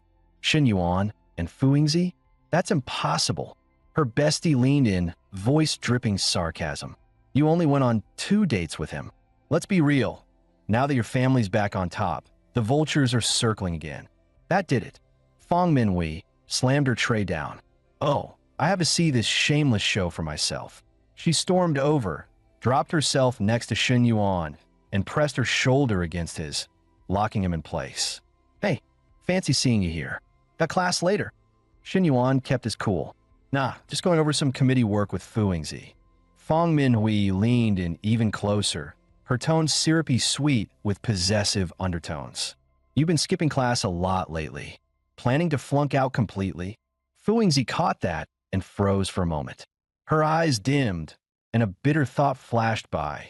So, she's his girlfriend? That explains everything. She stood up abruptly, forcing a polite smile. Shen Yuan, I got things to handle at the broadcast station. I'll head out first. And just like that, the cafeteria blew up with whispers. No freaking way. The goddess showdown is real. 2 queens, 1 guy. 1 simp got shut down, and now the real war begins. This is peak drama. Man, some guys get nothing. Others get a whole damn Royal Rumble. Shen Yuan's living a telenovela. After Fu Yingzi left, Feng Minhui finally relaxed and smiled like nothing happened. So, what were you two talking about? Shen Yuan kept his tone calm. Just some logistics. She's assigned by the committee to help manage the startup base. But deep down, he sighed. Min Hui's possessiveness is getting intense. Am I still allowed to work on campus in peace? Feng Minhui pouted, her lips pink and perfect. I just wanted to spend more time with you. Haven't seen you in 2 days, but I've got class soon, so I'll head out. Just as she turned to leave, she paused, leaned in close, and whispered in his ear, Oh, and tonight, I'm craving a very large cold drink. Got it. As she strutted off like she owned the hallway, Shen Yuan smirked, that little tease. She says cold drink, but I know what she really wants. Then, ring ring. Another call.it was Lu Meng Lu. Babe, I found a car. After discounts, it's 2.52 million. I just sent you the payment link. Done, he said instantly. If you like it, buy it. Her voice quivered with excitement. You're the best tonight at the Grand Hyatt. I brought 2 new outfits you'll definitely want to see. That's when his smile faded. His brows furrowed in slow motion. Tonight's to-do list crashed into his brain all at once. Nana was expecting their apology date. Minhui hinted at a suggestive cold drink session, and Lu Menglu basically brought a fashion show to his hotel bed. This isn't a schedule. It's a live-action boss rush. Shen Yuan dragged a hand down his face. God help me. Who do I visit first tonight without triggering World War III? SOS. Urgent. Online crisis. Meanwhile, over at Dongxing District, Li Xiao and her sister Li Meng had spent the last 2 hours unpacking and setting up their new apartment. Just as Li Xiao was about to start cooking, Li Meng piped up, "Hey sis, why not invite Xin Yuan over for dinner? After all, he did help out a lot today. It's only fair." Li Xiao froze for a second. Her cheeks instantly turned pink, and she nearly dropped the plate in her hands. Li Meng smirked. "What's with that shy look? Just dinner, not a proposal. And don't worry, I'm here. If he dares act up, I'll knock him out with the frying pan." Under her sister's relentless nudging, Li Xiao finally sent a message. "Shen Yuan, thanks again for your help today. Dinner's almost ready. Want to come over and eat with us?" Shen Yuan stared at his screen and groaned internally. "What is going on today? It's like every woman on my contact list made dinner plans," he sighed. "Fine, time to follow through on the counselor route." Not long after, he rang the doorbell. When Li Xiao opened the door and saw him, her mind immediately replayed that moment in the kitchen. Her cheeks lit up again. "Come in, dinner's not quite ready yet." He grinned. "No problem. I'll make myself at home then." As he stepped inside, he scanned the place with a smile. "Impressive. You just moved in, and it already feels cozy. Definitely a woman's touch." Then he noticed something in sign of Li Meng that he headed toward the kitchen and casually asked, "By the way, where's your sister? Haven't seen her around." At that moment, Li Xiao spotted Shen Yuan approaching the kitchen. Her body tensed up instantly. "Shen Yuan, don't come in here. My sister's in the shower. She could walk out any second." He blinked, then chuckled playfully. "Whoa, counselor, relax. I was just seeing if you needed help, or maybe sneak a taste of something good." Li Xiao flushed scarlet and waved him off frantically. No, it's almost ready. Just go sit down, please." He nodded casually, but his feet kept moving. "Sure, just talking, that's all." He leaned in closer. Her voice trembled. "Stop. This is already close enough." With a grin, Shen Yuan suddenly reached out and pulled her gently into a loose embrace. Li Xiao froze, panicking. "Shen Yuan, no. My sister could walk in any second." Shen Yuan leaned close, his voice soft and teasing. "Relax. Showers aren't that fast. We got plenty of time." His tone was light, but his touch was getting bolder. Li Xiao's face burned as she tried to stop him. "Shen Yuan, don't.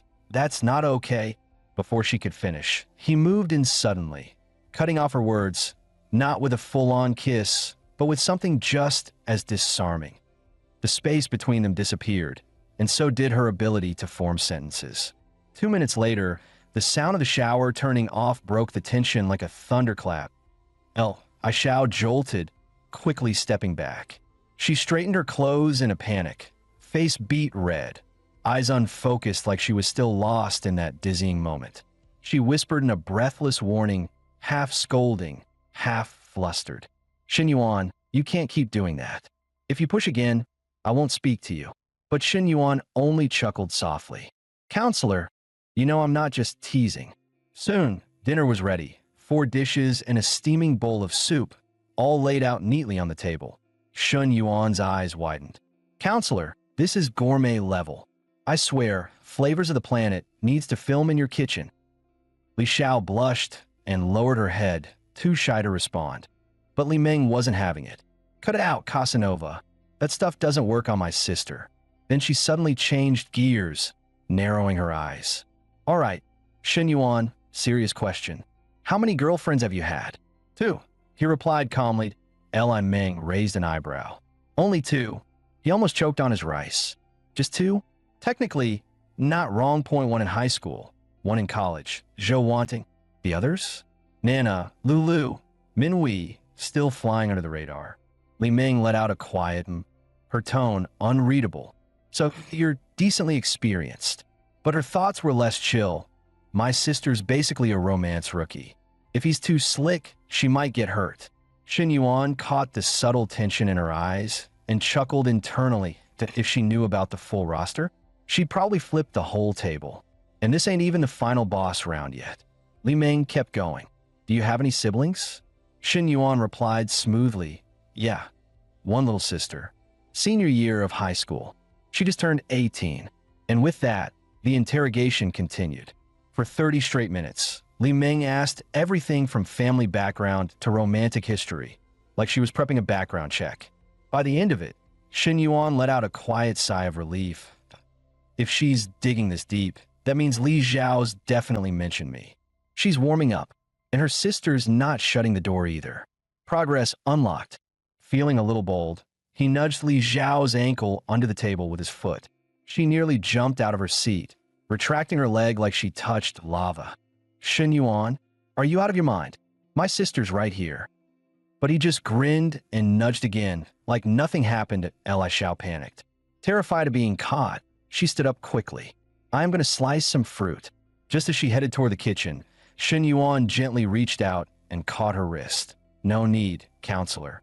It's late, and you've both had a long day. Don't worry about the fruit. I'm good. Li Meng stared at her sister's back, eyes narrowing. Something's off. She's too quiet, too obedient. That's not my usual sister. She doesn't look in love. She looks under siege. She turned back to him. You sure you don't want to stay a little longer? Shen Yuan smiled and waved her off. I've got some things to handle tonight. I'll swing by another time. As he walked out, he couldn't help but smirk. Point one battlefield down. Gotta know when to hold and when to fold. Push too far, and I lose the war. Besides, the next arena is waiting. Once the door closed, Li Meng turned to her sister, nudging her lightly. I got all the answers you didn't dare ask. My advice? Don't fall too fast. Keep testing him. Li Xiao nodded absent-mindedly. Yeah, he's more mature than most guys I've met. But that boldness of his, it's kind of scary. Li Xiao slowly sat down, her heart still pounding as she leaned against the coffee table. We're not even officially together yet. But my defenses up top and in the middle, already in ruins. She bit her lip in frustration. At this rate, 1 or 2 more encounters, and the bottom line's going to collapse too. I won't even have an excuse to resist anymore. Meanwhile, on the other side of town, Shen Yuan had already launched his next campaign. The moment he saw Chen Na, he didn't even let her settle in. He dragged her straight back to the apartment. Wait, what? She protested. Weren't we going to the cafe to try my new latte recipe? Why the sudden U-turn? He ignored her confusion, leading her inside with a smirk. Hey, do you still have that gray suit? The one with the black stockings? Chen Na instantly understood, pouting. Really, Shen Yuan? You promised a proper, respectful evening. You said you wanted to restore my trust in you. He rummaged through the closet, grinning like a teenager. This is proper. I'm offering premium emotional compensation, worth billions. In the end, she gave in and changed. Standing in front of the mirror in her gray blazer and stockings, she muttered with exasperation. Why are men like this? There's nothing to unwrap anyway. Wouldn't it be easier without all the drama? Shen Yuan didn't answer right away. Instead, he gave her a sly smirk and leaned in, whispering, Don't worry, you'll understand very soon. An hour and a half later, the room was soaked in heat and tension, each round only making things more intense. Suddenly, the system chimed in frowny face target update. Chen Na's affection level has surpassed 90. Emotional bond upgraded. Ding. Milestone reached. Rewards granted exclusive skill card ×1. 5 million vehicle fund. Link plus? Shen Yuan's eyes widened to the final reward. Wait, what? Is that what I think it is? He chuckled devilishly. Nah, looks like tonight's not over yet. You might want to stretch a bit more. Right on cue. Chen Na gasped as she noticed something different. Wait a sec, Shen Yuan, what's going on with you tonight? He leaned close, voice a smooth whisper in her ear. Didn't you always wonder why guys are into this outfit thing? Well, he grinned wickedly tonight. I'm giving you the full answer. Satisfied yet? After nearly 3 hours of nonstop intensity, Chen Na collapsed on the couch, barely able to catch her breath. Shen Yuan, what the hell was that? You feel completely different. He leaned back lazily against the headboard, smirking. What do you mean by different? Chen Na thought for a moment, cheeks flushed. I don't know, it just felt more intense, more satisfying. Seeing her so flushed and content, Shen Yuan couldn't help but smile. That look right there, that's the ultimate compliment a man can get. He chuckled to himself. If I can level up again, who knows how far this could go? With that thought, he opened the newly unlocked, exclusive skill pack from the system. His eyes lit up. A screen full of skills popped up. Two of them immediately caught his attention. First, combat skills. When you've got money and women, trouble's bound to find you. Better be ready to throw hands. Second, appliance repair, just in case something breaks at the counselor's place. Perfect excuse to show up, fix things, and maybe stir up some sparks while he's at it. He pictured her handing him a glass of water, dabbing sweat from his forehead, cheeks faintly pink. Damn, this repair gig's got real potential. Even better, note, instant mastery. No training required. Click to activate. Looking back at the loot, Shun Yuan saw a clear pattern. The second heroine's rewards were leagues above the first. Oh, what about the third girl? Once she hit 90, he grinned wickedly. All right, time to push the next progress bar. Just as things were starting to settle down, Chen Na's phone suddenly rang. She picked it up, and her face instantly went pale. Mom, what? That's serious? Do you have enough money? I could transfer it now. No, don't worry. I'll come home first thing in the morning. But promise me, call me immediately if anything else happens. After she hung up, her face was a storm of panic and guilt. Shen Yuan stepped forward, his voice soft but firm. What happened? You can tell me. Shen Na's voice broke as she spoke. It's my dad. He ended up in the hospital again. Drank too much. He already has high blood pressure, and it's all my fault. They've been begging me to come home for blind dates, and I kept making excuses.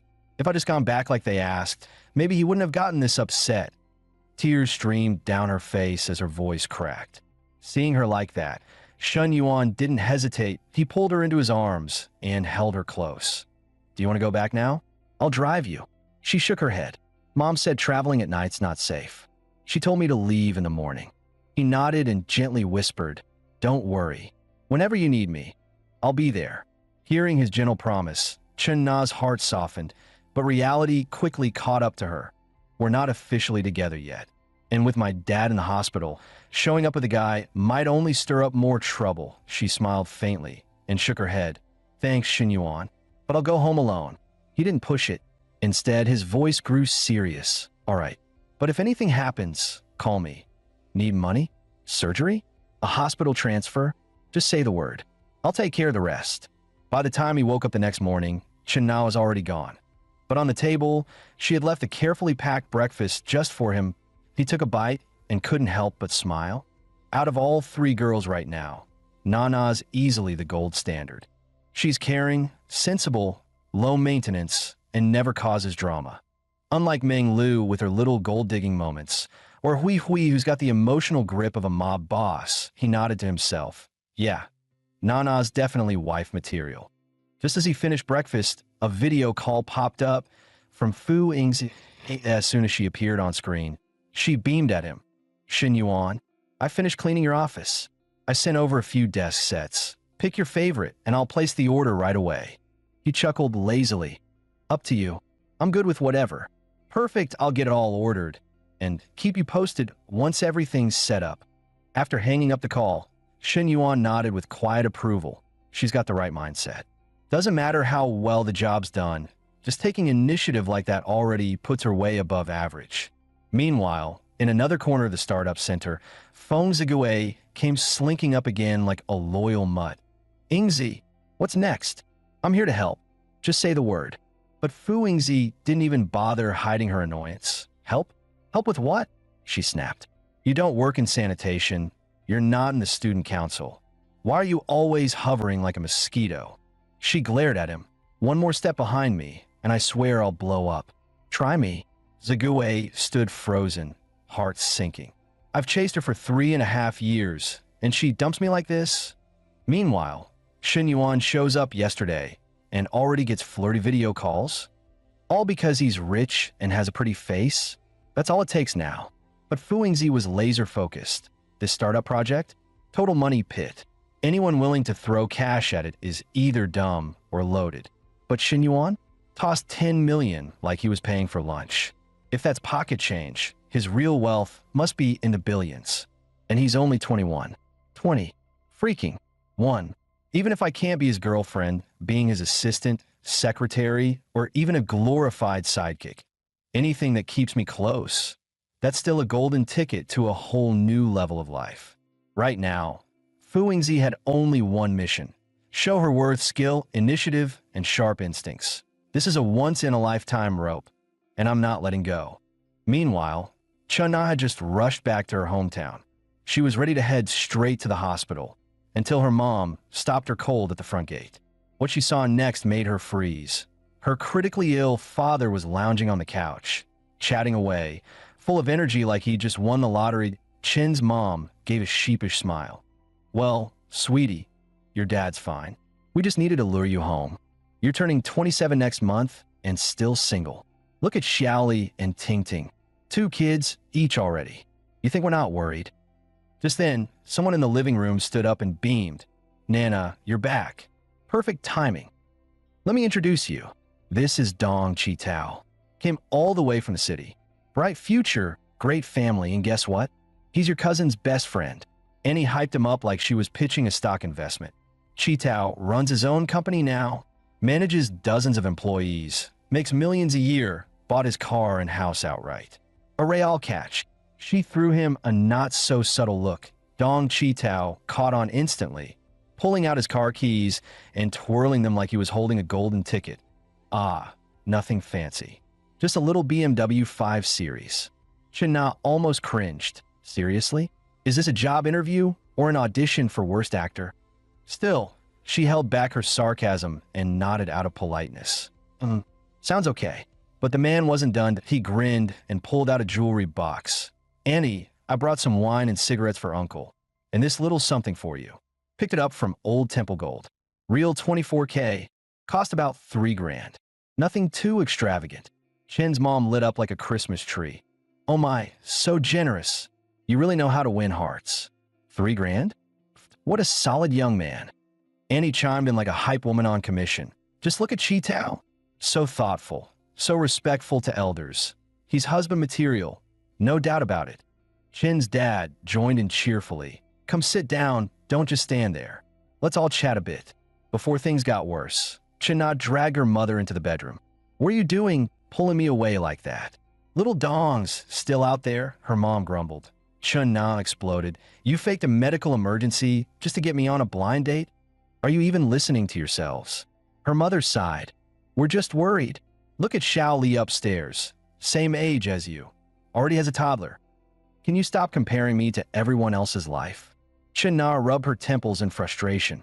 "I'm done arguing. I need a break." She fired off a text in rage. "Shen Yuan? My dad's totally fine. It was a setup. They tricked me into coming home for some lame matchmaking. I'm leaving this afternoon." But he replied in one cool line, frowny face. "I'm almost off the highway. Send me your location." Chen Na froze the second she read the message. "Wait, Shen Yuan's coming here? To my house?" Her brain went full speed. Is he storming the place? Meeting the parents? Launching a full-on counterattack? Her mood flipped instantly. She sprang up and told her mom, "Mom, just a heads up, I've got a friend dropping by." Her mom raised an eyebrow. "Guy or girl?" Chen Na flashed a sly grin. "You'll see soon enough." 15 minutes later, the doorbell rang. There stood Shen Yuan, suit on point, arms full of gift bags like Santa on a mission. Chen Na's eyes nearly popped out. "Why do you look like you're hosting a charity gala?" Shen Yuan chuckled and turned to her mom. "First time visiting the elders. Can't come empty-handed, right?" He bowed politely. "Nice to meet you, Andy. I'm Shen Yuan, Na's boyfriend. You could just call me Xiao Shun. These are humble gifts. Hope you don't mind." Dead silence. Annie's jaw dropped. Dong Chi-Tao stood frozen like someone just hit pause on his entire life. Chen Na's parents both stared at her in shock. Nah, what are you talking about, a boyfriend? Since when? Why didn't you say anything?" But the moment Shen Yuan started lining up bags and boxes on the table, each looking like it came from a luxury boutique, her mom's tone did a full 180. "Oh, Xiao Shun, you shouldn't have. Coming over is enough. Why bring so many gifts? It's too much." Shen Yuan smiled warmly. "Don't mention it. Nana is my girl. Your family is my family." Her mom gingerly picked up a gift box, eyes widening. "These must have cost a fortune. Shin Yuan waved it off like it was nothing. Not really. Barely 300 grand. Silence. Literal dead silence. The entire room collectively gasped. Annie looked like she was about to faint. Dong Chi-tao's jaw hit the floor, and even her dad blinked in disbelief. 300 grand? What the heck did he buy an island? Dong Chi-tao's face dropped instantly. He thought a $900 gift made him look impressive, until Shun Yuan casually dropped over $45,000, turning him into a background prop. As insecurity crept in, Annie leaned in and whispered, "Relax, Chi-tao, I just found out about this too." But think about it. If her boyfriend's really that loaded, why bring him home now, of all times? Chi-tao caught on fast. "Wait, you think this guy's fake?" Auntie nodded slowly. "Could be just a performance, I'm gonna go feel him out." She switched to a friendly tone and approached Shun Yuan. "Hey, Shun, right? I'm Nana's aunt. You look pretty young. How old are you?" Shun Yuan replied with a polite smile. "Nice to meet you. Annie, I'm 21. Her voice shot up. 21. That's 6 years younger than our Nana. The moment she said it, her suspicions felt confirmed. No way a 27-year-old woman actually landed a rich toy boy like this. That IT had to be staged. Even Nana's parents were starting to look uneasy. Something felt off. "So, Shun Yuan, you're already this wealthy at such a young age. What do you do for work?" Shun Yuan smiled. "I'm still in college, but I run some side businesses, investments mostly, finance and real estate." Annie nearly rolled her eyes. Finance and real estate? Seriously? Everyone and their dog claims that these days. She kept digging. "Then I assume you bought a place? I mean, if you and Nana plan to get married, there has to be a house, right?" Shun Yuan nodded calmly. "Of course, we have 2.1 under my name, 1 under hers, both in Star City." Chi-tao's jaw almost dislocated. .2 apartments in Star City. The lies just kept escalating, but Annie gave him a subtle look. "Don't lose your cool. Let him dig his own grave, I'll handle it." Auntie gave him a kind reminder. "Shun Yuan, there's nothing wrong with pride, but pretending to be rich just to save face, it's not necessary. Honesty matters more in a relationship." Her words made Nana's parents exchange skeptical looks. That a single apartment in Star City runs over $150K. Who casually buys one before marriage? Sensing the tension, Nana quickly pulled out her phone. "Annie, you're seriously overthinking. Shun Yuan did buy me the place. Look, I even installed the Wi-Fi yesterday. Here's the contract and receipt." Chen's mom leaned in for a closer look. She didn't understand all the details, but the paperwork looked legit. Annie just scoffed. Wow, they really went all out, even brought props. Shun Yuan, unfazed, tapped away on his phone, then casually said, "Nana, since the apartment's almost ready, I just sent you $150K for interior work. If it's not enough, let me know." Nana didn't even blink. Shun sending money was nothing new, but she did think $150K was a bit over the top. In no way soft furnishings cost that much. Right then, a notification chimed from Nana's phone, a bank transfer alert. Her parents leaned over check, and their faces went pale. $150,000 in cash, instantly transferred, no strings attached, just like that. Auntie's jaw dropped. Holy crap, he actually sent it. Just like that. I was just lecturing him about honesty. Now I'm the one getting slapped by reality that if he can casually send that much for decor, how much money does he have? Meanwhile, Chi-tao stood stiff behind them, silently sweating. Thank God Annie took the lead. If I'd opened my mouth first, I'd be the one getting humiliated right now. His hopes crashed that IT was over. He should probably just cut his losses and bounce. Those premium cigars and liquor sets, probably gone for good. What a bust. But then a thought hit him. Might as well make a connection while I'm here. He put on a smile and slid over. Shin bro, if you're dropping $150K just on interior stuff, those apartments must have cost a fortune. Huh. Maybe we should stay in touch. Shin Yuan glanced at Chi-tao with a smirk. This guy sure knows how to play the game, and oh point pretending otherwise. It's not that expensive that Nana's place was around $450K. Mine's a suburban villa, about $1.5 million. $1.5 million? Chi-tao nearly tripped, but forced a laugh. Phew, next to yours, my little condo feels like a shoebox. Auntie silently scoffed. This kid changes teams faster than a weather app. But even she couldn't hold it in anymore. Her face softened, voice syrupy sweet. Ahem, Shino, Mr. Shun. Sorry for earlier, I tend to speak before I think. Hope I didn't offend you. Shin Yuan waved it off casually. It's all right. And he had no need to be formal. We're all family now. Nana's parents finally let out a sigh of relief. Shun, next time you visit, don't bring so many gifts. Make yourself at home. Just then, a lively voice called out from the doorway. Sis, you're back. Nana, cheeks slightly red, smiled. This is my little sister, Chun Sinyu. Sinyu, say hi to your brother-in-law, Shin Yuan. Sinyu shyly looked up and whispered, Hi, brother-in-law. Shin Yuan politely nodded back, but his mind wandered for a second. This little sister, she really does look like Nana, but a bit less polished, sure, but more youthful, more innocent. Same genes, same mother. Yet somehow the younger one clearly got the better nutrition. Aunt and uncle, y'all got some explaining to do.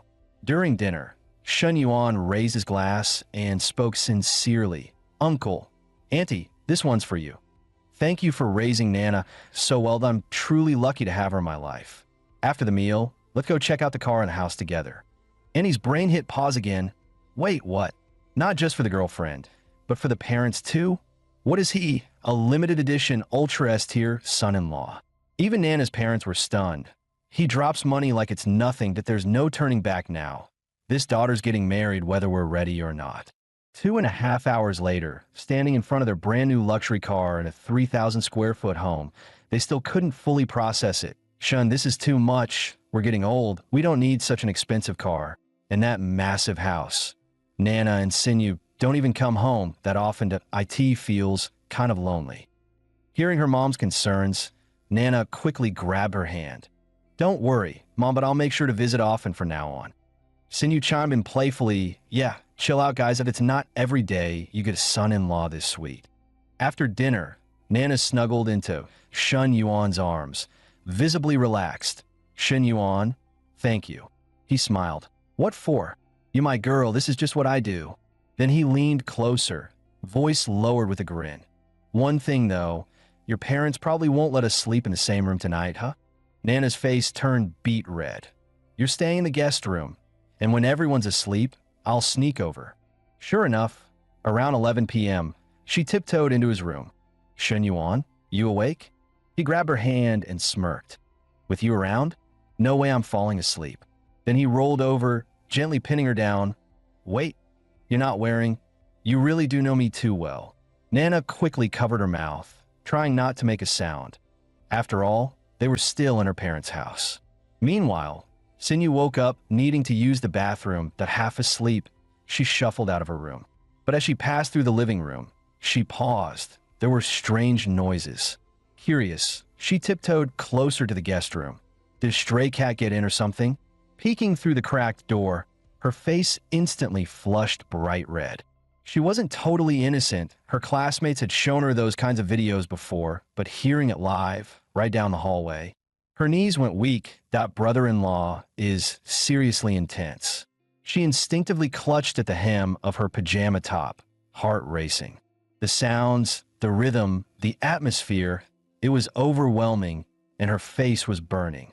Only when the scene seemed to calm down did she stumble away, practically fleeing back to her room. God, if they find out I was eavesdropping, I'll die of embarrassment. About an hour later, Nana quietly tiptoed back into her sister's room. She gently lifted the blanket and slipped under it, trying not to wake her.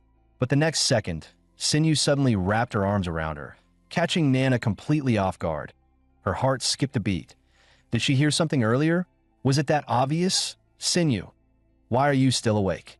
Sinyu murmured softly, her voice muffled as she leaned into her sister's shoulder. I just wanted to sleep while holding you. Nana's expression softened. She gently stroked her sister's hair and pulled her in closer. Of course you can. Just sleep tight, okay? The two lay close, only in pajamas. Nana could feel Sinyu's warmth and presence so clearly that she couldn't help but think, she's really grown up, hasn't she? The next day back on campus, Fu Yingzi led Xinyuan to their entrepreneurship office. Everything inside was spotless. Chairs aligned, papers stacked, Even the plants looked polished. Shin Yuan gave a nod of approval. Not bad, that she's not just a dancer. She's actually efficient. Good assistant material. These are the first batch of proposals and business plans I collected from the student council this morning. Around a dozen. You might want to take a look.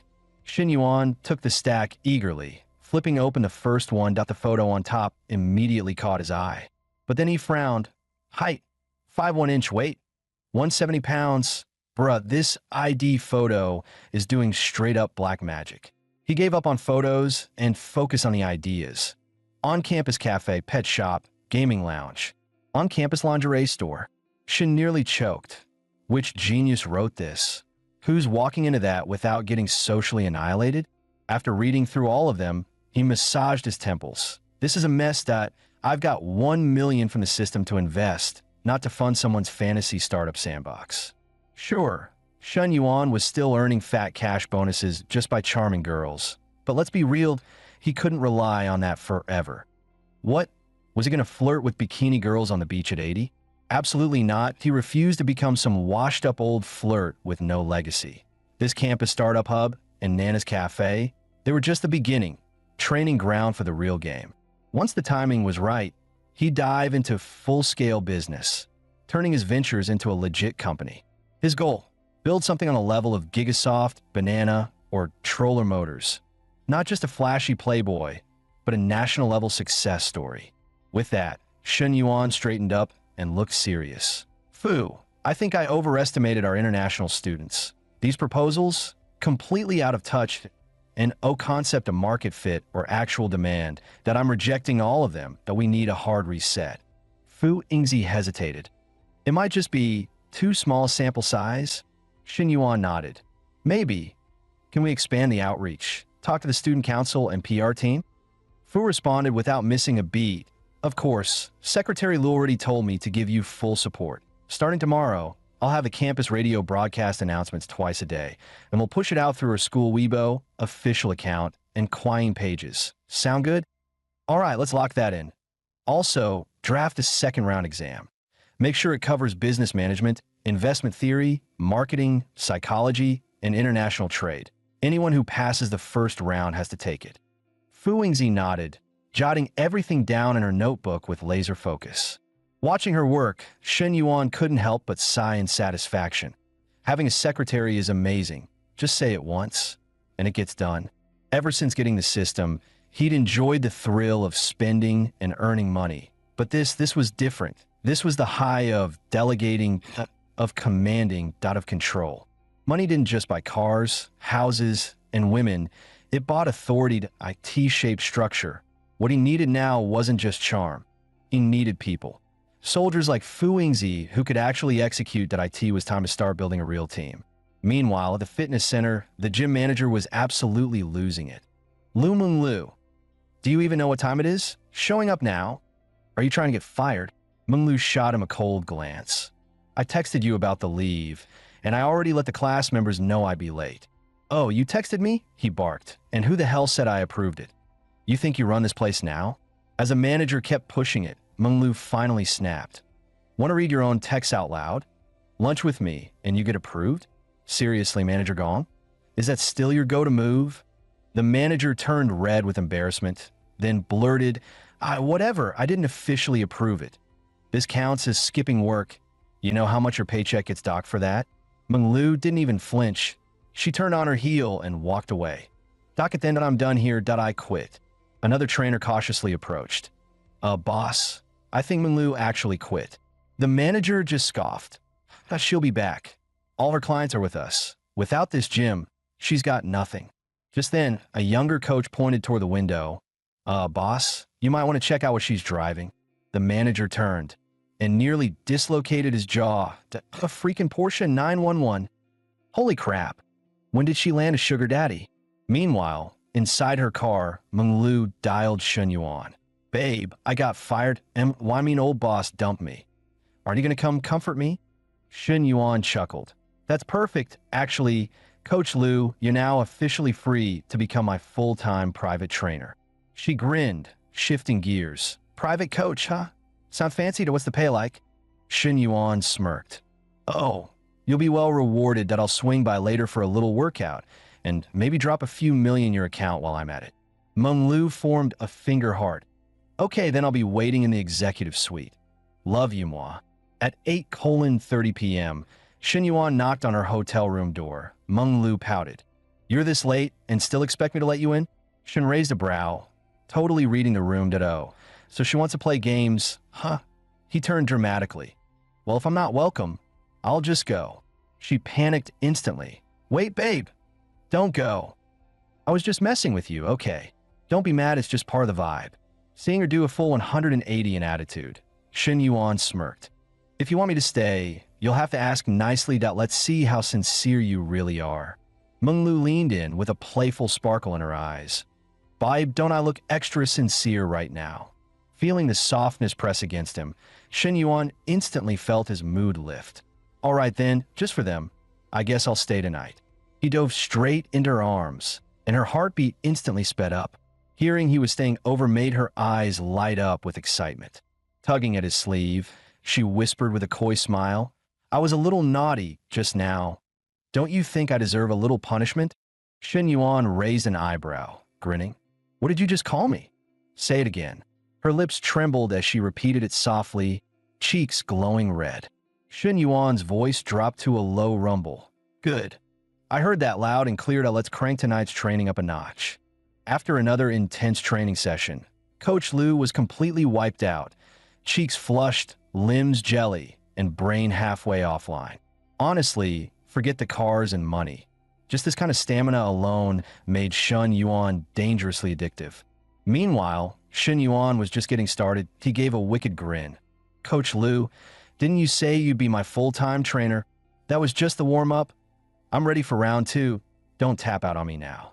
And so, round 2 began and lasted another full hour. Only then did Shen finally stretch out, satisfied. Phew. Solid cardio, muscle activation 100%. Meng Lu lay motionless, lips trembling. Oh my god. I'm done for. You promised to take it easy. Shen Yuan smirked. That was easy. Did I only use half the intensity one used with Nana? Meng Lu gave him the side eye. Half? You're right. I heard your 5% energy levels back at the cafe. This was a full-blown power mode. You were basically running at 12 out of 10. And don't even get me started on the stamina difference from last time. Shen just grinned, saying nothing. That she's not wrong, that it's like the difference between being 5'7" inch and 5 feet 11 inches, subtle at first until you experience it. And with the relentless mode, active, unlimited stamina. Honestly, at this rate, I'm starting to feel a bit lighter again. Been burning too much lately? Shen Yuan quickly pulled up his system stats. And sure enough, he'd lost 2 full kilograms in just 2 weeks. Even his health rating had dropped by 3 points. That hit like a wake-up call. Dude, 6 feet tall and barely 140 pounds. One more workout, and I'll be all skin and bones. Time to let Coach Liu shine in her actual profession. He flopped back onto the bed, looking serious.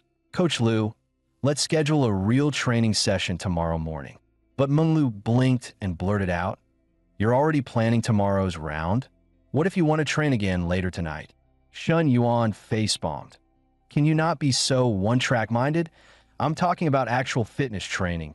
Look at me. I'm disappearing here.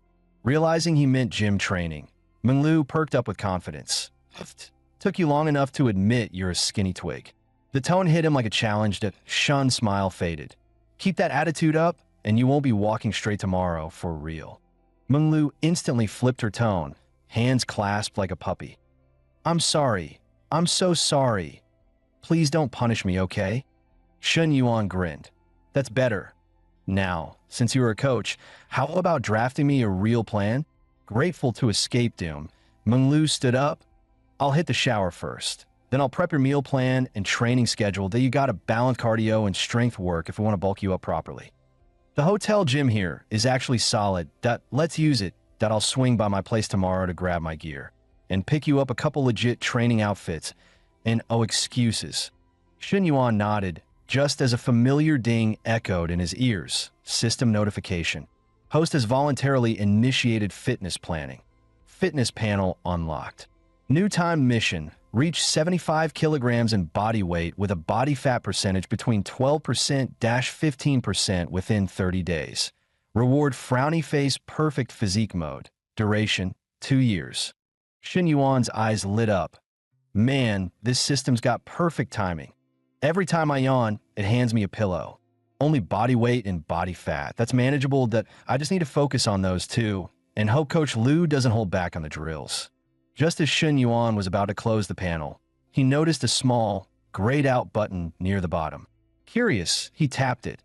His eyes widened instantly. A hidden list of locked attributes appeared, and fitness was just one of them.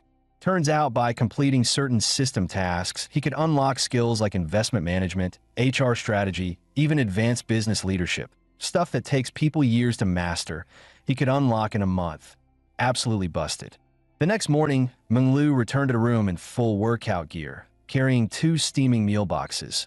Babe, hotel breakfast has way too many calories. I got up at 6:30. Went home and made you some lean meals for breakfast and lunch. Eat up. Shin Yuan opened the box to find a perfectly balanced fitness meal. Protein, greens, carbs, all beautifully arranged. He gave her a big thumbs up. Coach Liu, this is next level. Looks amazing. Menglu puffed her cheeks. Glad you noticed. But next time, maybe don't wear me out like that again. Shin Yuan smirked. Just worn out? That's all. Not even a little bit enchanted, blown away, emotionally moved? Menglu's cheeks turned bright red. Too flustered to continue the topic, she quickly waved him off. Yes, you're amazing, okay? Now hurry up and eat. We've got a gym day downstairs. Soon after, Shin Yuan, fully geared up, followed her to the hotel's fitness center. IT was Saturday, so the place was already buzzing. The moment Menglu walked in, heads turned out a lot of heads. Her athletic build paired with tight leggings and a cropped workout top? Yeah, no one was prepared. Dude, since when did our gym get a literal goddess as a coach? Bro, those proportions aren't even legal. But when they noticed her attention locked entirely on the scrawny dude beside her, the collective male ego took a critical hit. Wait, that guy's her boyfriend. Jealousy hit max level. How does someone with zero muscle mass land someone like her? Just then, a familiar voice popped up. Hojun, yo, isn't that Shin Yuan? Wasn't he at IFC with a different hottie the other week? New girl already? Man's on rotation mode. Meanwhile, Menglu glanced at Shun, who was already out of breath. See, that's what happens when you skip the gym for too long. But hey, for day one, not bad. Here, drink some water. Slow and steady wins the gains. Shun took the bottle with a cheeky grin. Slow and steady. Huh. So, when do I get to unlock the real bonus round? Watching Shun Yuan flirt with Coach Liu while casually working out, Ho Jun felt like chewing nails. Seriously? This guy's here playing happy couple with his new girl, while I can't even reach Zhou wanting, calls ignored, WeChat blocked, don't even know where she lives, left with zero closure. This is insane. This dog better not be juggling multiple girls. If I expose him, no decent woman would stick around after that. Let's see him talk his way out of that mess. Putting on his best fake-friendly grin, Ho Jun walked over. Well, Shun Yuan, what a coincidence. Didn't expect to see you here too. Shin Yuan glanced sideways. Oh, it's you, something you need? Ho Jun kept his smile pinned in place. Nah, just saw a familiar face and thought I'd say hi. Shin replied with a flat. Right? I'm gonna keep working out then. Meanwhile, Menglu's expression was plain as day. You can leave now. She didn't even bother to be polite. The awkward air thickened, but Ho Jun pressed on. By the way, where's the girl you took to IFC last time?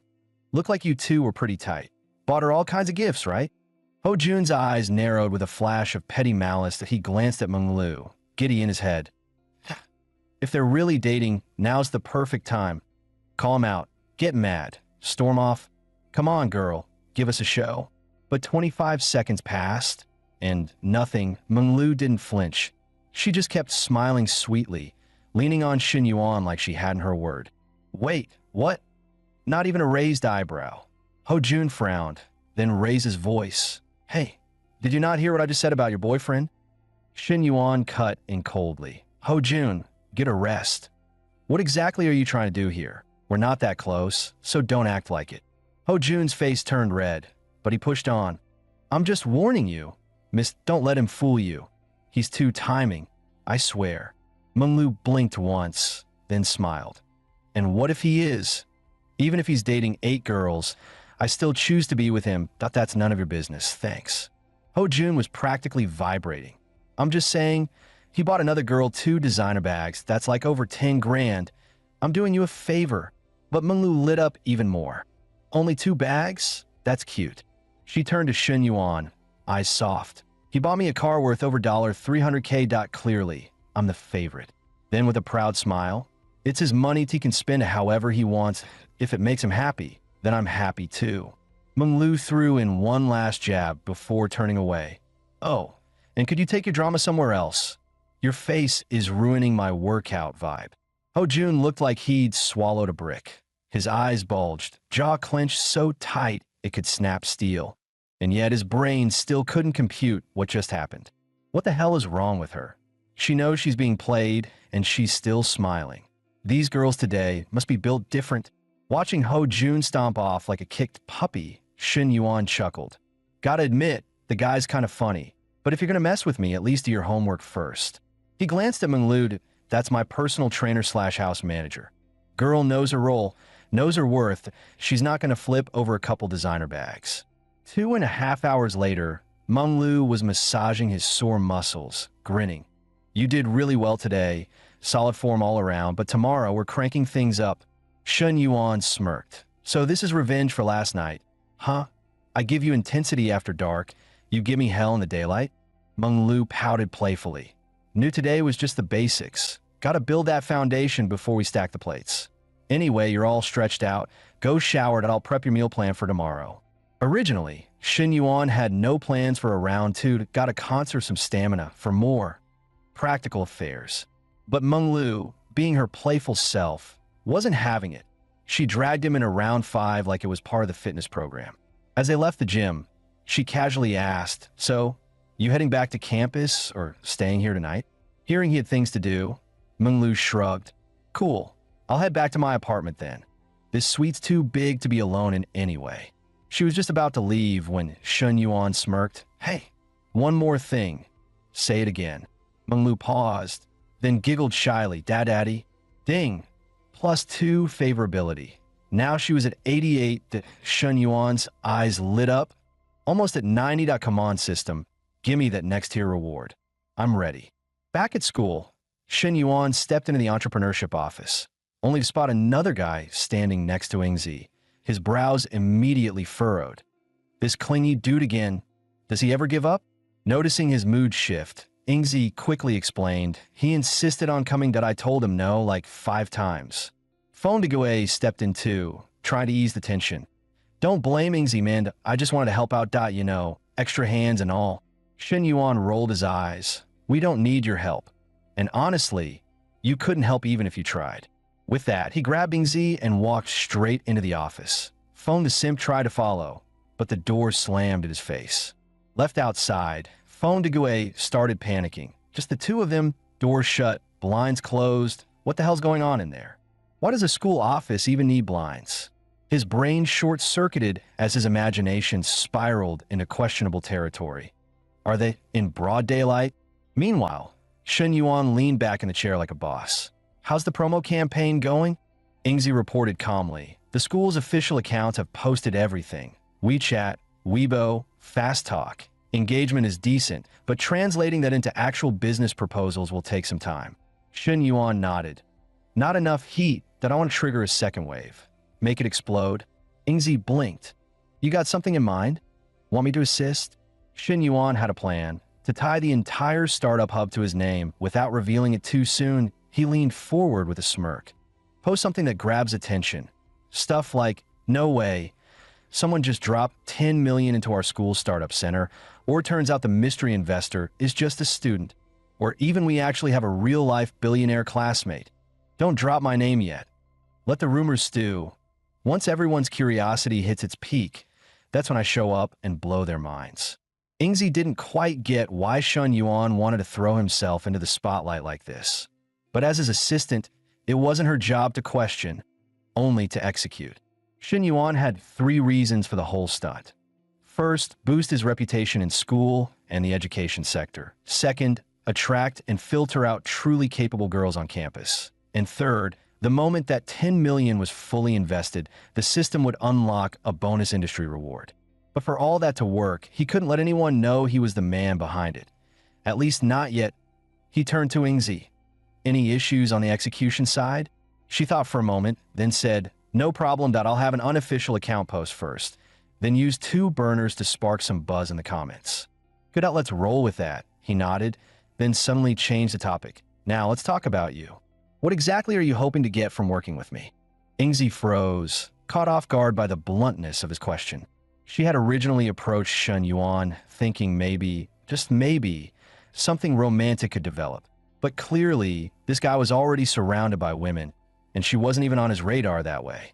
After a short pause, she admitted, internships start next semester, but, well, you know how it is. Our school doesn't carry much weight, and I'm majoring in marketing. It's tough to find a good job out there. I figured working with you might earn me more than what the average internship pays. Shen Yuan wasn't surprised at all. Still just a college kid. Thin-skinned that if she'd said she wanted me instead of a job, maybe I'd be tempted to play along, he smirked. So, when you say more money, how much are we talking? When Shen Yuan asked her to name her price, Ingzi hesitated, then cautiously offered, maybe around $100 a month? It was already way above the starting salary for most fresh grads, and even she wasn't sure she'd gone too far. But Shen Yuan didn't even blink. I'll round it up to 10K. DOL, and you'll get bonuses too from now on. You're on my team. Ingzi's eyes widened in disbelief.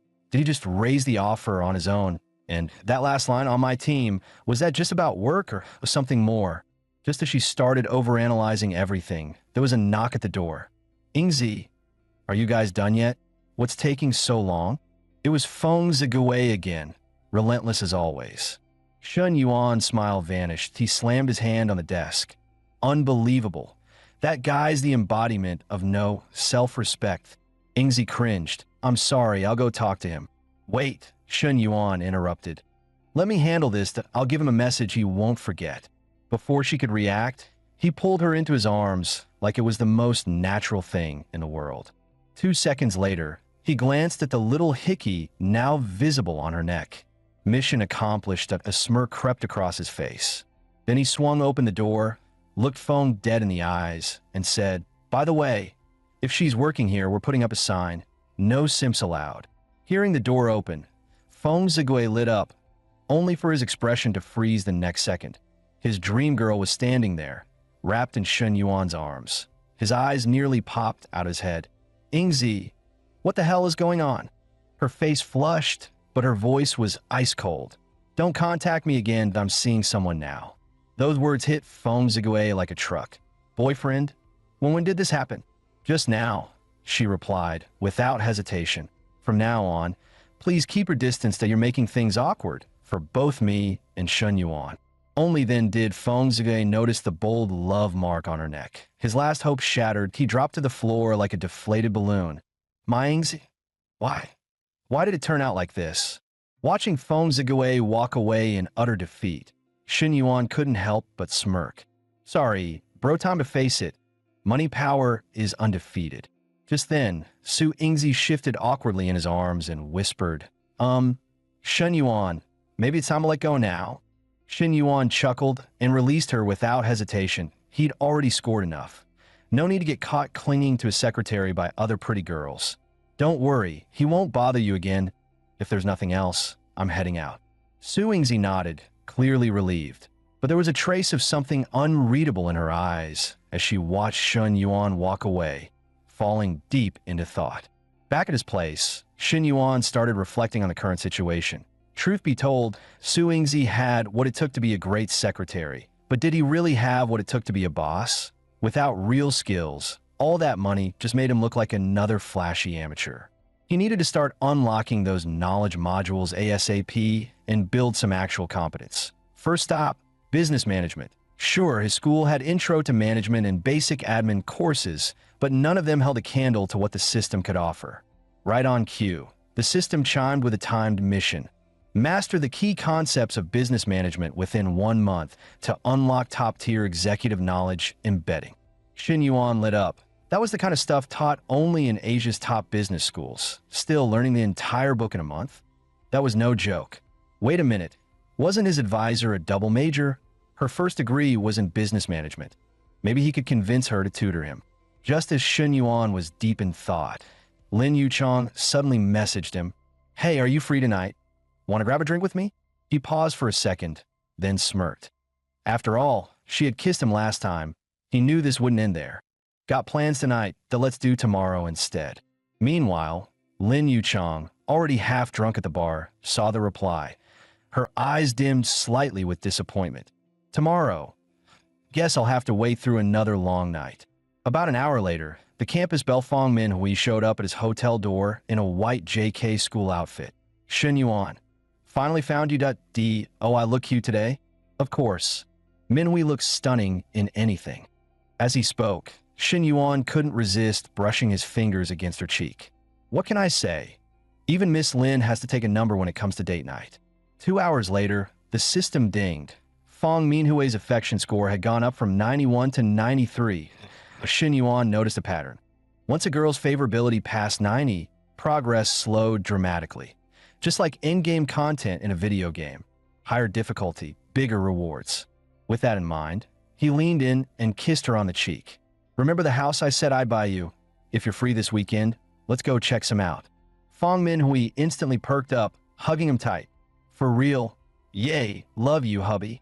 The next morning, as Fong Minhui returned to campus, she walked in her dorm just in time to hear her roommates gossiping.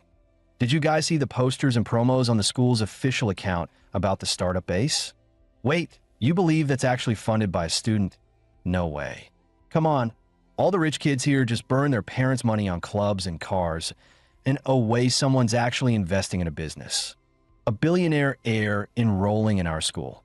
Sounds like someone's writing fanfiction." Chun Ling, who knew the truth, squirmed like ants were crawling all over her. She leaned over and whispered to Minhui, "I'm gonna explode. Can I please just tell them?" Minhui held a finger to her lips. "Shoo." Shin Yuan said to keep it quiet. Ugh, but why though? All that money and he's acting low-key as hell. That dude's literally flexing in the dark. But seriously, Minhui, you hit the jackpot. Could you ask if he's hiring a maid or housekeeper or something? I'm so done trying to hustle on my own.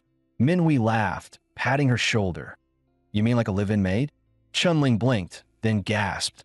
Girl, are you trying to make me the side chick now? I mean, I wouldn't mind, but I doubt your Shin Yuan's into girls like me. Nah, you're the queen here. Big Minhui, I bet Shin Yuan had the night of his life, didn't he? Caught off guard by her friend's teasing, Minhui blushed furiously. Shut up, don't talk about that stuff. Chunling grinned. Oh, come on, you dressed for the occasion, didn't you?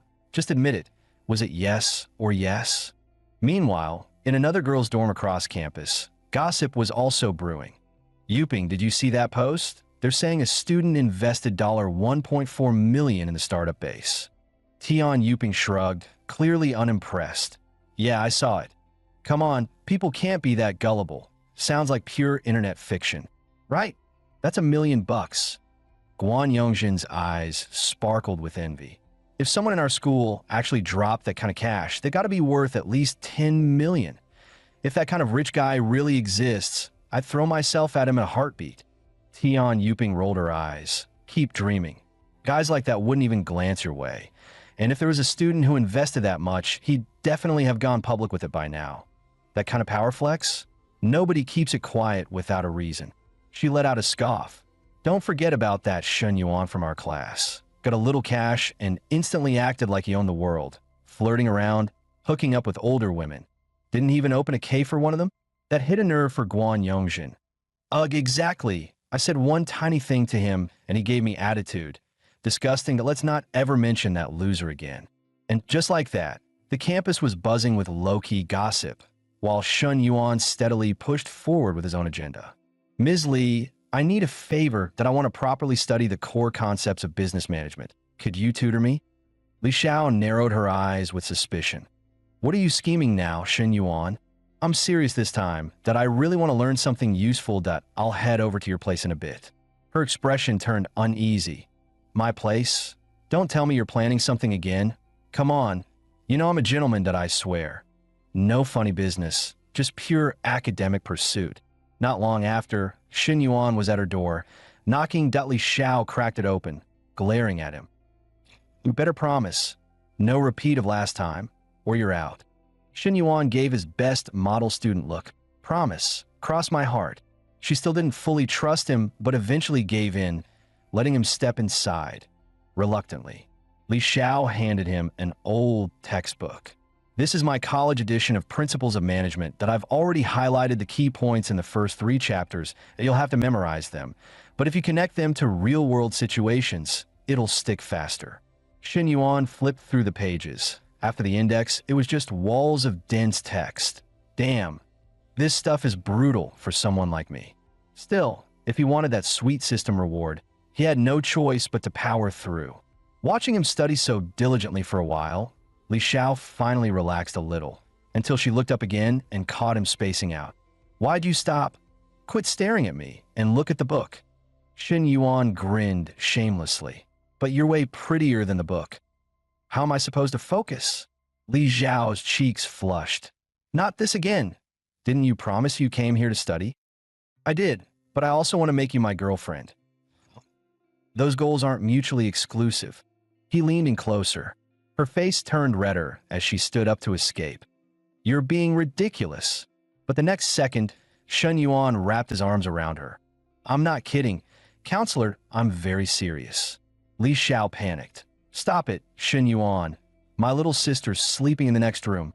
It's even better that she's home, Xin Yuan murmured. Now I've got the perfect excuse to make our relationship official. As his hand wandered, Li Xiao panicked and quickly pulled away. I never said yes. You will. Eventually, he replied smoothly. Then, without waiting for a reply, he leaned in and kissed her. Li Xiao let out a muffled protest. Ugh. I knew it. I let a wolf into the house. He had sworn up and down he'd behave, and now, 1 chapter in, and a man's true colors were already showing. Men, ugh, all the same. 2.5 minutes later, just as she started to meld into it, Li Xiao suddenly snapped back to reality. She grabbed his wandering hand with a sharp jolt, cheeks flushed and voice trembling with urgency. No, not there, that's absolutely off limits. 2.5 minutes later, her younger sister, Li Ming, stumbled out of the bedroom, still half asleep. But the moment she saw the scene in the living room, she was instantly wide awake. What the heck? Her sister and Xin Yuan, right there on the couch. Not even try to hide it. Was this some kind of free live reality show? And since when was her sister this bold? Cursing inwardly, she thought, if you two want to mess around, at least take it to the bedroom. Deciding she'd rather not watch, she turned on her heel and retreated back to her room. Seeing this, Li Xiao suddenly found the strength to shove Xin Yuan away. Her face flushed red. Look what you've done. My sister saw everything. Xin Yuan just grinned shamelessly. She's going to find out sooner or later. Isn't it better to tell her now? No, it's not. Li Xiao snapped. I haven't even agreed to be your girlfriend, and now I can't explain this to my sister at all. Sensing the dissatisfaction in her tone, Xin Yuan dropped his usual cocky smirk and, for once, asked seriously, Counselor, do you like me? Li Xiao thought to herself, well, maybe a little, but we're still in a teacher-student relationship. Xin Yuan glanced at the 73 affection points floating above her head and instantly understood.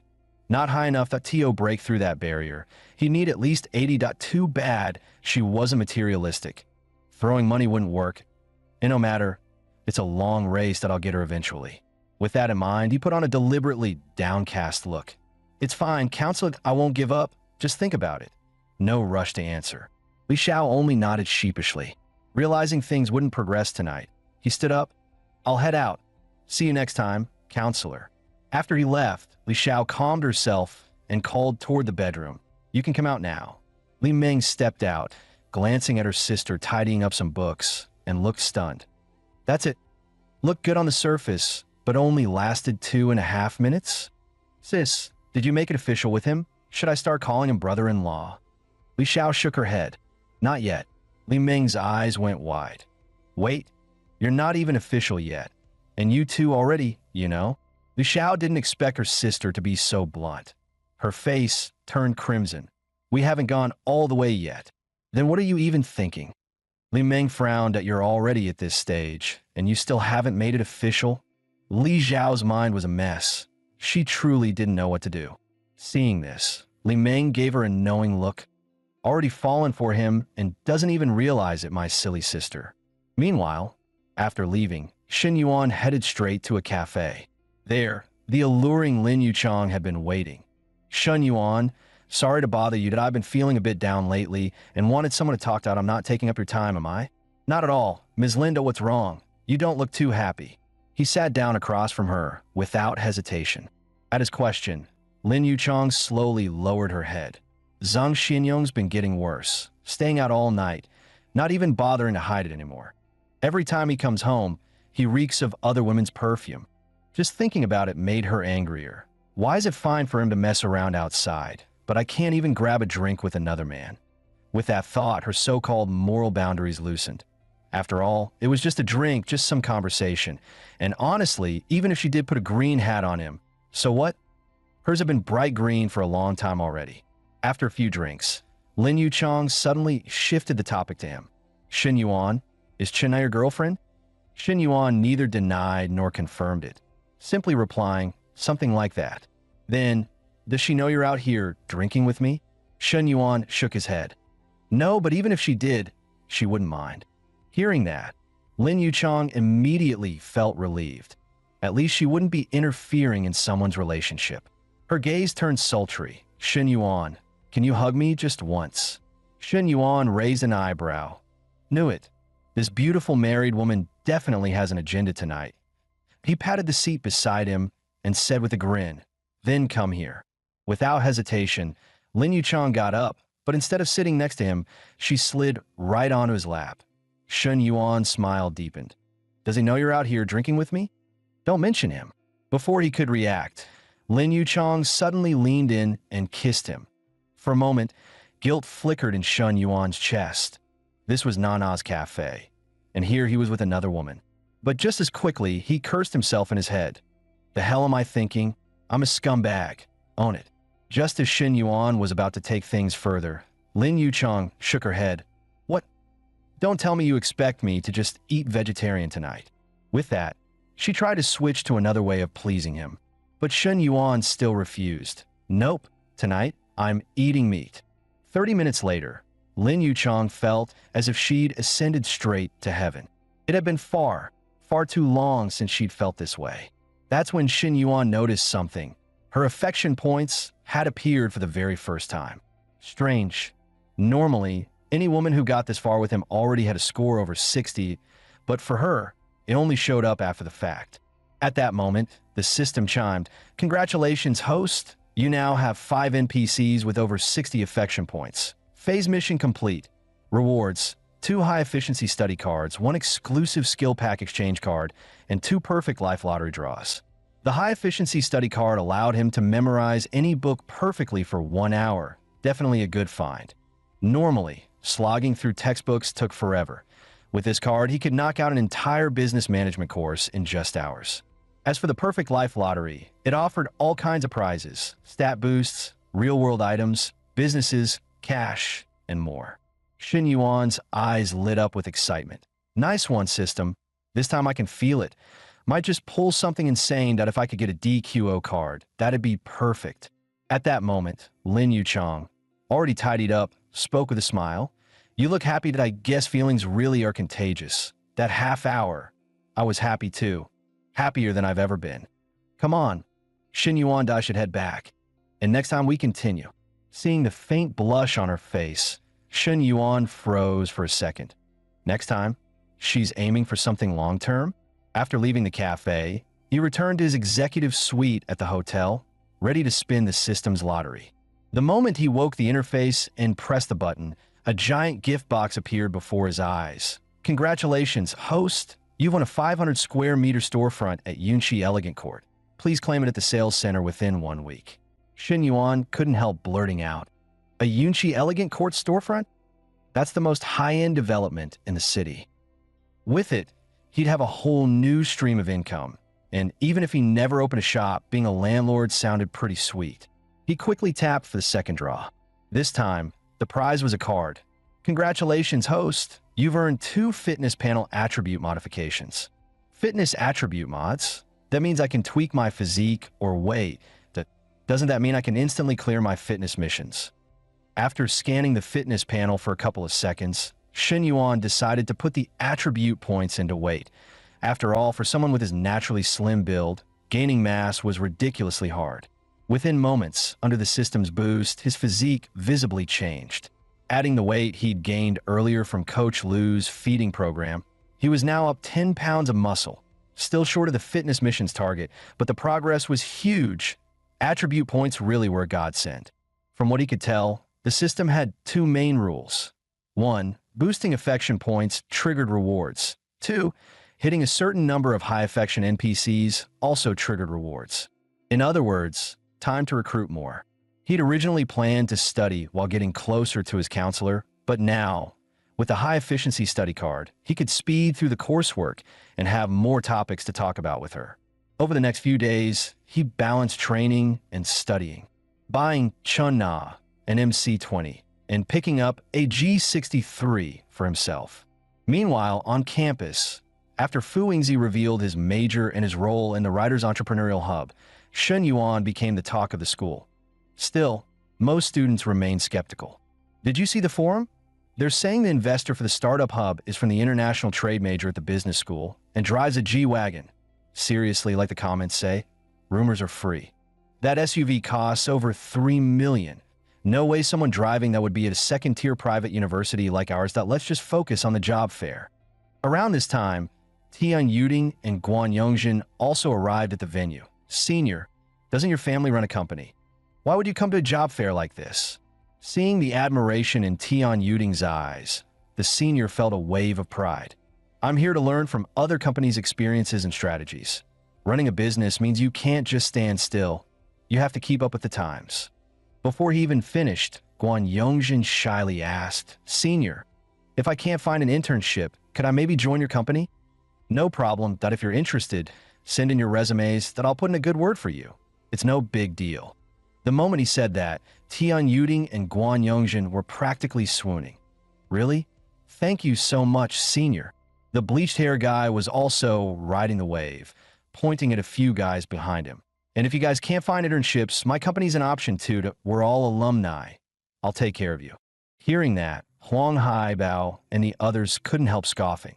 These clowns aren't here for the job fair. They're here to show off and pick up girls, as if flexing their cash wasn't enough. Now, they've got to drag us down too. If Old Third were here, he'd dump a bucket of yellow paint right over their heads. Our senior's got real skills and still stays humble. Not like Shen Yuan, who just runs a caffeine flirts with married women. Running a cafe versus running a company, that's night and day. Shen Yuan's got no vision and no class. Guan Yongjin nodded in agreement. Don't even mention him. After the way he treated us last time, it's clear he's got no sense of the bigger picture. Whatever filter I had for him is shattered. Tian, are you free this afternoon? Let's grab dinner after the job fair. Faced with the senior's invitation, Tian Yuding was quick to nod. Sure. Just then, a silver SUV slowly rolled in, its imposing design instantly drawing every pair of eyes. Wait, aren't off-campus cars banned from driving in here? What's going on? Hold up, that's a G-Wagon. The exclamations immediately caught Tian Yuding's attention. A G-Wagon? People have been talking about it all week. That student who invested $10 million into the startup hub. He's the one driving it. A real big spender. If he's actually from our school, he's way more worth knowing than the senior. Guan Yongjin's mind was already working. If Tian Yuding could latch onto a senior, maybe she could land someone even richer. Right then, the window slowly rolled down, and Shen Yuan leaned out. Old Huang, old Chow, what are you guys doing here? Need a ride back to the dorm.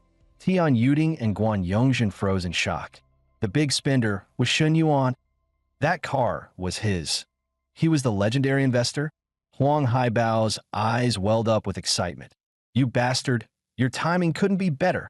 Suddenly, Tian Yuding stormed up to the G-Wagon, pressing herself against the door to peer inside.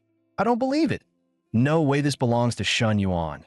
There must be someone else inside. He's probably just the driver. But no matter how she looked, she saw no one else. At that moment, Huang Haibao and the others strolled over, looking refreshed. What are you staring at? You look shady as hell. Move it. We're getting in. Watching the G-Wagon disappear from sight, Tian Yuding was filled with regret. There'd been a top-tier rich guy right beside her, and she hadn't even known. Worse yet, she'd offended him. What the hell was I thinking? Guan Yongjin's expression was just as conflicted. She nudged Tian Yuding. Do you think if we apologized to Shun Yuan, he'd accept it? It didn't take long for news of Shun Yuan's big spender identity to spread like wildfire across campus, instantly turning him into the crush of countless girls. T, just 21, tall, and ridiculously handsome. There was only one strategy. Go for it. I got his WeChat. Watch how I reel him in backslash. Don't you have a boyfriend? Her roommate asked in disbelief. The girl smirked. So what? If Shun Yuan wants me, my current boyfriend becomes my ex. He can get lost for all I care. Meanwhile, elsewhere, a tall, strikingly beautiful girl approached Fu Yingzi. Yingzi, it's been so long. I've missed you.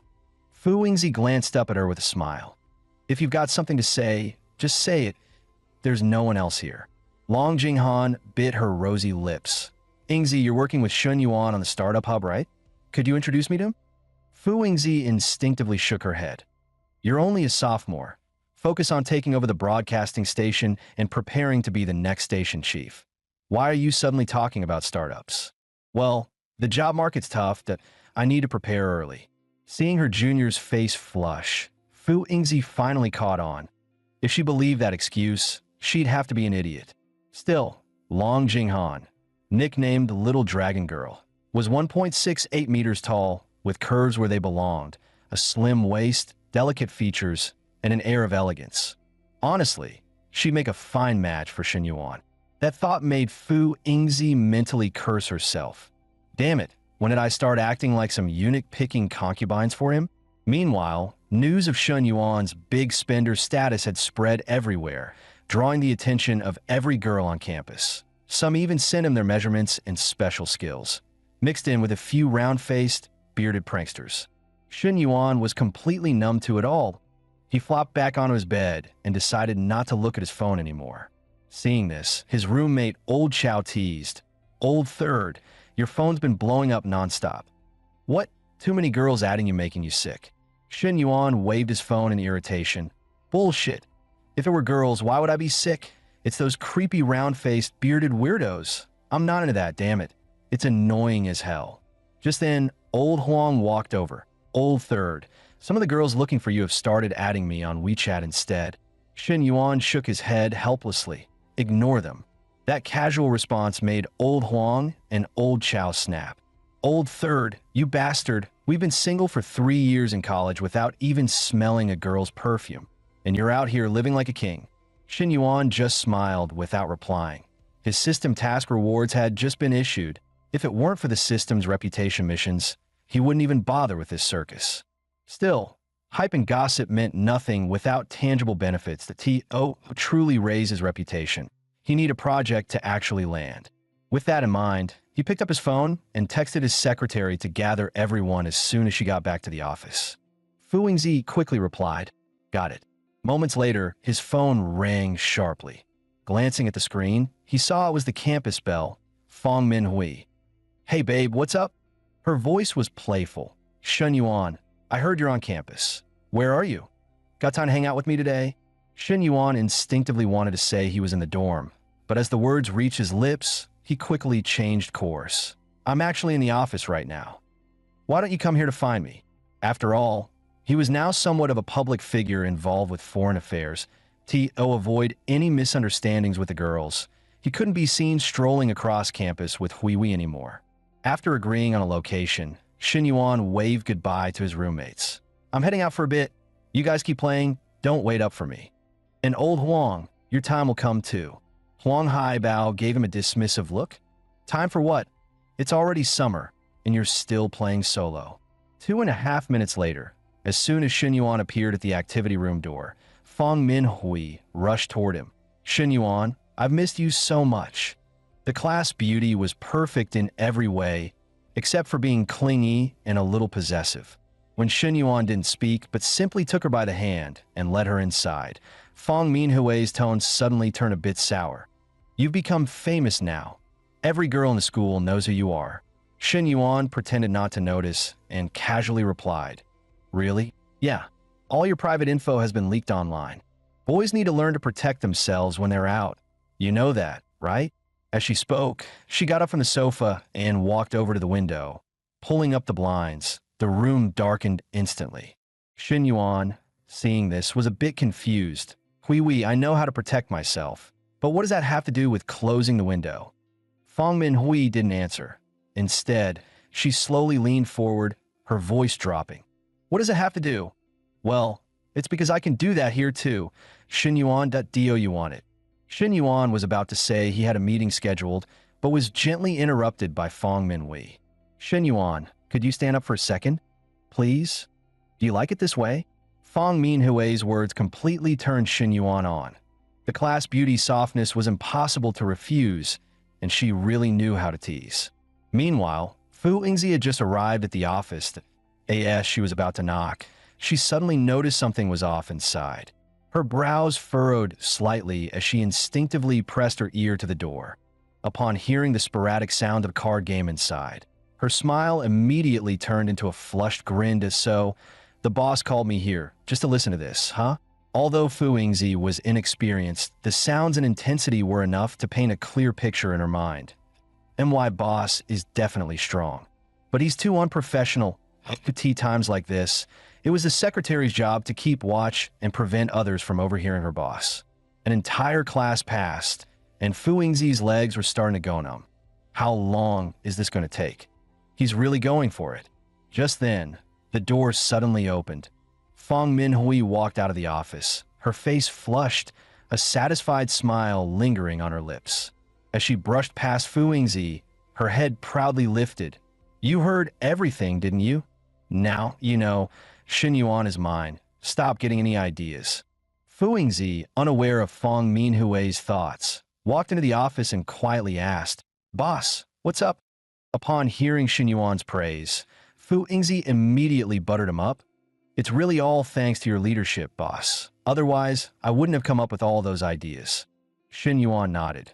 With this level of attention, the startup hub should attract many applicants. But when you collect the applications, please filter them first. This way, we can select projects that can be implemented quickly. Fu Yingzi nodded. Which applicants should be filtered out? Is there a specific standard? Shen Yuan thought for a moment. We'll select the best, people who can showcase our new international image. While our private institutions' teaching quality and student qualifications might not match those of top-tier universities, we have one huge advantage. Seeing that Fu Yingzi still didn't fully understand, Shen Yuan smiled. Our advantage is the international girls. They're gorgeous. Hearing this, Fu Yingzi instantly got it. Oh my god, so boss has spent all this money just to invest in beautiful, sexy college girls? But choosing women in school is too obvious. And now I'm the eunuch picking concubines.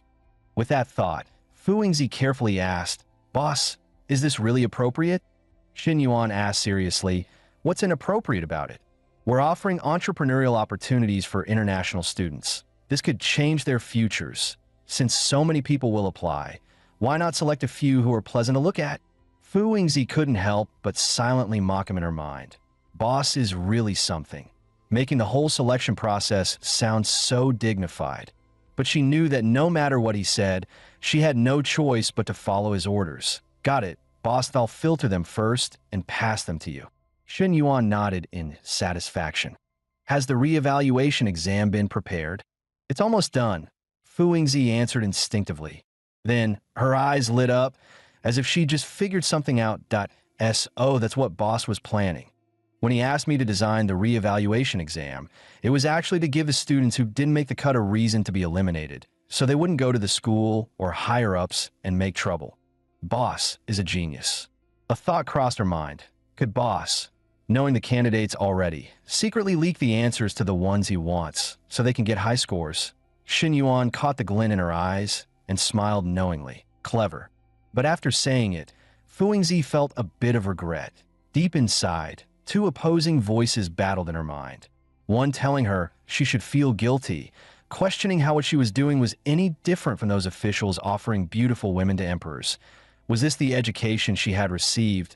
The other voice reasoned that, since boss was paying her 1,000, wasn't it her job to help him? Plus, what would happen if those girls ended up with other guys? Would it be better? This was a two-way. Selection. If they didn't apply, they wouldn't even make it into boss's pool. Fu Yingzi struggled with her thoughts for a long time, but ultimately chose the latter. If she did this job well, and the boss was pleased, she might even get a promotion or raise. After all, who can say no to money? With that in mind, she decided to present the first beautiful girl to the boss. "Boss, I have a junior who wants to meet you." Shen Yuan glanced up at her. "How old is she?" "About my age, maybe a bit older," Fu Yingzi said, gesturing toward her chest as she spoke. Shen Yuan couldn't help but roll his eyes. "Secretary Fu, what are you talking about?" "I'm asking about her age." Sorry, Fu Yingzi said, her face turning red with embarrassment as she quickly pulled out her phone to search for her junior's photo. "Boss, she's a sophomore, 19 years old, and her nickname at school is Little Dragon Girl." Shen Yuan stared at the photo on the phone, momentarily stunned that, there's a chance to experience being a dragon knight. After a brief pause, he said, "Send me her WeChat later. That body's great. Looks are fine, but I'm mainly looking to make friends." Just after Fu Yingzi finished introducing the junior, Lin Yuchong suddenly sent a message. "Shen Yuan, are you free tonight? Let's go grab a drink." Shen Yuan smiled to himself. She said we'd continue next time. Didn't think she'd crack in just 2.5 days. "What, are you sure you just want a drink?" Shen Yuan thought for a moment and replied, "Let's talk more at 9 tonight." Upon receiving Shen Yuan's immediate reply, Lin Yuchong, lying on the couch, felt her face flush. There was a noticeable joy in her eyes. Shen Yuan never expected that after just 2 drinks with him, things would end up the way they did. What's more, he made her feel like she was back in high school, experiencing those innocent, first love feelings. I just wish time would speed up, hurry up, and get to 9 p.m. Right now, Lin Yuchong felt a strange excitement and thrill, eagerly anticipating the evening's arrival. Meanwhile, Shen Yuan had just stepped out of the activity room when he noticed a bunch of envelopes placed on the windshield of his G-Wagon. He picked one up, and to his surprise, they were all filled with WeChat IDs and self-introductions. Shen Yuan was instantly speechless. No photos, just some random messages. They think they're going to get a deeper connection? What a pipe dream. Just as Shen Yuan tossed all the letters into the trash and got ready to get in his car, a pair of sisters walked over with smiles on their faces. "Hey, Shen Yuan, we'd like to go shopping. Could you give us a ride?" While their outfits were decent, they were still nowhere near the level of Chun Na and Chun Xingyu. Shen Yuan decisively declined. "Sorry, I'm picking someone up later." No space. The 2 girls looked a little disappointed, but didn't give up. "Oh, then can we add you on WeChat? Maybe we can hang out next time." Shen Yuan replied coldly. "Sorry, I've got too many people on my WeChat already. I can't add any more friends right now." With that, Shen Yuan didn't waste any more time on them and slammed the gas pedal. Driving off, the buzzcut guy on the opposite side shook his head helplessly. "See that? That's what a rich guy does. That we're over here dying for girls, and they don't even look at us. Isn't it depressing?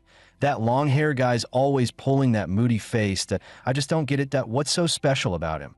He's only a little taller, a little better looking, and a little richer. Why do so many girls like him?" The buzzcut guy snorted. "You sure it's just about having a little more money? 300 million G-Wagon? We might never make enough to even afford his car." The long-haired guy nodded in agreement. "Yeah, with that said, forget the girls. I'd be tempted to go after him myself." The buzzcut guy raised an eyebrow. "Come on, man, you're a guy. Can you have some dignity? What's wrong with being a guy? If I could achieve financial freedom, I'd offer my loyalty too." Watching his buddy slowly bend, the buzzcut guy's expression softened, and after a moment of thought, he decided, maybe it's not such a bad idea after all. At 9 p.m., Shen Yuan met the beautiful married woman, Lin Yuchong, at the coffee as promised. Seeing her flushed face and plump lips, Shen Yuan couldn't help but feel a bit stirred. After a few drinks, Lin Yuchong shifted the topic back to Shen Yuan. "Shen Yuan, I want to ask you something that you believe in love.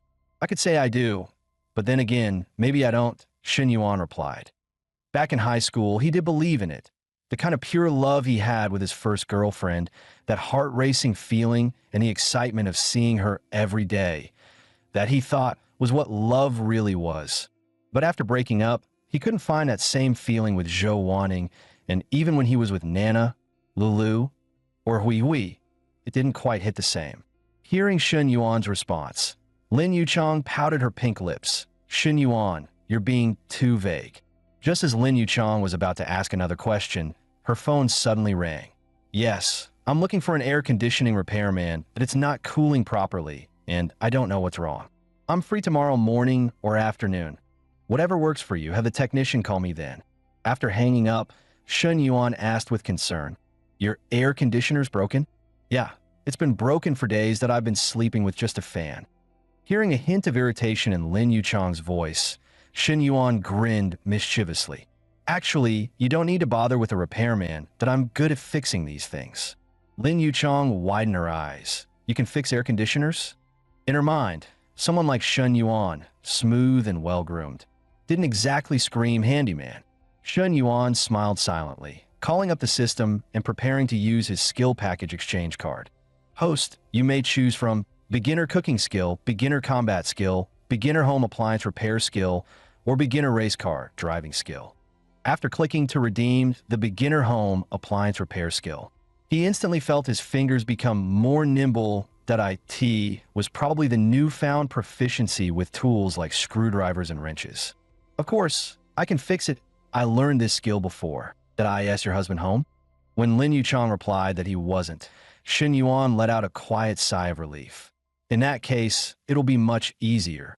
Before long, Shen Yuan and Lin Yuchang arrived at her place. Watching Shen Yuan focus on fixing the air conditioner, Lin Yuchang couldn't help but feel a quiet sense of relief. Since Zhang Xianyong said he wouldn't be home tonight, and the kid was staying with the grandparents in the countryside, Shen Yuan was brought back to Lin Yuchang's place. Although it was just for fixing the air conditioner, the situation felt a bit off. Before stepping inside, Lin Yuchang worried. What if Shen Yuan tried something? But it seemed she was just overthinking at the same time. She couldn't help but feel a little disappointed. Could it be that Shen Yuan isn't interested in me? We're alone in the room, and he really just wants to fix the air conditioner. Realizing her thoughts were taking a dangerous turn, Lin Yuchang quickly tried to change the subject to clear her head. Shen Yuan, thank you that I'm going to take a quick shower. Shen Yuan nodded. Sure, the air conditioner's just been collecting dust for too long. Cleaning the filter should do the trick. 15 minutes later, Lin Yuchang, fresh from the shower, walked out wearing a small tank top, feeling the coolness of the room. Thanks for your help. Shen Yuan, I really don't know how to thank you enough. Shen Yuan sat on her bed and patted the spot next to him. Want to thank me? Come over here. Lin Yuchang immediately understood what he meant, but was still hesitant, fearing Zhang Xianyong might come back unexpectedly. She shook her head, looking conflicted. No, why not? Shen Yuan said, not waiting for her response, as he forcefully pinned her to the bed. From now on, I'll fix all the broken furniture at your place. And as for your mind and body, you can leave those to me too. Hearing those words, Lin Yuchang knew she had no way to refuse. Fine, I'll just consider it payment for today's air conditioning repair. It's not like I haven't. This was what it felt like to be completely immersed in the moment. Compared to this, being with Zhang Xianyong before had been nothing but a waste of time. Zhang Xianyong was just too weak.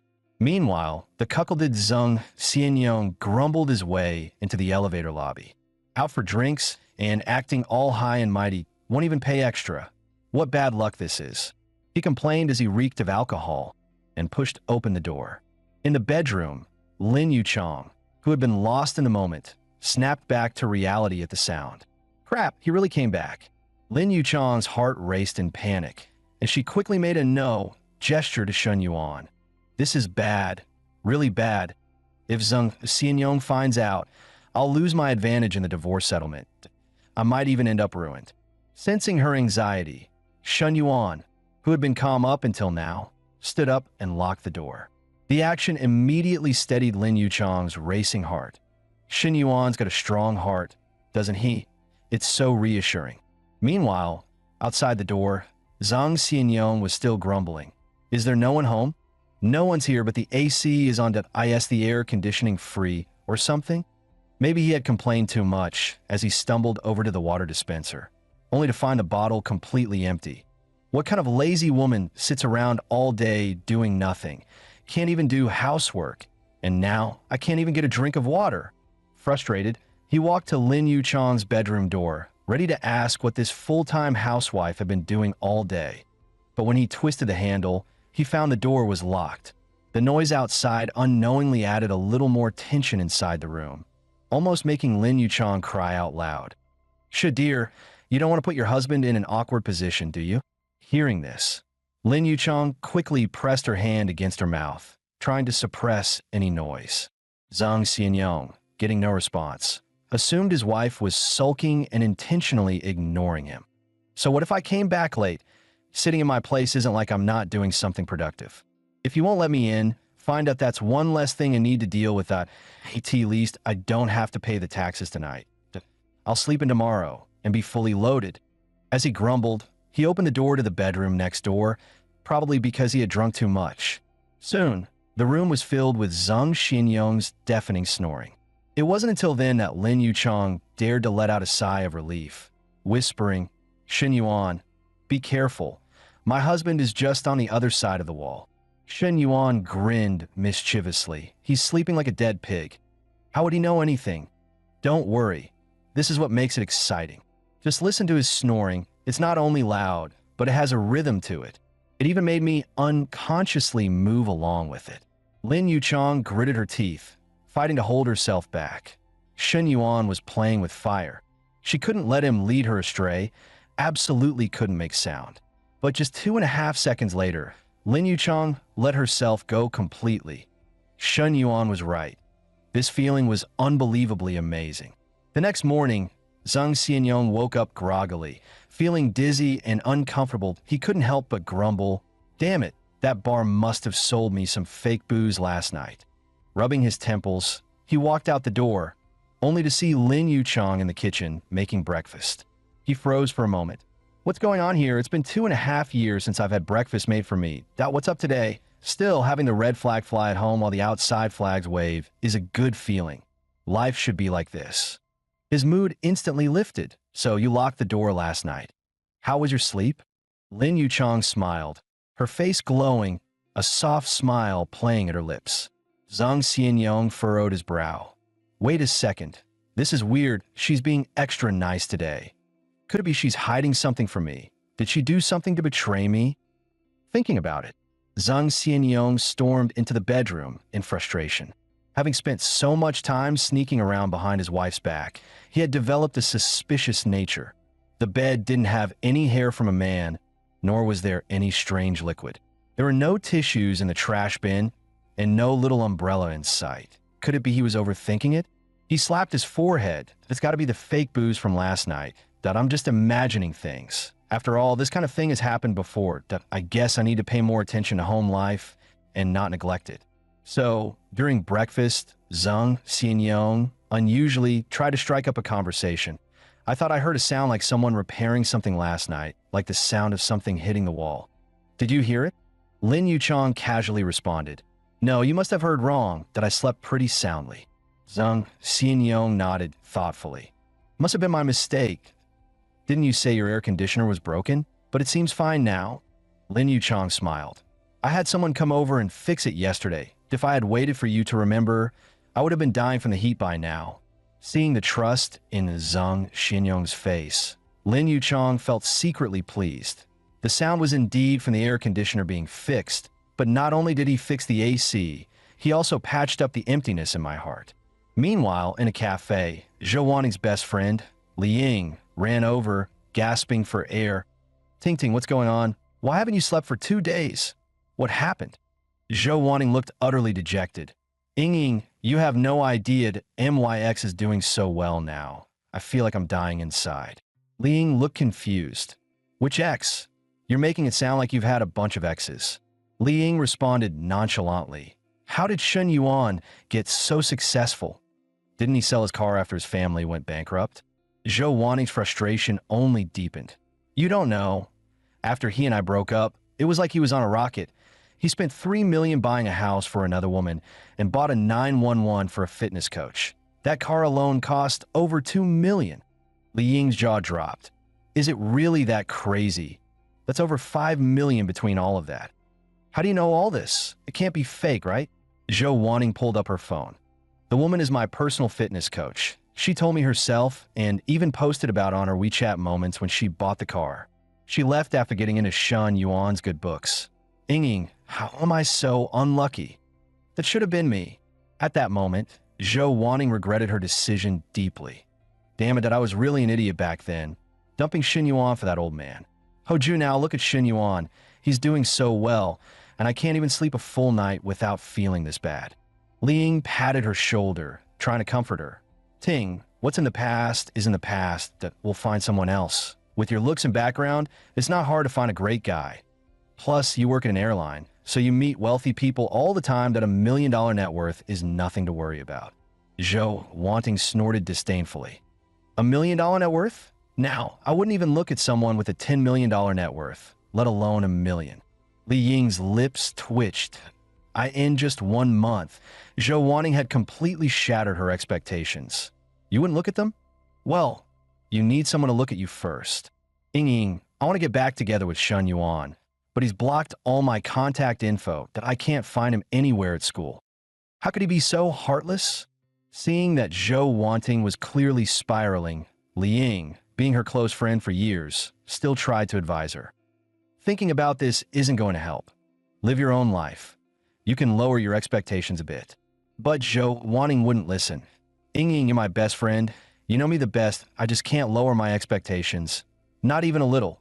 Every time I think of how Shen Yuan spending so much on those other girls, my heart bleeds. That money, it should have been mine. Saying that, Zhou Wanting grabbed Li Ying's hand and headed out the door. No, Ying, you have to come with me to find Shen Yuan. Today, Shen Yuan must get back together with me. Seeing her best friend spiraling, Li Ying quickly sought help in the group chat. Does anyone know the phone number for New City Psychiatric Hospital? Send it to me fast. My friend is losing it, and if we don't get a doctor soon, something bad's going to happen. Meanwhile, in the presidential suite of Junhua Hotel, Lu Menglu stood by the window, lost in thought. Every morning, she prepared Shen Yuan's fitness meals and clothes, and for the first time, she felt needed. Maybe this way, she could stay by his side forever. Just as she was thinking, Shen Yuan walked out of the bedroom. Lu, coach, what are you doing? Staring at the river view. Lu Menglu turned with a seductive smile.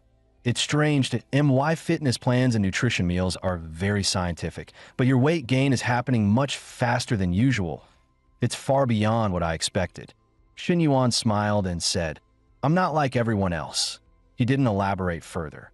After all, with the system, if everything were normal, that would actually be abnormal. That he also noticed that after a period of exercise, his immunity and brain activity had significantly improved. That IT seemed that fitness shouldn't just be a task. It should become a habit to maintain. 1795. Right now, many people are in a sub-health state. Once the Startup Hub project is stable, Shen Yuan will be able to venture into the world and develop his career.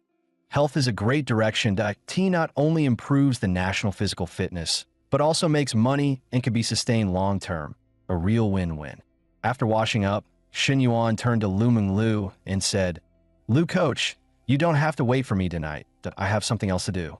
As a qualified canary, Lu Menglu knew exactly what to ask and what not to ask. She simply replied, Got it, you're busy.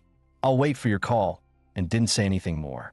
After leaving, Shen Yuan drove off to find Fang Minhui. He thought to himself, Fang Minhui was the first one to be with me. Besides 2 bags and a few billion in small goals, she hasn't gotten anything. Meanwhile, Nana and Lulu, who came after her, already have houses and cars. I really owe her. So, today I must make it up to her properly. Meanwhile, Fang Minhui was having lunch with her cousin Song Wan and her cousin-in-law Zhang Jun outside the school. As they chatted, the topic turned to the class beauty. Minhui, what's the career path for your international business major?